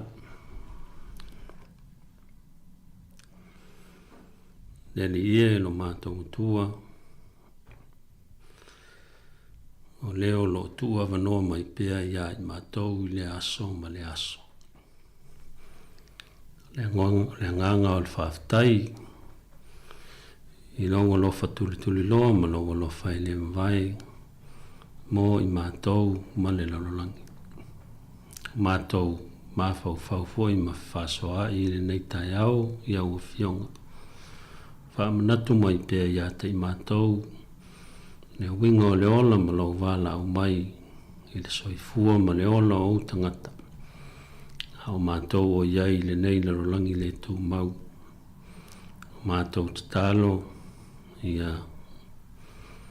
fisoasoani i lo mātou vai mātou te langona lava e leo i mātou tangata atotoa ai mawhai o na mātou atotoa ona o lau fio mātou te talo ia whamanuia si o mātou o tunu whamanuia foi le mātou le tio ma le ala leo tunga i le whatonu e meisi o lau whai ngā luenga o whai māla o lou ngalo mo i mātou ia whasoa i foi whiau whale nganga mātou la fua i lau fio tau enga o le nei aso ma ona whiau ia awali tia mea uma i lau whatasi mai ma ngalo fo ia i mātou se tū ma se anga mani o mātou winga o le tusa ma lau silwhanga ia ma ngalo i mātou uma e ala i toto Yesu no mātou li ma no mātou whaola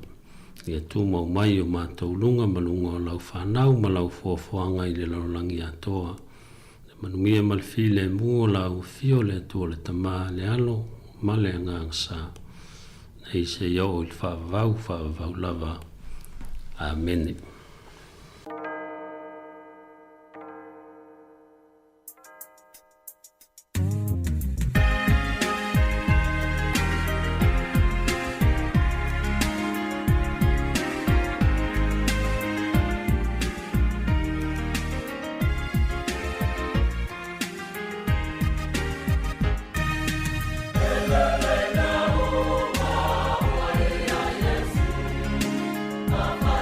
Sing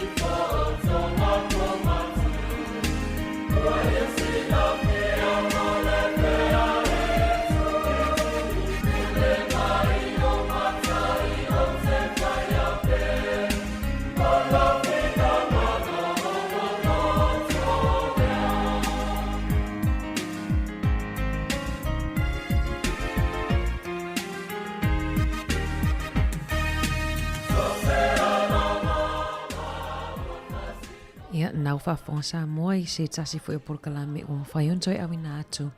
Ia peon tapena hina ile sunga whaafenga inga ia Reverend so se mea whaatui. Mai le ekalesia PIPC porirua whaamalulua tu lava ili se se ole. Tu inatu ia ole suafa fo I polingo le ekalesia le sa tu inatu ilungo tato penga so ta inga whaftai fo ile tato pa anga ia Liz ta mati ia mole so soani mai fo ile vaenga. Tu tasin minute tali tu la sfululua awina tu whaupuponga o tato talafo malo lava.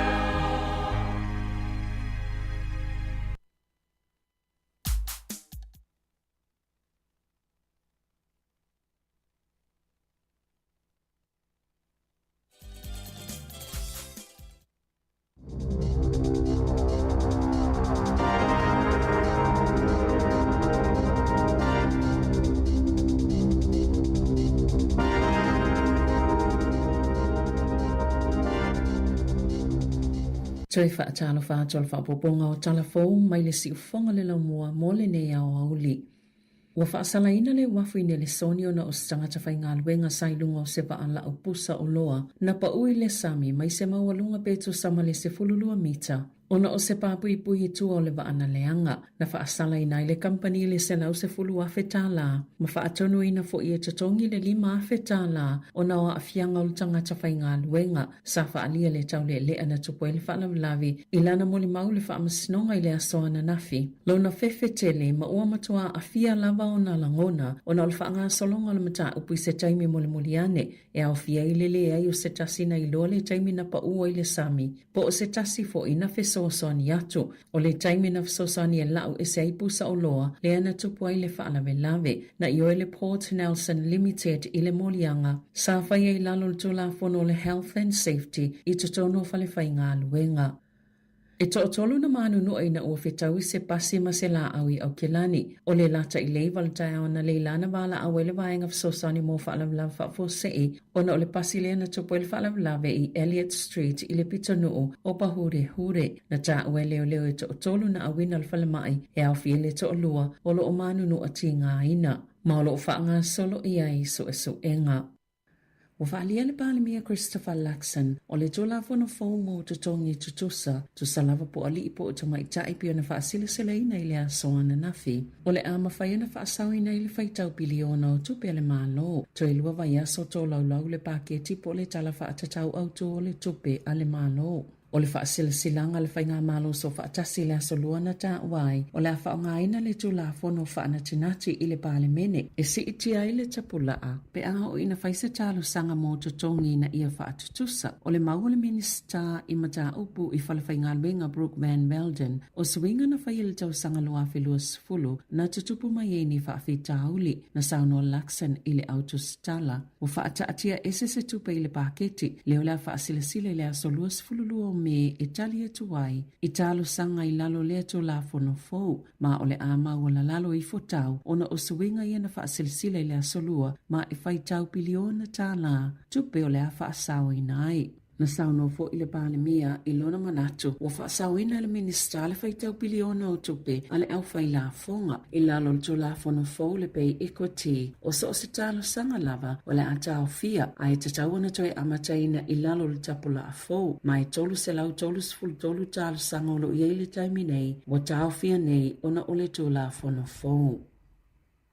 Ua mana o le vaenga whaupawhaia le National e whaasata mai ti lalo le taisfulu ono tau sanga le mātutua mai upenga ofisa o ta inga po le social media e ala I le whaamalo sia o kamupani ina ia whaongani vaenga I loa ma whaamao ni aio lātou tau sanga pe I tae mo le taimi nei e le o se polisi a le malo ona o le pili ua whaatu ina e se whaipule le tamaita I o Catherine Wedd o le National ai langolango ina le taita I Christopher Luxon o lo muli muli whaataita inga Australia e whaasanga I kamupani I te tele o fisota inga I lunga o wala wha te konolosi na sauno le pale mia e fina ngalo e mulimuli ane tau ave o se pili al whainga malo ona e vaveai ona pasia e avea matula fono. O le taimi nei e le o se polisi po o se tula fono o lango ina ele malo ma e whaafina wina pe a fai e se I mai le palota. Na saunola tamai ta I fai pule ana le tula fono tau whaaufi o le taimi nei e le o yeni tu unga o whaamalo sia wha le tula fono e whaamao ni ai o se tangata ua ilunga to le sifuluono tau sanga le matua.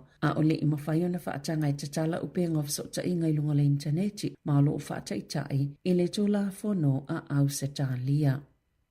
Na a fiele pol kalame o tau mawhawhana wa o ngai whaafitau le pei o le tuwai e yeimea ai le whaatasi o na whai. Ma ele mau fo ile soifua malolo ina inisi o tau mawha ile tau sanga taluai pe o na lipoti ai. Ma na whaasilsile le official lo ia sile. Se fofua ngai whaiese su e ngai lea pol kalame. O na ole tula ngai whaasea talua na amata suinga fo. O le au fia ai le matanga luenga wa o ngai lea fofuanga. Ma le whaatau nu unga le kone karate. E lalo le whaatinonga o te unga a David Seymour le taitai o le Act. Na whaalia le official lawyer sili, wa whaiana la tau whai unga su eina ile mata upo, o na upopo le ngai le ngata o atunga lunga o lo langa I lunga au nanga whaasala lau, ai whaapea fo I mapopo lenga o lo o tu usa o atu. Na whaamawina le tu ina ato le mtanga luenga ile maasino o ke topal tau sanga taluai. O se kone karate lua tau sanga ile School Lunch Collective e whaapea valus fulu 5 miliona tala ile tau sanga. E ta itolu tala ile lunch po le tau mawhai tasi. Sa lipotia fo ile tu ato le mtanga luenga o le isi valu te sima le 1 miliona tala ile whaala potopotonga mo tau sanga iwa maisi tamaitia o nga tutua, pei ona lipoti ai ile leitioni usila.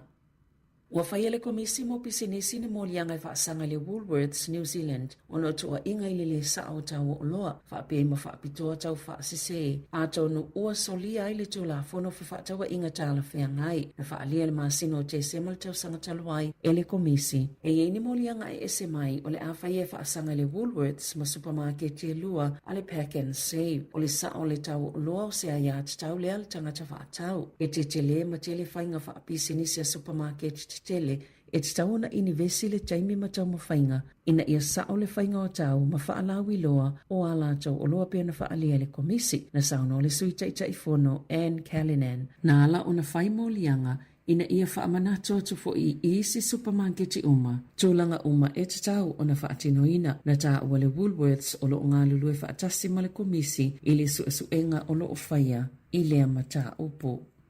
Na tau mawhaisa tau lele ai ave whaamalo sisa tamaititi a onga tūlanga luai au kilani a o sawa vali tamaitile a inga maile a onga I lea songa fua. I se pepa o whaamatalanga I lunga o penga of sota inga a le pule a onga Roundale School I Manurewa o Kalva Sau. Sa tau mawhaisa tau lele ai ave whaamalo sisa tamaititi e tatono la na taavale e le mamau ese maile a onga na laki ona na yeini mātua na whaasalave yatu. Mawaweo na sola ese le tau lea na tau le tamaititi o na mātua malongo I nai lua lea onga au le I whailua I nai leo wa whaanga solo suenga leo le taiminei ai uauna ia pulea onga mātua po o tamaiti sa muli mawina lea mata upo ina ia whailua I leo pe whaafisota I foi ma whailua le numero le mata upo o le pi o ono lua wha 55 tolu waluono.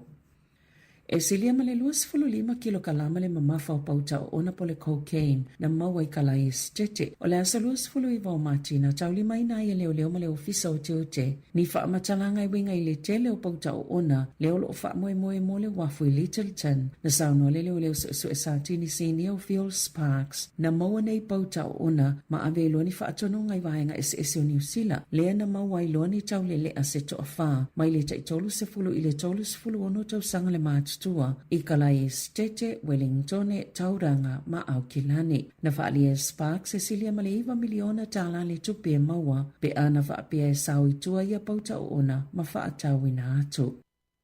Ua sauni e na whaiele ata tifanga New Zealand le tina e avele ata i Amerika. Mai leo avele tau whaamata o le Presidente Donald Trump ili si itanga o la fonga o le a whaavai aila lato fuafuanga na fola e Trump. E se laupa seno le aia si ia ilunga la fonga o ata tifanga umalava e pu e mawhai e whafuato Amerika. Peitai ele teleni au ili ilinga pe wha pe whiona whaatino lea la fonga na whaalia e Trump o wawe na whaititia pe mate kamupani o ata tifanga a Amerika. O na whaamama avenga po incentive si olo o fwea tunu o i fafo e whaatosina atua ile au whai tifanga ma o se tau whaamata o telelea ile pui ngolo na tunu o New Zealand leisia tunu olo o fwoi na atu ia whaamama avenga olo o pa ua ile whainga o ata tifanga i te tono lea tunu mai whai tau se lau miliona ta la. Peta ina whaalia Dan Higgins o se tasina whaiele ata tifanga o le tina e iaila lato whaalinga i LA i se taimele masina nei. Ma o loo wala au liai i lātou e whaia whaasala launga o e whaia whaalauloanga e mai mua i le ata ma whaalongo i le longolongo au le ata tifanga le tina i New Zealand whaapea ai ma au se tā lia.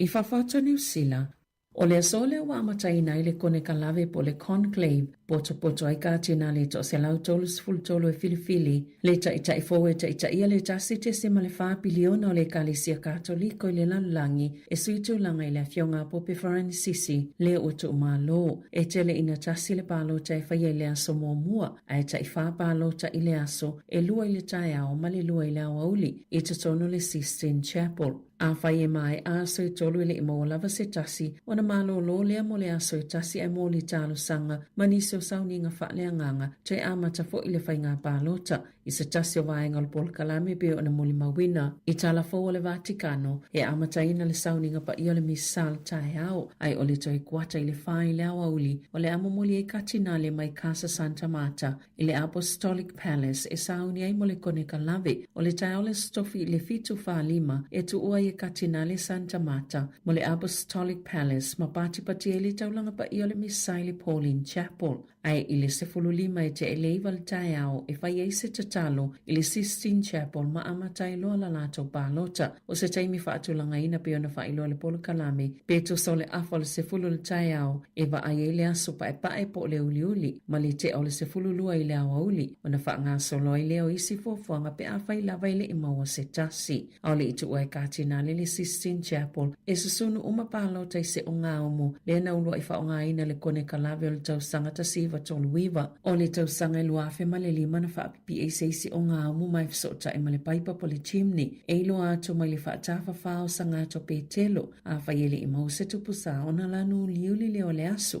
e a whai e maua pe a mai al pālota katinale o na wa aia leo le asu lanu pae pae e te tau na au sia le lua vai tolo pālota e ma whai o na filifili ma mawaili tupusa fou o lona winga e te tau na maua le valus fuluiva o pālota mai le to se lau tolus ful tolo katinale ina ia mawai se po pe fou o lo no fatatalo le kalesia au alo atu ta ita i fili se tasi e suitu langa ia po pe Francisci. Tala fawia ma le si ufonga le lau moa mo le ne ia auli.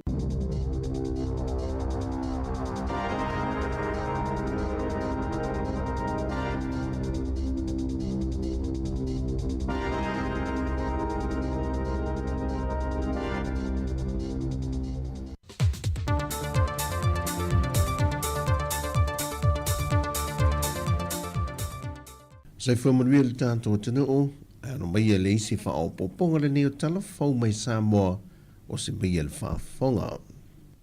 O le vai o so nei le whaamanatui nai le atoanga o le se lau tolu se whamale lima tausanga, talu ona whaavai mai le kolisi e le ulu moenga fau, pe ona amata mai se a onga tūlanga lua, e whaife au missionare. Sa whaingoi nei le ulua i tolu se whamale lima tausanga mua o le ulu moenga fau high school, ia ona whaawau mai lava na tolus furulima tausanga. Se ia pa ia mai, ia ai o le kalesia i malua lo tua i neima fausia i tātou polisi. Ai o le anganga mauolunga i le sila foi a tō ina o le kalesia na ala ona tu ese mai ia mese foi o le au whai ngā luenga ma missionary. Ona ua le lava ele whatu ina ia o. Le ana i le tō wha e foi le manatu lau o lunga o le kalesia o le whaapea na sa ili mai sona no whanga i aia le kalesia i nei tāwhetolu I malua. O le tausanga e awhiwa se lau lua sa formale 5, na ave e sea mai eile a onga mai lona no whanga sa iei mua mua ma onga manua o sala, ma mata mai eile lona no whanga faulea o lo iei o mai le so. Ma e silia ele ono se lau le whaitau a whai o alo ma whanau o lo ua o ina I te tonu o le lau mua.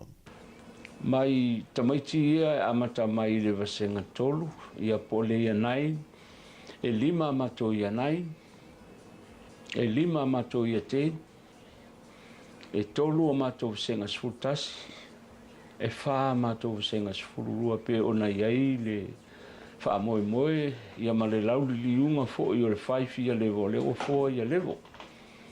Ia o le wha moe moe la, o le wha moe moe mau o lunga lava o le kolisi. Ia toa tele tamaiti, ima ia toa tele fo ima lava le wha soa I whai au. Temi nei tolu sfuru wha amato whai au. Oro o ngā lue ima tā upu ese.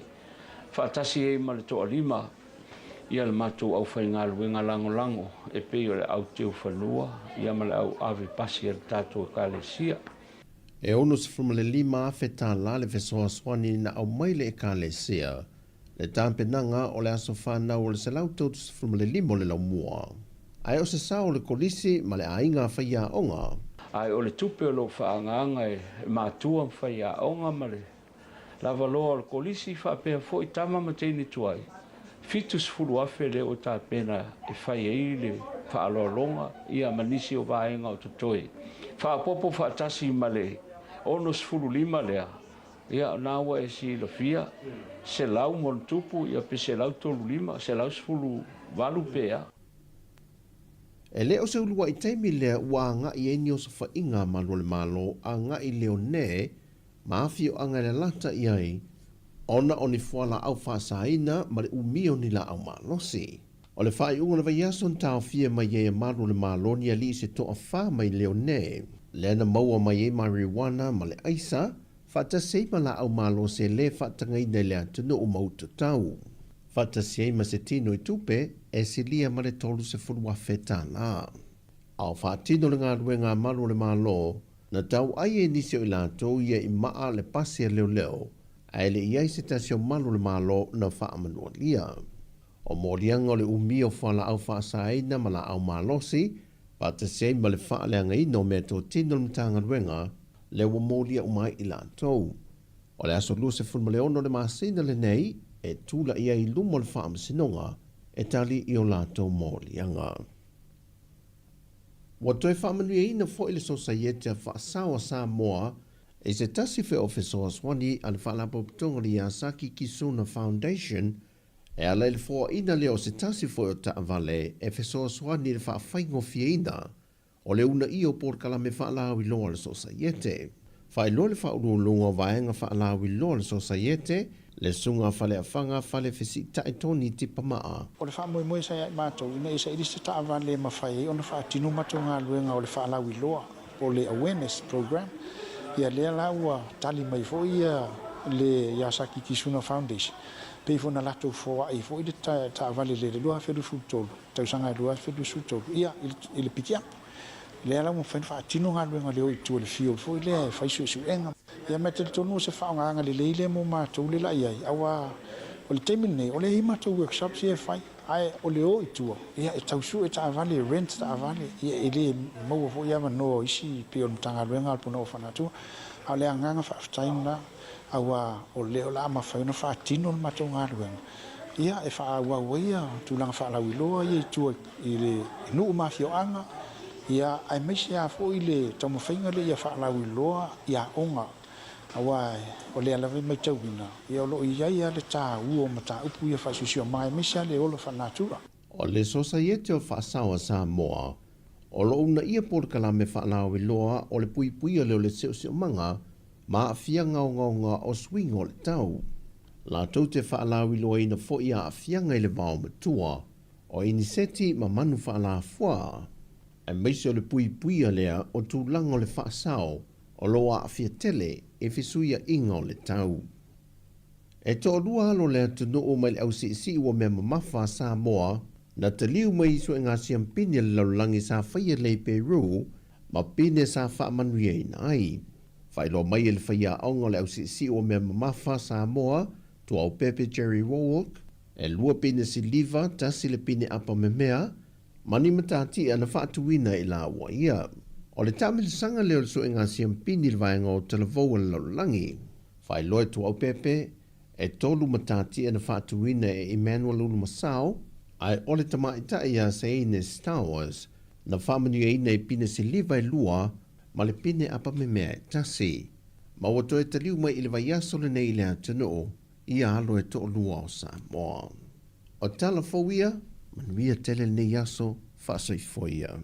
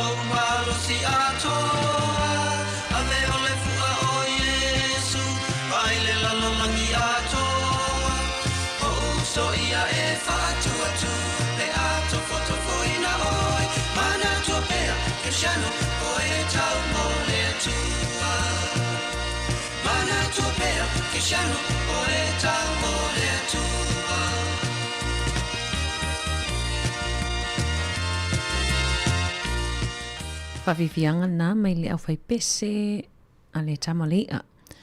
Ia, mal pese tau mo le atua. Ia, tātou toi. Whatalofa, mwhawhilo ia toi le au whafonga. Ia, mahi a whai le whapupunga o talafou. Ia, toi awi nātu li tu lai tasi nungo tātou bing of so ta inga. Ia, ai, ula awi nātu tātou whawhiwianga sui whiwhiloi.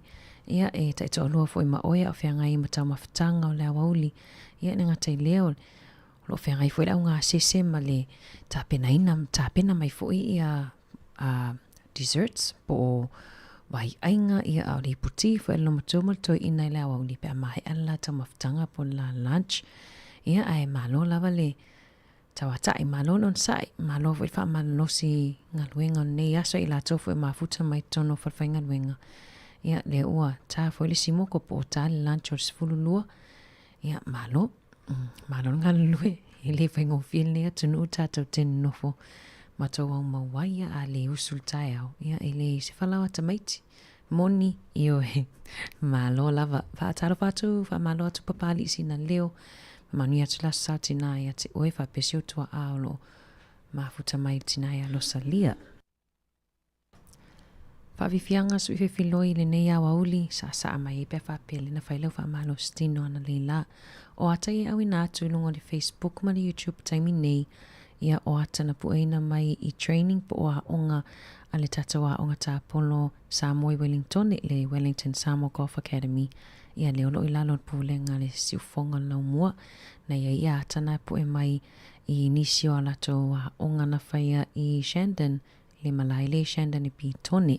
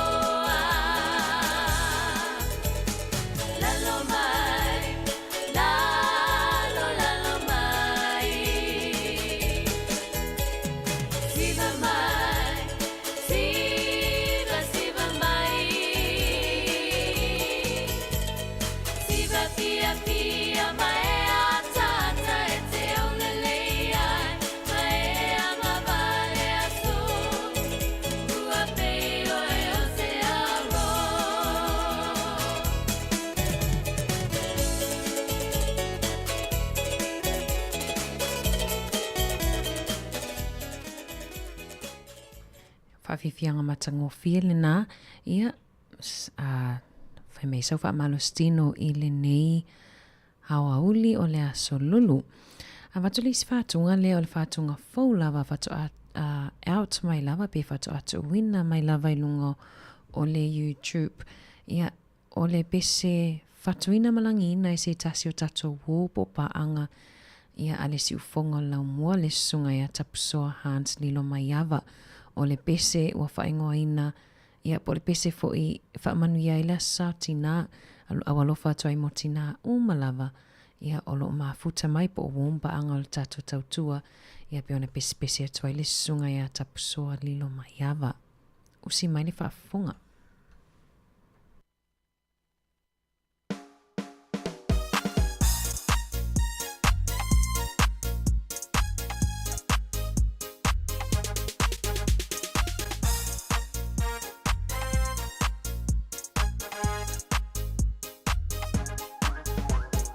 Susulu le penina e fe ila fifoki ma ila ai sili ai o e tina io nga fatausi ua lau iloa na tala na ima fale palosa i pe au la langa o le neola moni manu ina ia ai imanu ia manuia tele o asusa motina itina uma o samoa iso semea o e o le pale faaya eto o mangaya I o aina o lo ua lofa na e fofo aina o le ola.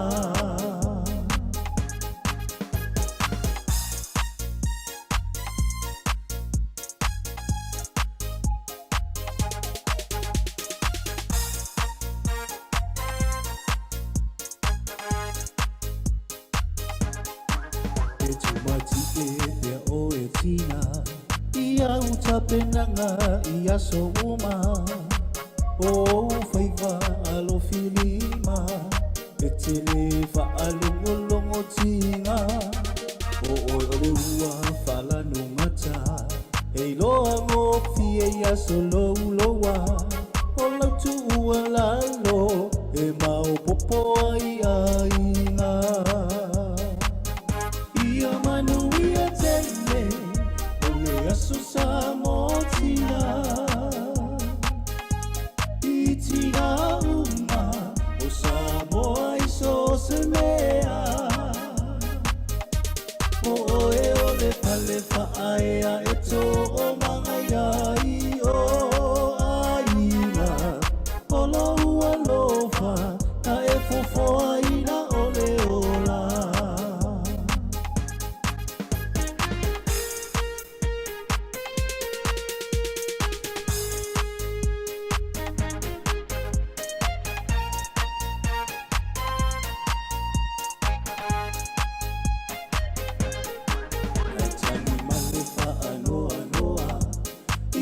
Itina wale aulia lola toa sofa apitoa ua fai ilangi le fola unga abea lato unga luenga e a o ina ita ua tawia o se afi ua pe au le mamala fue o la pea ia manu ia tele asusa motina itina uma o samoa iso semea o e o le pale faaya eto o mangaya I o aina o lo ua lofa na e fofo aina o le ola ia manu ia tele asusa motina itina uma o samoa iso semea o e o le pale faaya eto o mangaya I o aina o lo ua lofa na e fofo aina o le o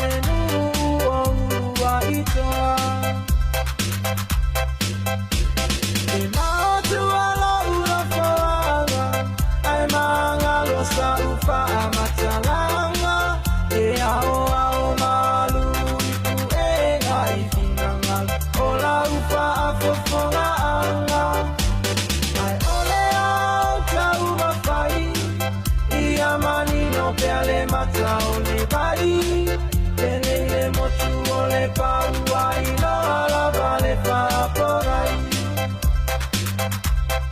Nei e mai tau vai o te tarapani Ua vai O tala lava sa tuta inga e matan sa mua mua mai Malonga longa mai e tua Walango maru mai e ia sa Ele e motu o le pau vai no le marafua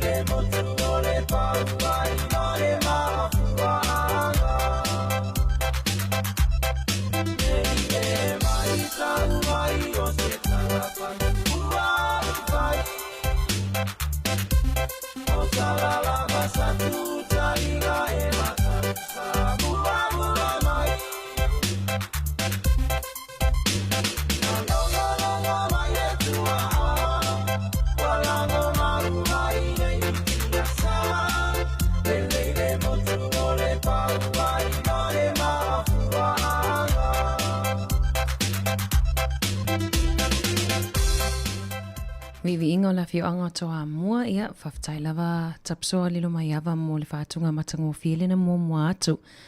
O loo mo mana o mai ia le uso ia papali sina leo ia mo le pese lo utina lea le langina e Willy Tavita. Alo whātua sion tina ia lo salia. Ia walo whātua itina umalo mafuta mai. Mai al pese leo na awi nātuno leo whaafifianga sui whiwhiloi. Ile nei au auli.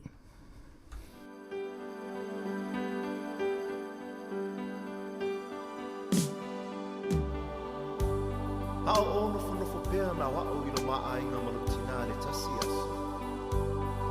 Ono o whaile se manatu whapea ia te ao. Masa o tusi nai rose tusi, ma tuu ilunga le lau lau.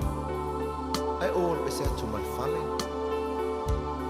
Ma ina ua taunu o mailo tina i le whale. Sa ia maua ina la tusi. Ma o upu ia sa tusi ai. Tina ea. O te manao i e te tongi ina mai e te au tupe mo o ngā wenga ia. O le sasa ina le vau. E 5 tāna. O lo tai ina mai o alala mo le tāwhi i asa uma. E 4 tāna. O lo fuluina o ipu i le tele o taimi. E 3 tāna. O lo taina lo tautai tai au uma. E 2 tāna. Molo te wino moenga i tai au uma. E tāna. Ma le au whai. E se fulu ma le 5 tāna.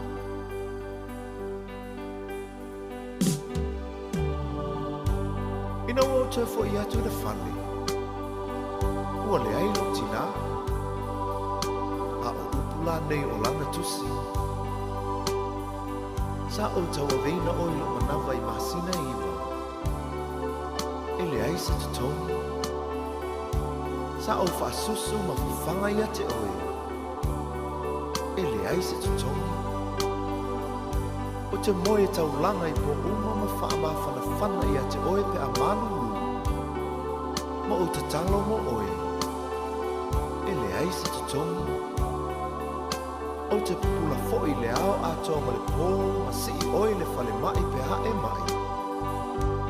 E le ai se tutongi. Sa o whalawa ma tu inatu oe le a onga ma tutongi lawa onga. E le ai se tutongi. Ma o le tutongi tutu inatu ia te oe mo nei le oma. O lo uola, o lo uolofa. O lo umalosi atoa, e tausia I oe.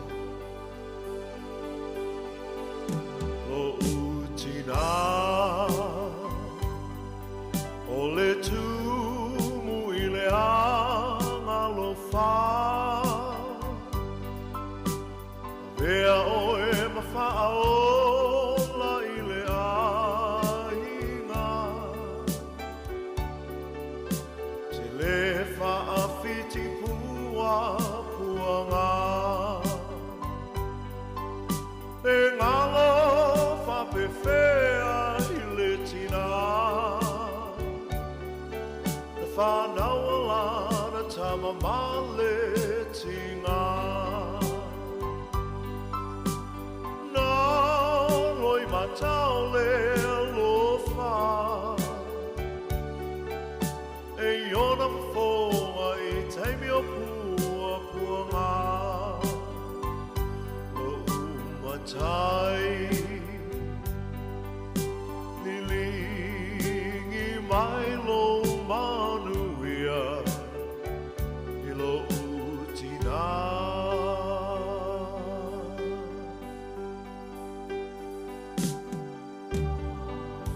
Tina ea. Pangale tele o loa lofa. Sa e tausi, whaalawalawa, ma whawhanga I au ina I o wola. O le nei o mawaile nei sa o le tonga. Ai pangale alo wa lea ma lo vai vai. Tina ea, ia e alofa, whaamanga mai. E lena tai lona lofa. Ai tuina te foi lona ola. E whetai ai e puanga. Ai le whaafiti ai le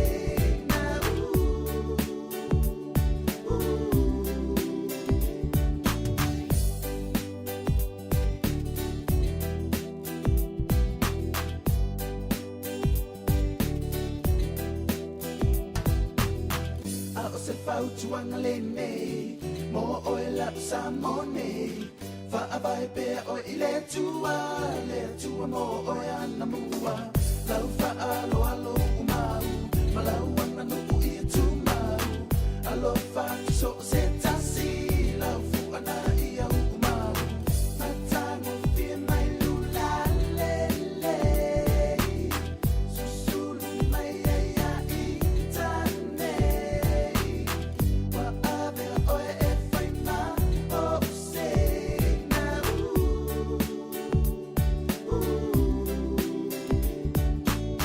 matango fie mai lula le le susulu mai ia i tane wa ave o e fai ma o se na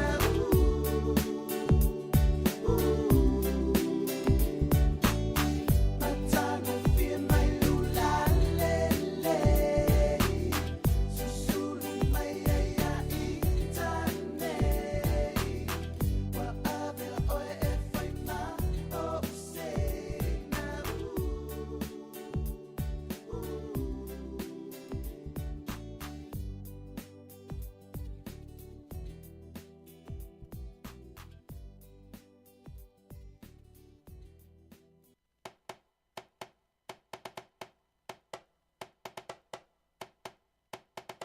Sivala ia masisio nima pese fia ia na viinga le faaola tanga ia amai faafeta Yesu ila ualofa o te pese mafa ane ene tau tau pelo sili sili ese le mana mea oi tu mau pe oi lau pele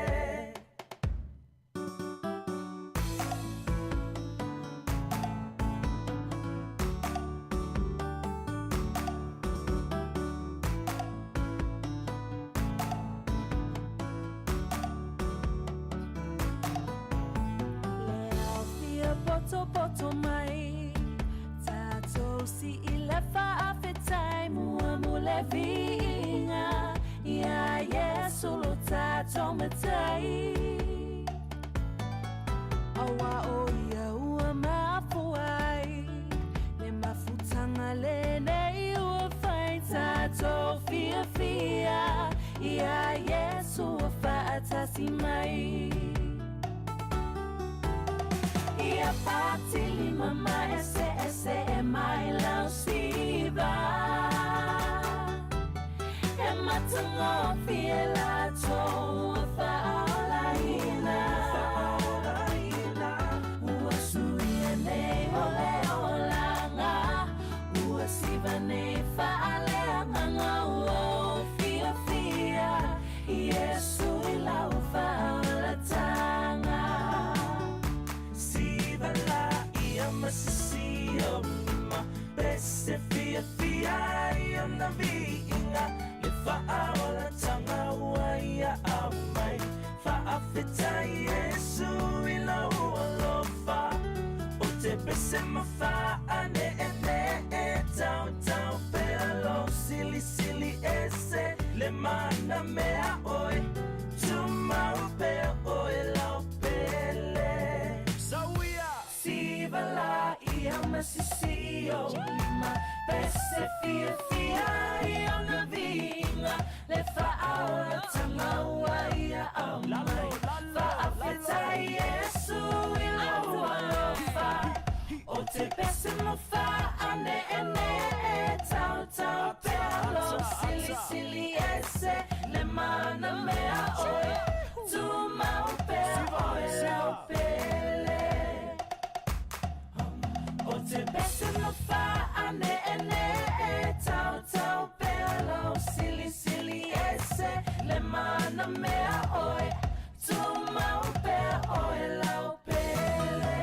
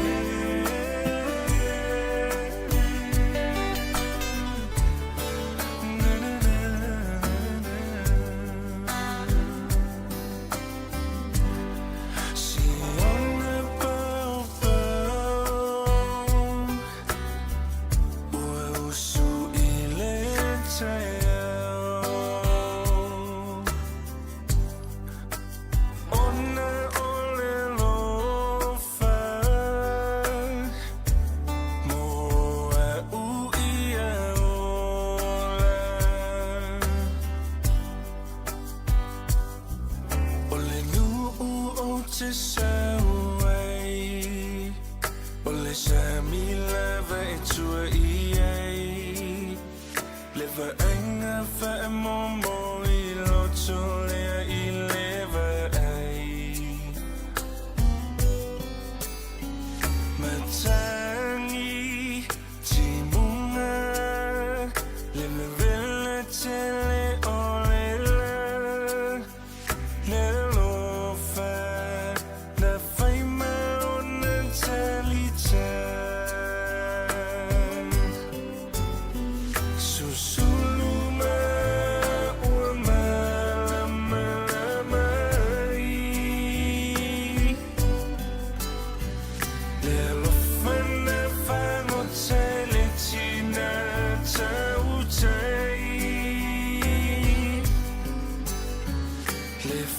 to Salulu, Maloi Mata,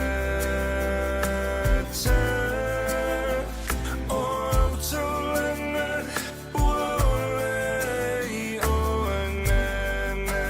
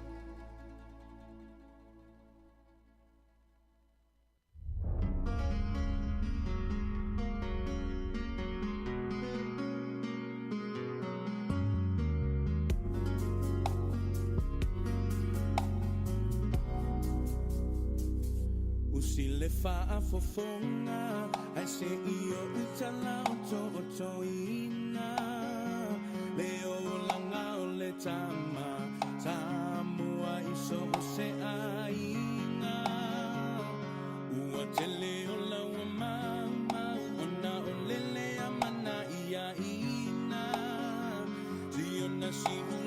Taule langona ufitia ifao sosonga Fofola nelo fala Tala tala onga fau faunga E mala mala mai Ala uma mole savalina O ala manifai na tape Taya po I o ele matangi Maua alo fa atua tua Alue male fa amaoni Awe tama samo Mai tato Fa atasilo tapau pao Ole folo waile faya to atasi Awa ole atua la vale tau tai Alo la ia yo fai watu fili male tau tua ina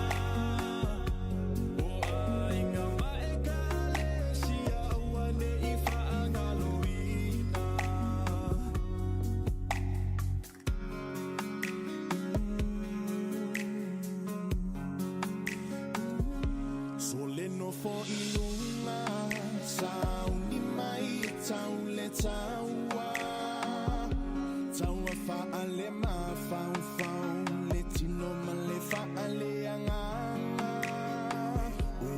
o se usomoni mana tua o e itaini uma e ui inava I vasa e felo a I italo sana Mana tua lau tu savali male tau tala E faali ai o inga tau sa afia mata ata Sulu lo titi pale lo ulu ma esa asa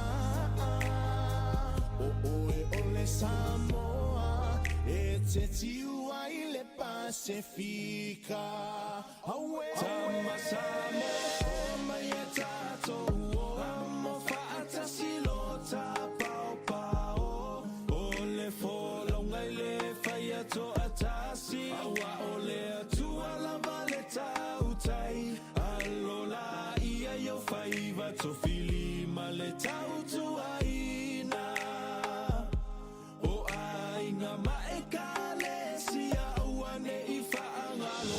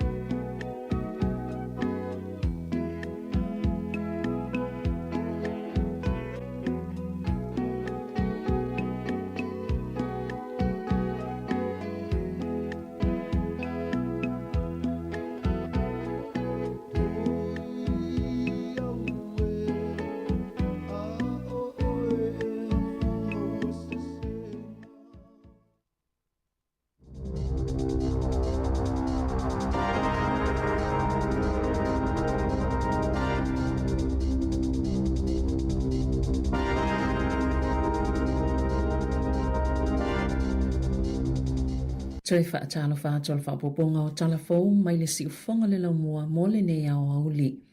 Ua whaasala ina le wafu ine le sonio na o stangata whai ngā luenga sailunga o sepa an la upusa o loa na pa ui le sami mai se maualunga beto sama le se fululua mita. Ona o se papui puhi tua o le waana leanga na whaasala ina le kampani le se lau se fulua whetala. Ma whaatonu ina fo i e tatongi le 5 whetala ona o afianga o le tangata whai ngā luenga sa whaalia le tau le ana tupo e le whaanavlavi ilana mo le mau le whaamasnonga i le asoa na nafi. Lona whewhetele ma ua matua afia lava o na langona ona o le whaanga solonga le mata upu i se taimi mo le muliane e au fia i le ai o se tasi na i loa le taimi na pa ua i le sami po o se tasi fo ina wheso fesosoni atu o le taimi na fesosoni e lau e se aipusa o loa le ana tupu ai le whaalawelave na i oe le Port Nelson Limited i le molianga sa whai ei lalo le tulafono le Health and Safety i tutono whale whai ngā luenga.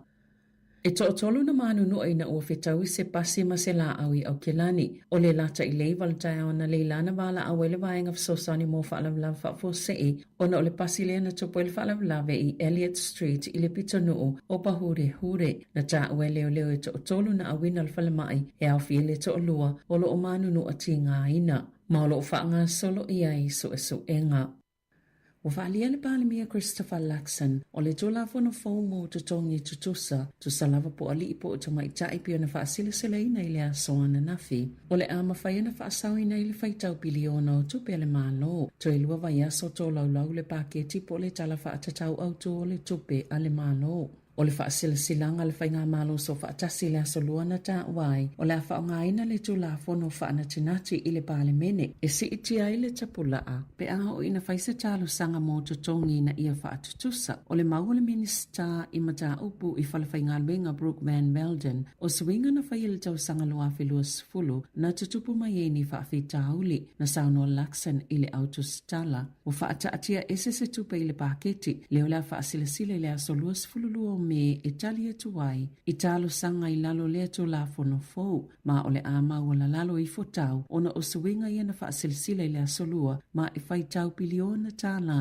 tupe ole a whaasau i nai. Na sauno fo i le pālemia i lona manatu o whaasau ina le minista le whaitau piliona o tupe ale au whai la fonga i lalo le to la fono fou le pei equity o so se talo sanga lava o le atao fia a e tatau ana toi amataina i lalo le tapula a fou ma e tolu se lau tolu sfulu tolu talo sanga o lo iei le taimi nei o tao fia nei ona o le to la fono fou. Ua mana o le vaenga whaia le National e whaasata mai ti lalo le taisfulu ono tau sanga le mātutua mai upenga ofisa o tainga po le social media e ala i le whaamalo sia o kamupani ina ia whaongani vaenga i loa ma whaamao ni ai o lātou tau sanga pe i tae mo le taimi nei e le o se polisi a le malo ona o le pili ua whaatuina e se whaipule le tamaita i o Catherine Wedd o le National ai langalango ina le taita Christopher Luxon o lo muli whaataita inga Australia e sanga i kamupani i te tele ofisota inga i lungo o wala whaate konolosi na sauno le palimia e fina ngalo e muli ane tau ave o se pili al whenga malo ona e vaveai ona pasia e avea matola fono o le taimi nei e leo o se polisi po o se tula fono o lango ina ele malo ma e whaafina wina pe a whai e se i mai le pālota. Na sauno le tamaita i whai pule ana le tula fono tau whaaufi o le taimi nei e leo ieni tu unga o whaamalo sia wha le tula fono i whaamao ni ai o se tangata ua ilunga to le sifulu ono tau sanga le matua. A o le i mawhai ona whaatanga i tatala upenga of sota inga ilunga le interneti ma lo o whaataitai i le tula fono a au se talia. Na a fiele pol kalame o tau mawhawhana wa o ngai whaafitau le pei o le tuwai e yei mea ai le whaatasi o na whai. Ma ele mau fo ile soifua malolo ina inisi o tau mawha ile tau sanga taluai pe o na lipoti ai. Mana whaasilsile le ofisa lo ia sili. Se fofua ngai whai se so e ngai lea pol kalame. O na ole tula ngai whaasea talua na amata suinga fo. O le au fia ai le matanga luenga wa o ngai lea fofuanga. Ma le whaataunu unga le kone karate. I lalo le whaatinonga o teunga a David Seymour le taitai o le Act. Na whaalia le ofisa lo ia sili. Wa whaiana la tau whai unga su e nai le mata upo. O na upopo le ngai le ngata o atunga lunga o lo langalanga. I lunga au nanga whaasala lau. Ai whaapea fo i mapopo lenga o lo o tu usa o atu. Na whaamawina le tu ina ato le matanga luenga i le maasino o ke topa le tau sanga taluai. O se kone karate i lua tau sanga i le School Lunch Collective e whaapea valus fulu 5 miliona tala i le tau sanga. E ta i tolu tala i le lunch po le tau mawhai tasi. Sa lipotia fo i le tu atu le matanga luenga. O le isi valu te sima le 1 miliona tala i le whaala potopotonga mo tau sanga iwa ma isi tamaitia o ngā mātutua. Pei ona lipotia ai i le leitioni o sila. Ua whaia le komisi mo pisinisi ni mo lianga i whaasanga le Woolworths, New Zealand, ono tua inga ili le sa o tau o loa, whaapea ma whaapitoa tau whaasise. A tonu ua solia ili tu la fono whaatawa inga tala whea ngai, na whaalia le maasino te semal tau sanga taluai e le komisi. E ni mo lianga e ese mai o le a whaia whaasanga le Woolworths ma supermarket e lua a le pack and save, o le sa o le tau o loa o se aia tau le al tangata whaatau. E te tele ma tele whainga whaapisinisi a supermarket tele e te tauna inivesi le taimi matau mawhainga ina ia sao le whainga o tau ma whaalawi loa o ala tau o loa pia na whaalia le komisi na sauna o le sui taitai fono Anne Callanan na ala o na whaimo lianga ina ia whaamanato atu fo i isi supermarketi uma. Tūlanga uma e te tau o na whaatinoina na tā ua le Woolworths o lo ngā lulue whaatasi ma le komisi i le suenga o lo o whaia i lea mata upo. Na tau mawhaisa tau le ai ave whaamalo sisa tamaititi a onga tūlanga luai au kilani a o sawa vali tamaitile a inga mai lea onga i lea songa fua i se pepa o whaamatalanga i lunga o penga of sota inga a le pule a onga Roundale School i Manurewa o Kalva Sau. Sa tau mawhaisa tau le ai ave whaamalo sisa tamaititi e tatono la na taavale e le ese mai lea onga na laki ona na yeini mātua na whaasalave atu. Mawave o na sola ese le tau lea na tau le tamaititi o na mātua malongo i nai lua lea onga au le i whailua i nei leo leo o wha ngā solo suenga leo leo le taimi nei ai uauna ia le pulea onga mātua po o tamaiti sa muli mawina lea mata upo ina ia whailua i leo leo pe whaafisota i foi ma whailua le numero le mata upo o le pi o ono lua wha 55 tolu waluono.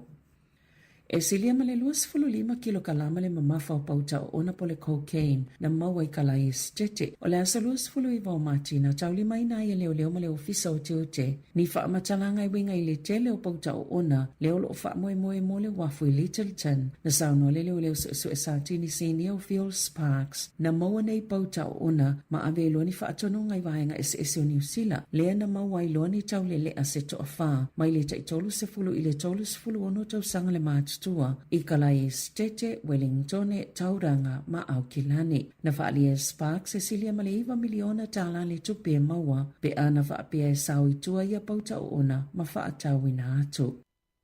Ua sauni e na whaiele ata tifanga New Zealand le tina e avele ata i Amerika. Mai le o avele tau whaamata o le Presidente Donald Trump ili si itanga o la fonga o le a whaavai aila lato fuafuanga na fola e Trump. E se laupa seno le aia si ia ilunga la fonga o ata tifanga umalava e pu e mawhai e whafuato Amerika. Peitai e le teleni au ili ilinga pe whaapefeo na whaatino lea la fonga na whaalia e Trump. Ua vave na whaititia pe mate kamupania o ata tifanga a Amerika. Ona o whaamama avenga po incentives si olo o foia tuno o i fafo e whaatosina atua ile au whai tifanga ma o se tau whaamata o telelea ile pui ngolo na tuno. O New Zealand leisi a tuno olo o foi na atu ia whaamama avenga. Olo o pa ua ile whainga o ata tifanga i te tono lea tuno. Mai whai tau se lau miliona ta la. Peita ina whaalia Dan Higgins o se tasina whaia lea ata tifanga o le tina. E iaila la tau whaalinga i LA i se taimele masina nei. Ma o lo wala au liai i lātou e whaia whaasala launga o e whaia whaalauloanga e mai mua i le ata ma whaalongo i le longolongo au le ata tifanga le tina i New Zealand whaapea ai ma au se tālia.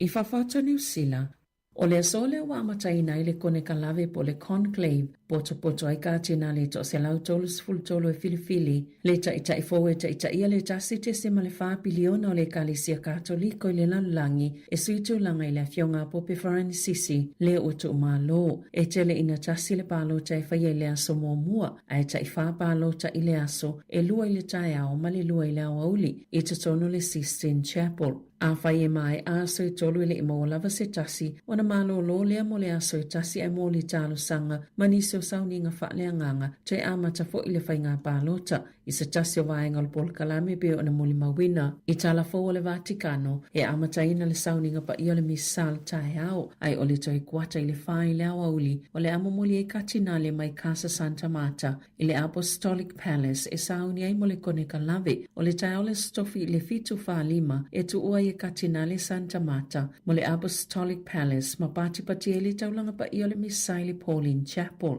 ai i le 15 e te eleiva le tae au e whai e se talo i le Sistine Chapel ma amatai loa la lātou pālota. O se taimi whaatulanga ina pe ona whailo le polo kalame, pe to so le afa le sefulu le tai au, e wa ai le aso pa e pae po le uliuli, ma le te au le sefulu lua i le awa uli, ona wha ngā solo i leo isi fuafuanga pe awhai lava i le imaua se tasi. Au le itu ua e kātina le Sistine Chapel, e susunu uma pālota i se o ngā omu, le na ulua i wha o ngā ina le kone kalave o le tausanga ta siva tolu wiva, o le tausanga i lua afe ma le lima na wha apipi e se isi o ngā omu mai fisota i ma le paipa po le chimney, e ilo atu mai le wha tafa whao sa ngā to pe telo, a whai ele i mau se tupu sa o na lanu liuli leo le asu, e a whai e maua pea mai al pālota kātinale, o na wa aia leo le asu lanu pae pae. E te tau na ausia le lua vai tolo pālota, e mawhai o na filifili, ma mawai le tupu sa fou, o lona winga e te tau na maua le valu sifulu iwa o pālota, mai le to se lau tolu sifulu tolo kātinale, ina ia mawai se pope fou, o lo no fatatalo le kāle sia, a o alo atu ta ita ia fili se tasi, e sui tūlanga ia pope farani sisi.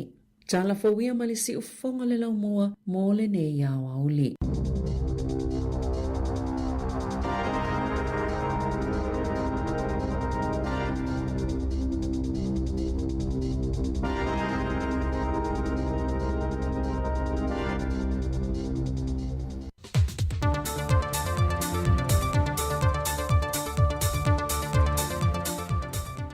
Sai whamarua le tātou tanu o, ano mai le isi wha o poponga le neo tala whau mai Samoa o se mai le whaafonga.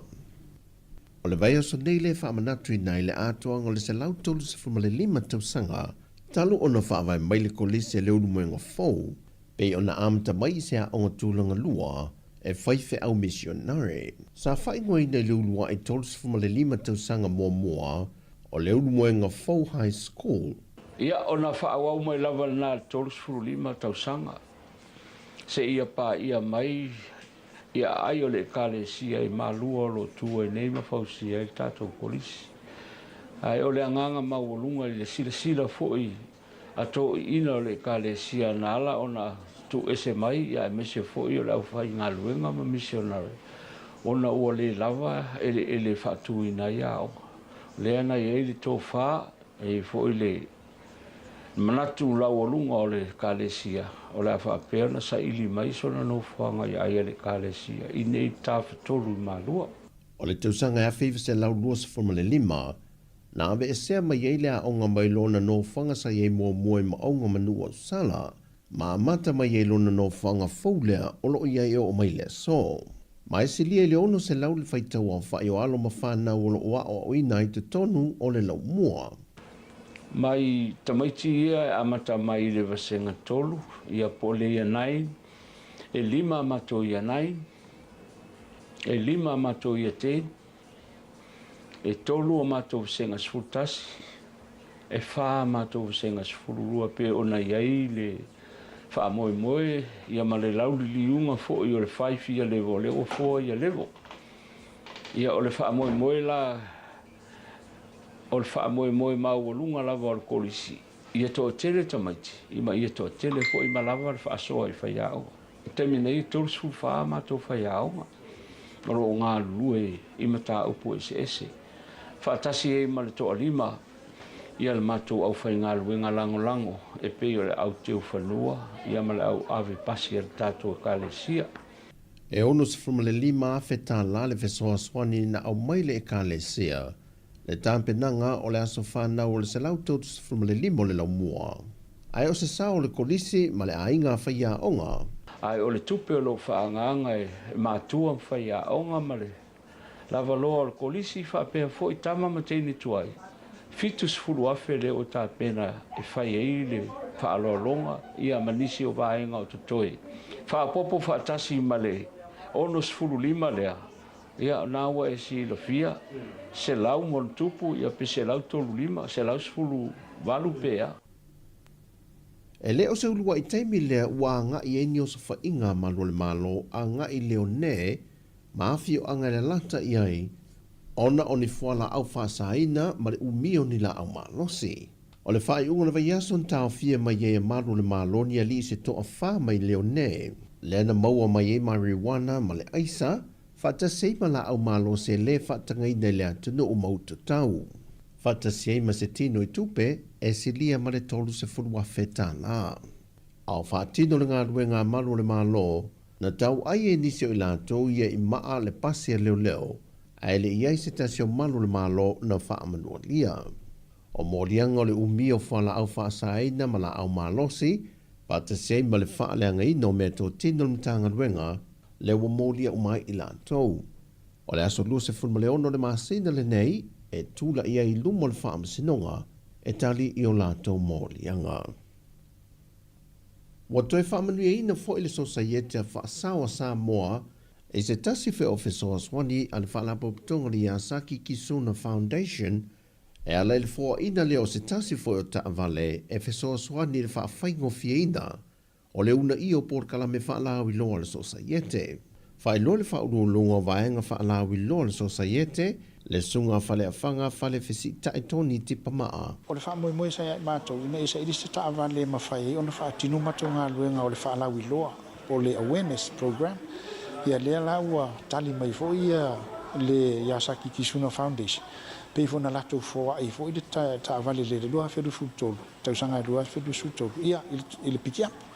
Lea la mo fen fa tino nga luenga leo I tu le field fo le fa isu enga ia me te tonu se fa nga le le mo ma to le la ia awa o le temine o le I ma to workshop se fa ai o le o I tu ia e tausu e ta vale rent ta vale ia ele mo fo ia no isi pe on tanga luenga po no fa na tu a le nga fa time na awa o le la ma fa no fa tino ma to nga luenga ia e fa awa ia tu lang fa la wilo ia tu I le no ma fio anga ia ai mesi a fo ile tamo fainga le ia whaalawi loa ia onga awai o le alawe mai tauina ia lo ia ia le tā uo ma tā upu ia whasusio mai mesi a le olo whanatura. O le sosaiete o whaasawa sa moa o lo una ia porkala me whaalawi loa o le pui pui o leo le seo manga ma a fia ngaunga o swing o le tau. La tau te whaalawi loa ina fo ia a fia ngai le vao matua o iniseti ma manu whaalafua. E meise o le pui pui a lea o tūlanga o le whaasao o loa a fia tele e whisuia inga o le tau. E tō lua alo lea tunu o mai au si ua mea mamafa sa moa na te liu mai iso e ngā siampini le laulangi sa whaia le Peru ma pine sa wha manuia ina ai. Whailo mai e le whaia aonga le au si ua mea mamafa sa moa tu au Pepe Jerry Warwick e lua pine si liva tasi le pine apa me mea mani matati ana whaatuina I la ua ia. O le tamil sanga leo so ngā siampini le vaenga o televou le laulangi. Whai loe tu au Pepe e tolu matati ana whaatuina e Emmanuel Ulumasao ai ole tamaita ia se ine Star Wars na whamanu e ina pine se liva e lua ma le pine apa me mea tasi. Ma wato e taliu mai I le vaiaso le nei le atano ia alo e to lua o Samoa. O tala fawia manuia tele nei aso whaasoifoia.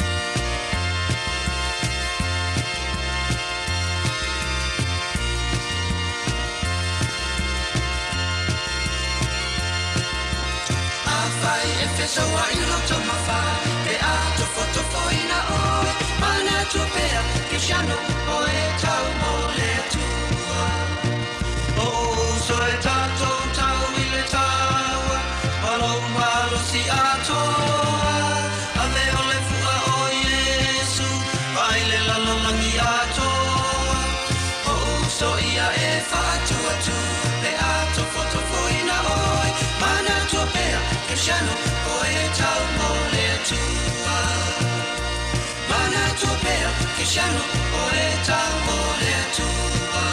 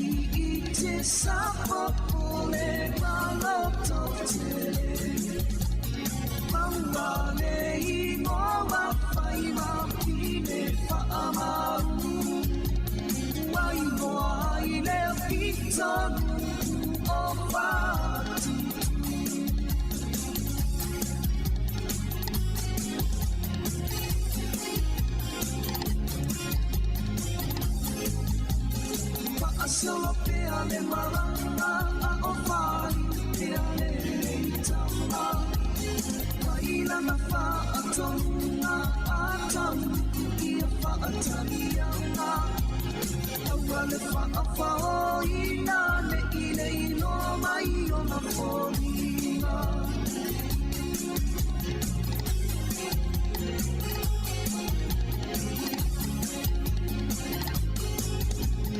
Malito umasawi mai ole atani la masua Nanilo ilo no pinangalo se paala velame oli se paala Talai mai no le filina maua solo le alofa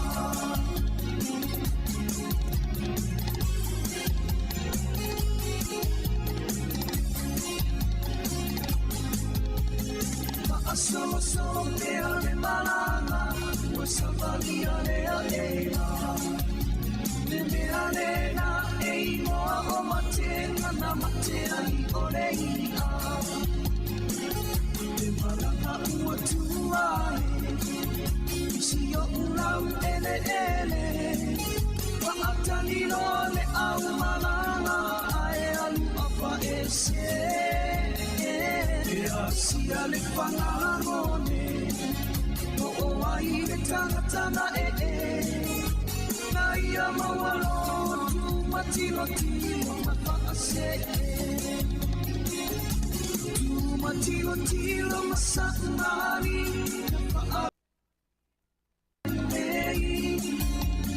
Ulo le sumarai Matoe po I paase I le sami Afua se iona maaya ole ua mutalali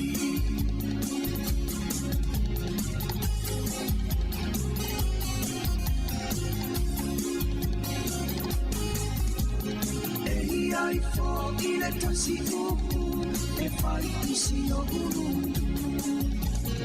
Ei ai oni mea o tatoe o oni toe o samole Mawatu olehia Watoe aina ohuna Akuamu maano tanu le whaatamana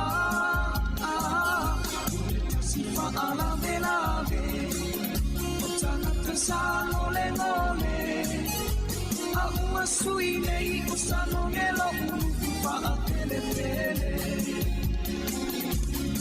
Matilo tilo masaumani Wa'amela ina le langei Ura le suawai Watoe mo I wa'ase I le sami Ai wa'akua se iona ma'aya ole ua mutalali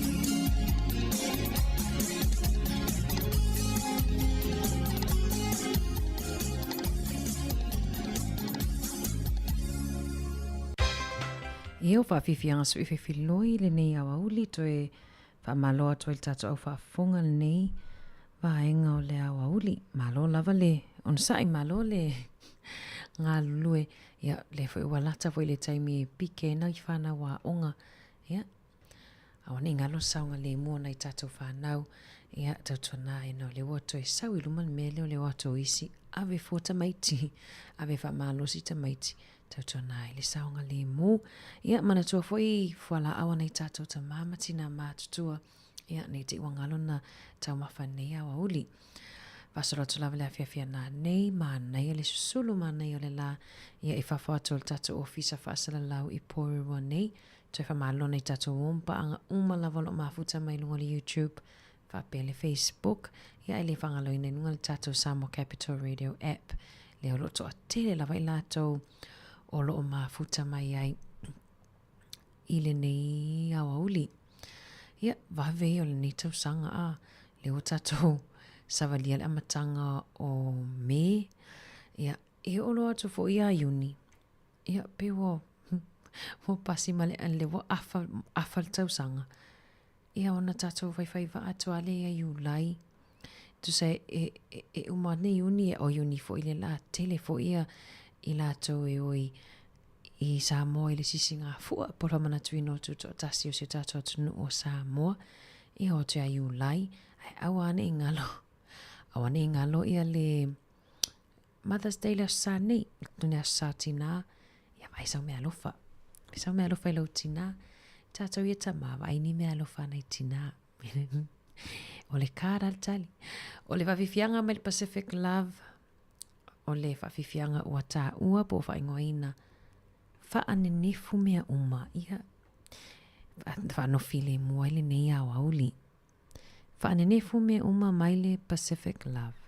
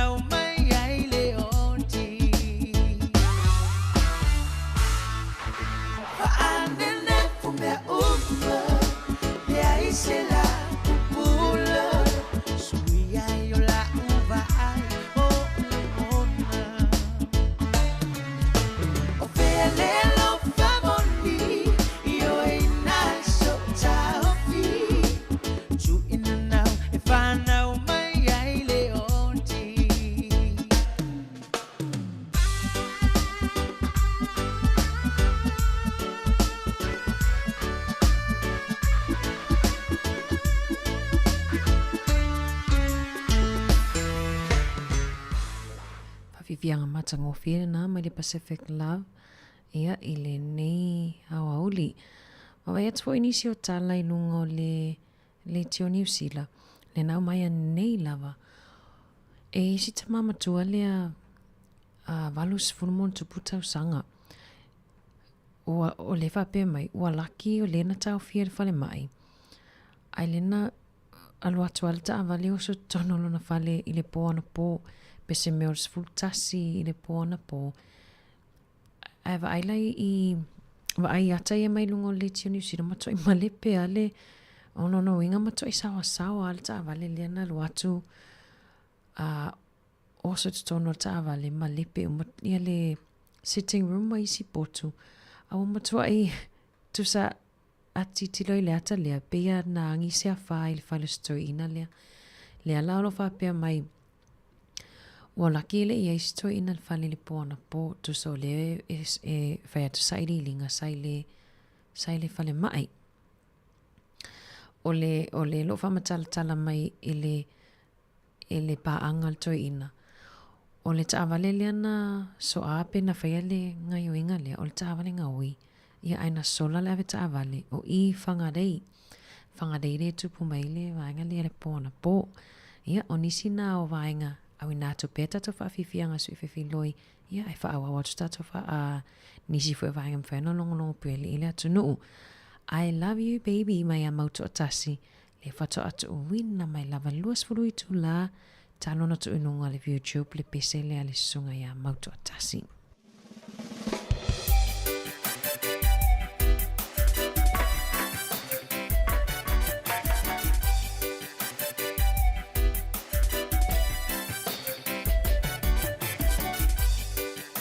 Words can describe your beauty. La upele I'm your truly.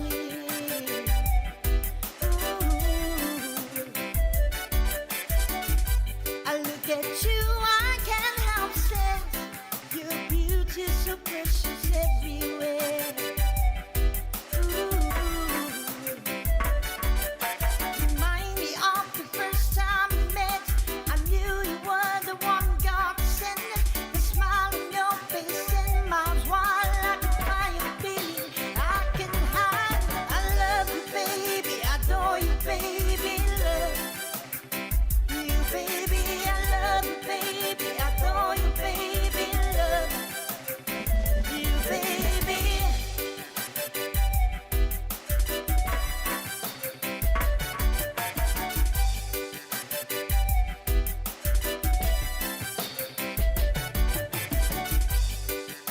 I love you with all my heart.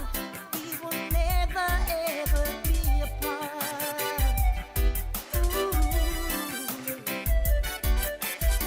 And if I had a power, I would stop the time. And forever, baby, you'll be mine. Yeah. Yola wutu suama lie. Siola ulu ete matangu pie. Na yofu ponga acha. Tusina ile tele tama. Chelo faya chelo faya La upele chelo faya chelo faya La upele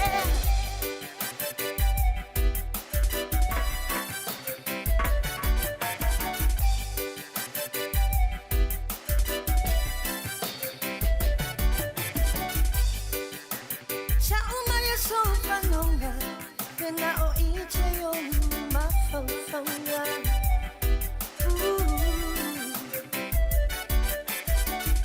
Sa pielo ina na iyong manatu O ita ewa malolo fatu Kimauchi no along fa amaoni Wana o ita se iyo oleoti Ni mao lumalo matelaina Asau se aso epa alwaina I love you baby, I adore you baby, love you baby, I love you baby, I adore you baby, love you baby. Ei whātunga whātamamatu. Ia ele nei awa uli whesusu ia toi fo ia tātou musika. Ia ele tautua tiu whonga lau mua. Po ole Samoa Capital Radio whamalo pe whapea lena mafuta mai lawa le tae au. Ia se ia pa ia mai le nei waenga o le aso. Tolu ia i lato lo whaatoto lia whale mai. Ia ina wa whito ai se pasi ma se la au. Toa lima i lato na whaina. Ia ai toa tolu i lato na awe le whale mai. O toi o kilani le tupu mai le whalawe lawe lea i le tae awana le la. I le pito nuu le tau o pahure hure. Ia i le awala e tau Elliot Street.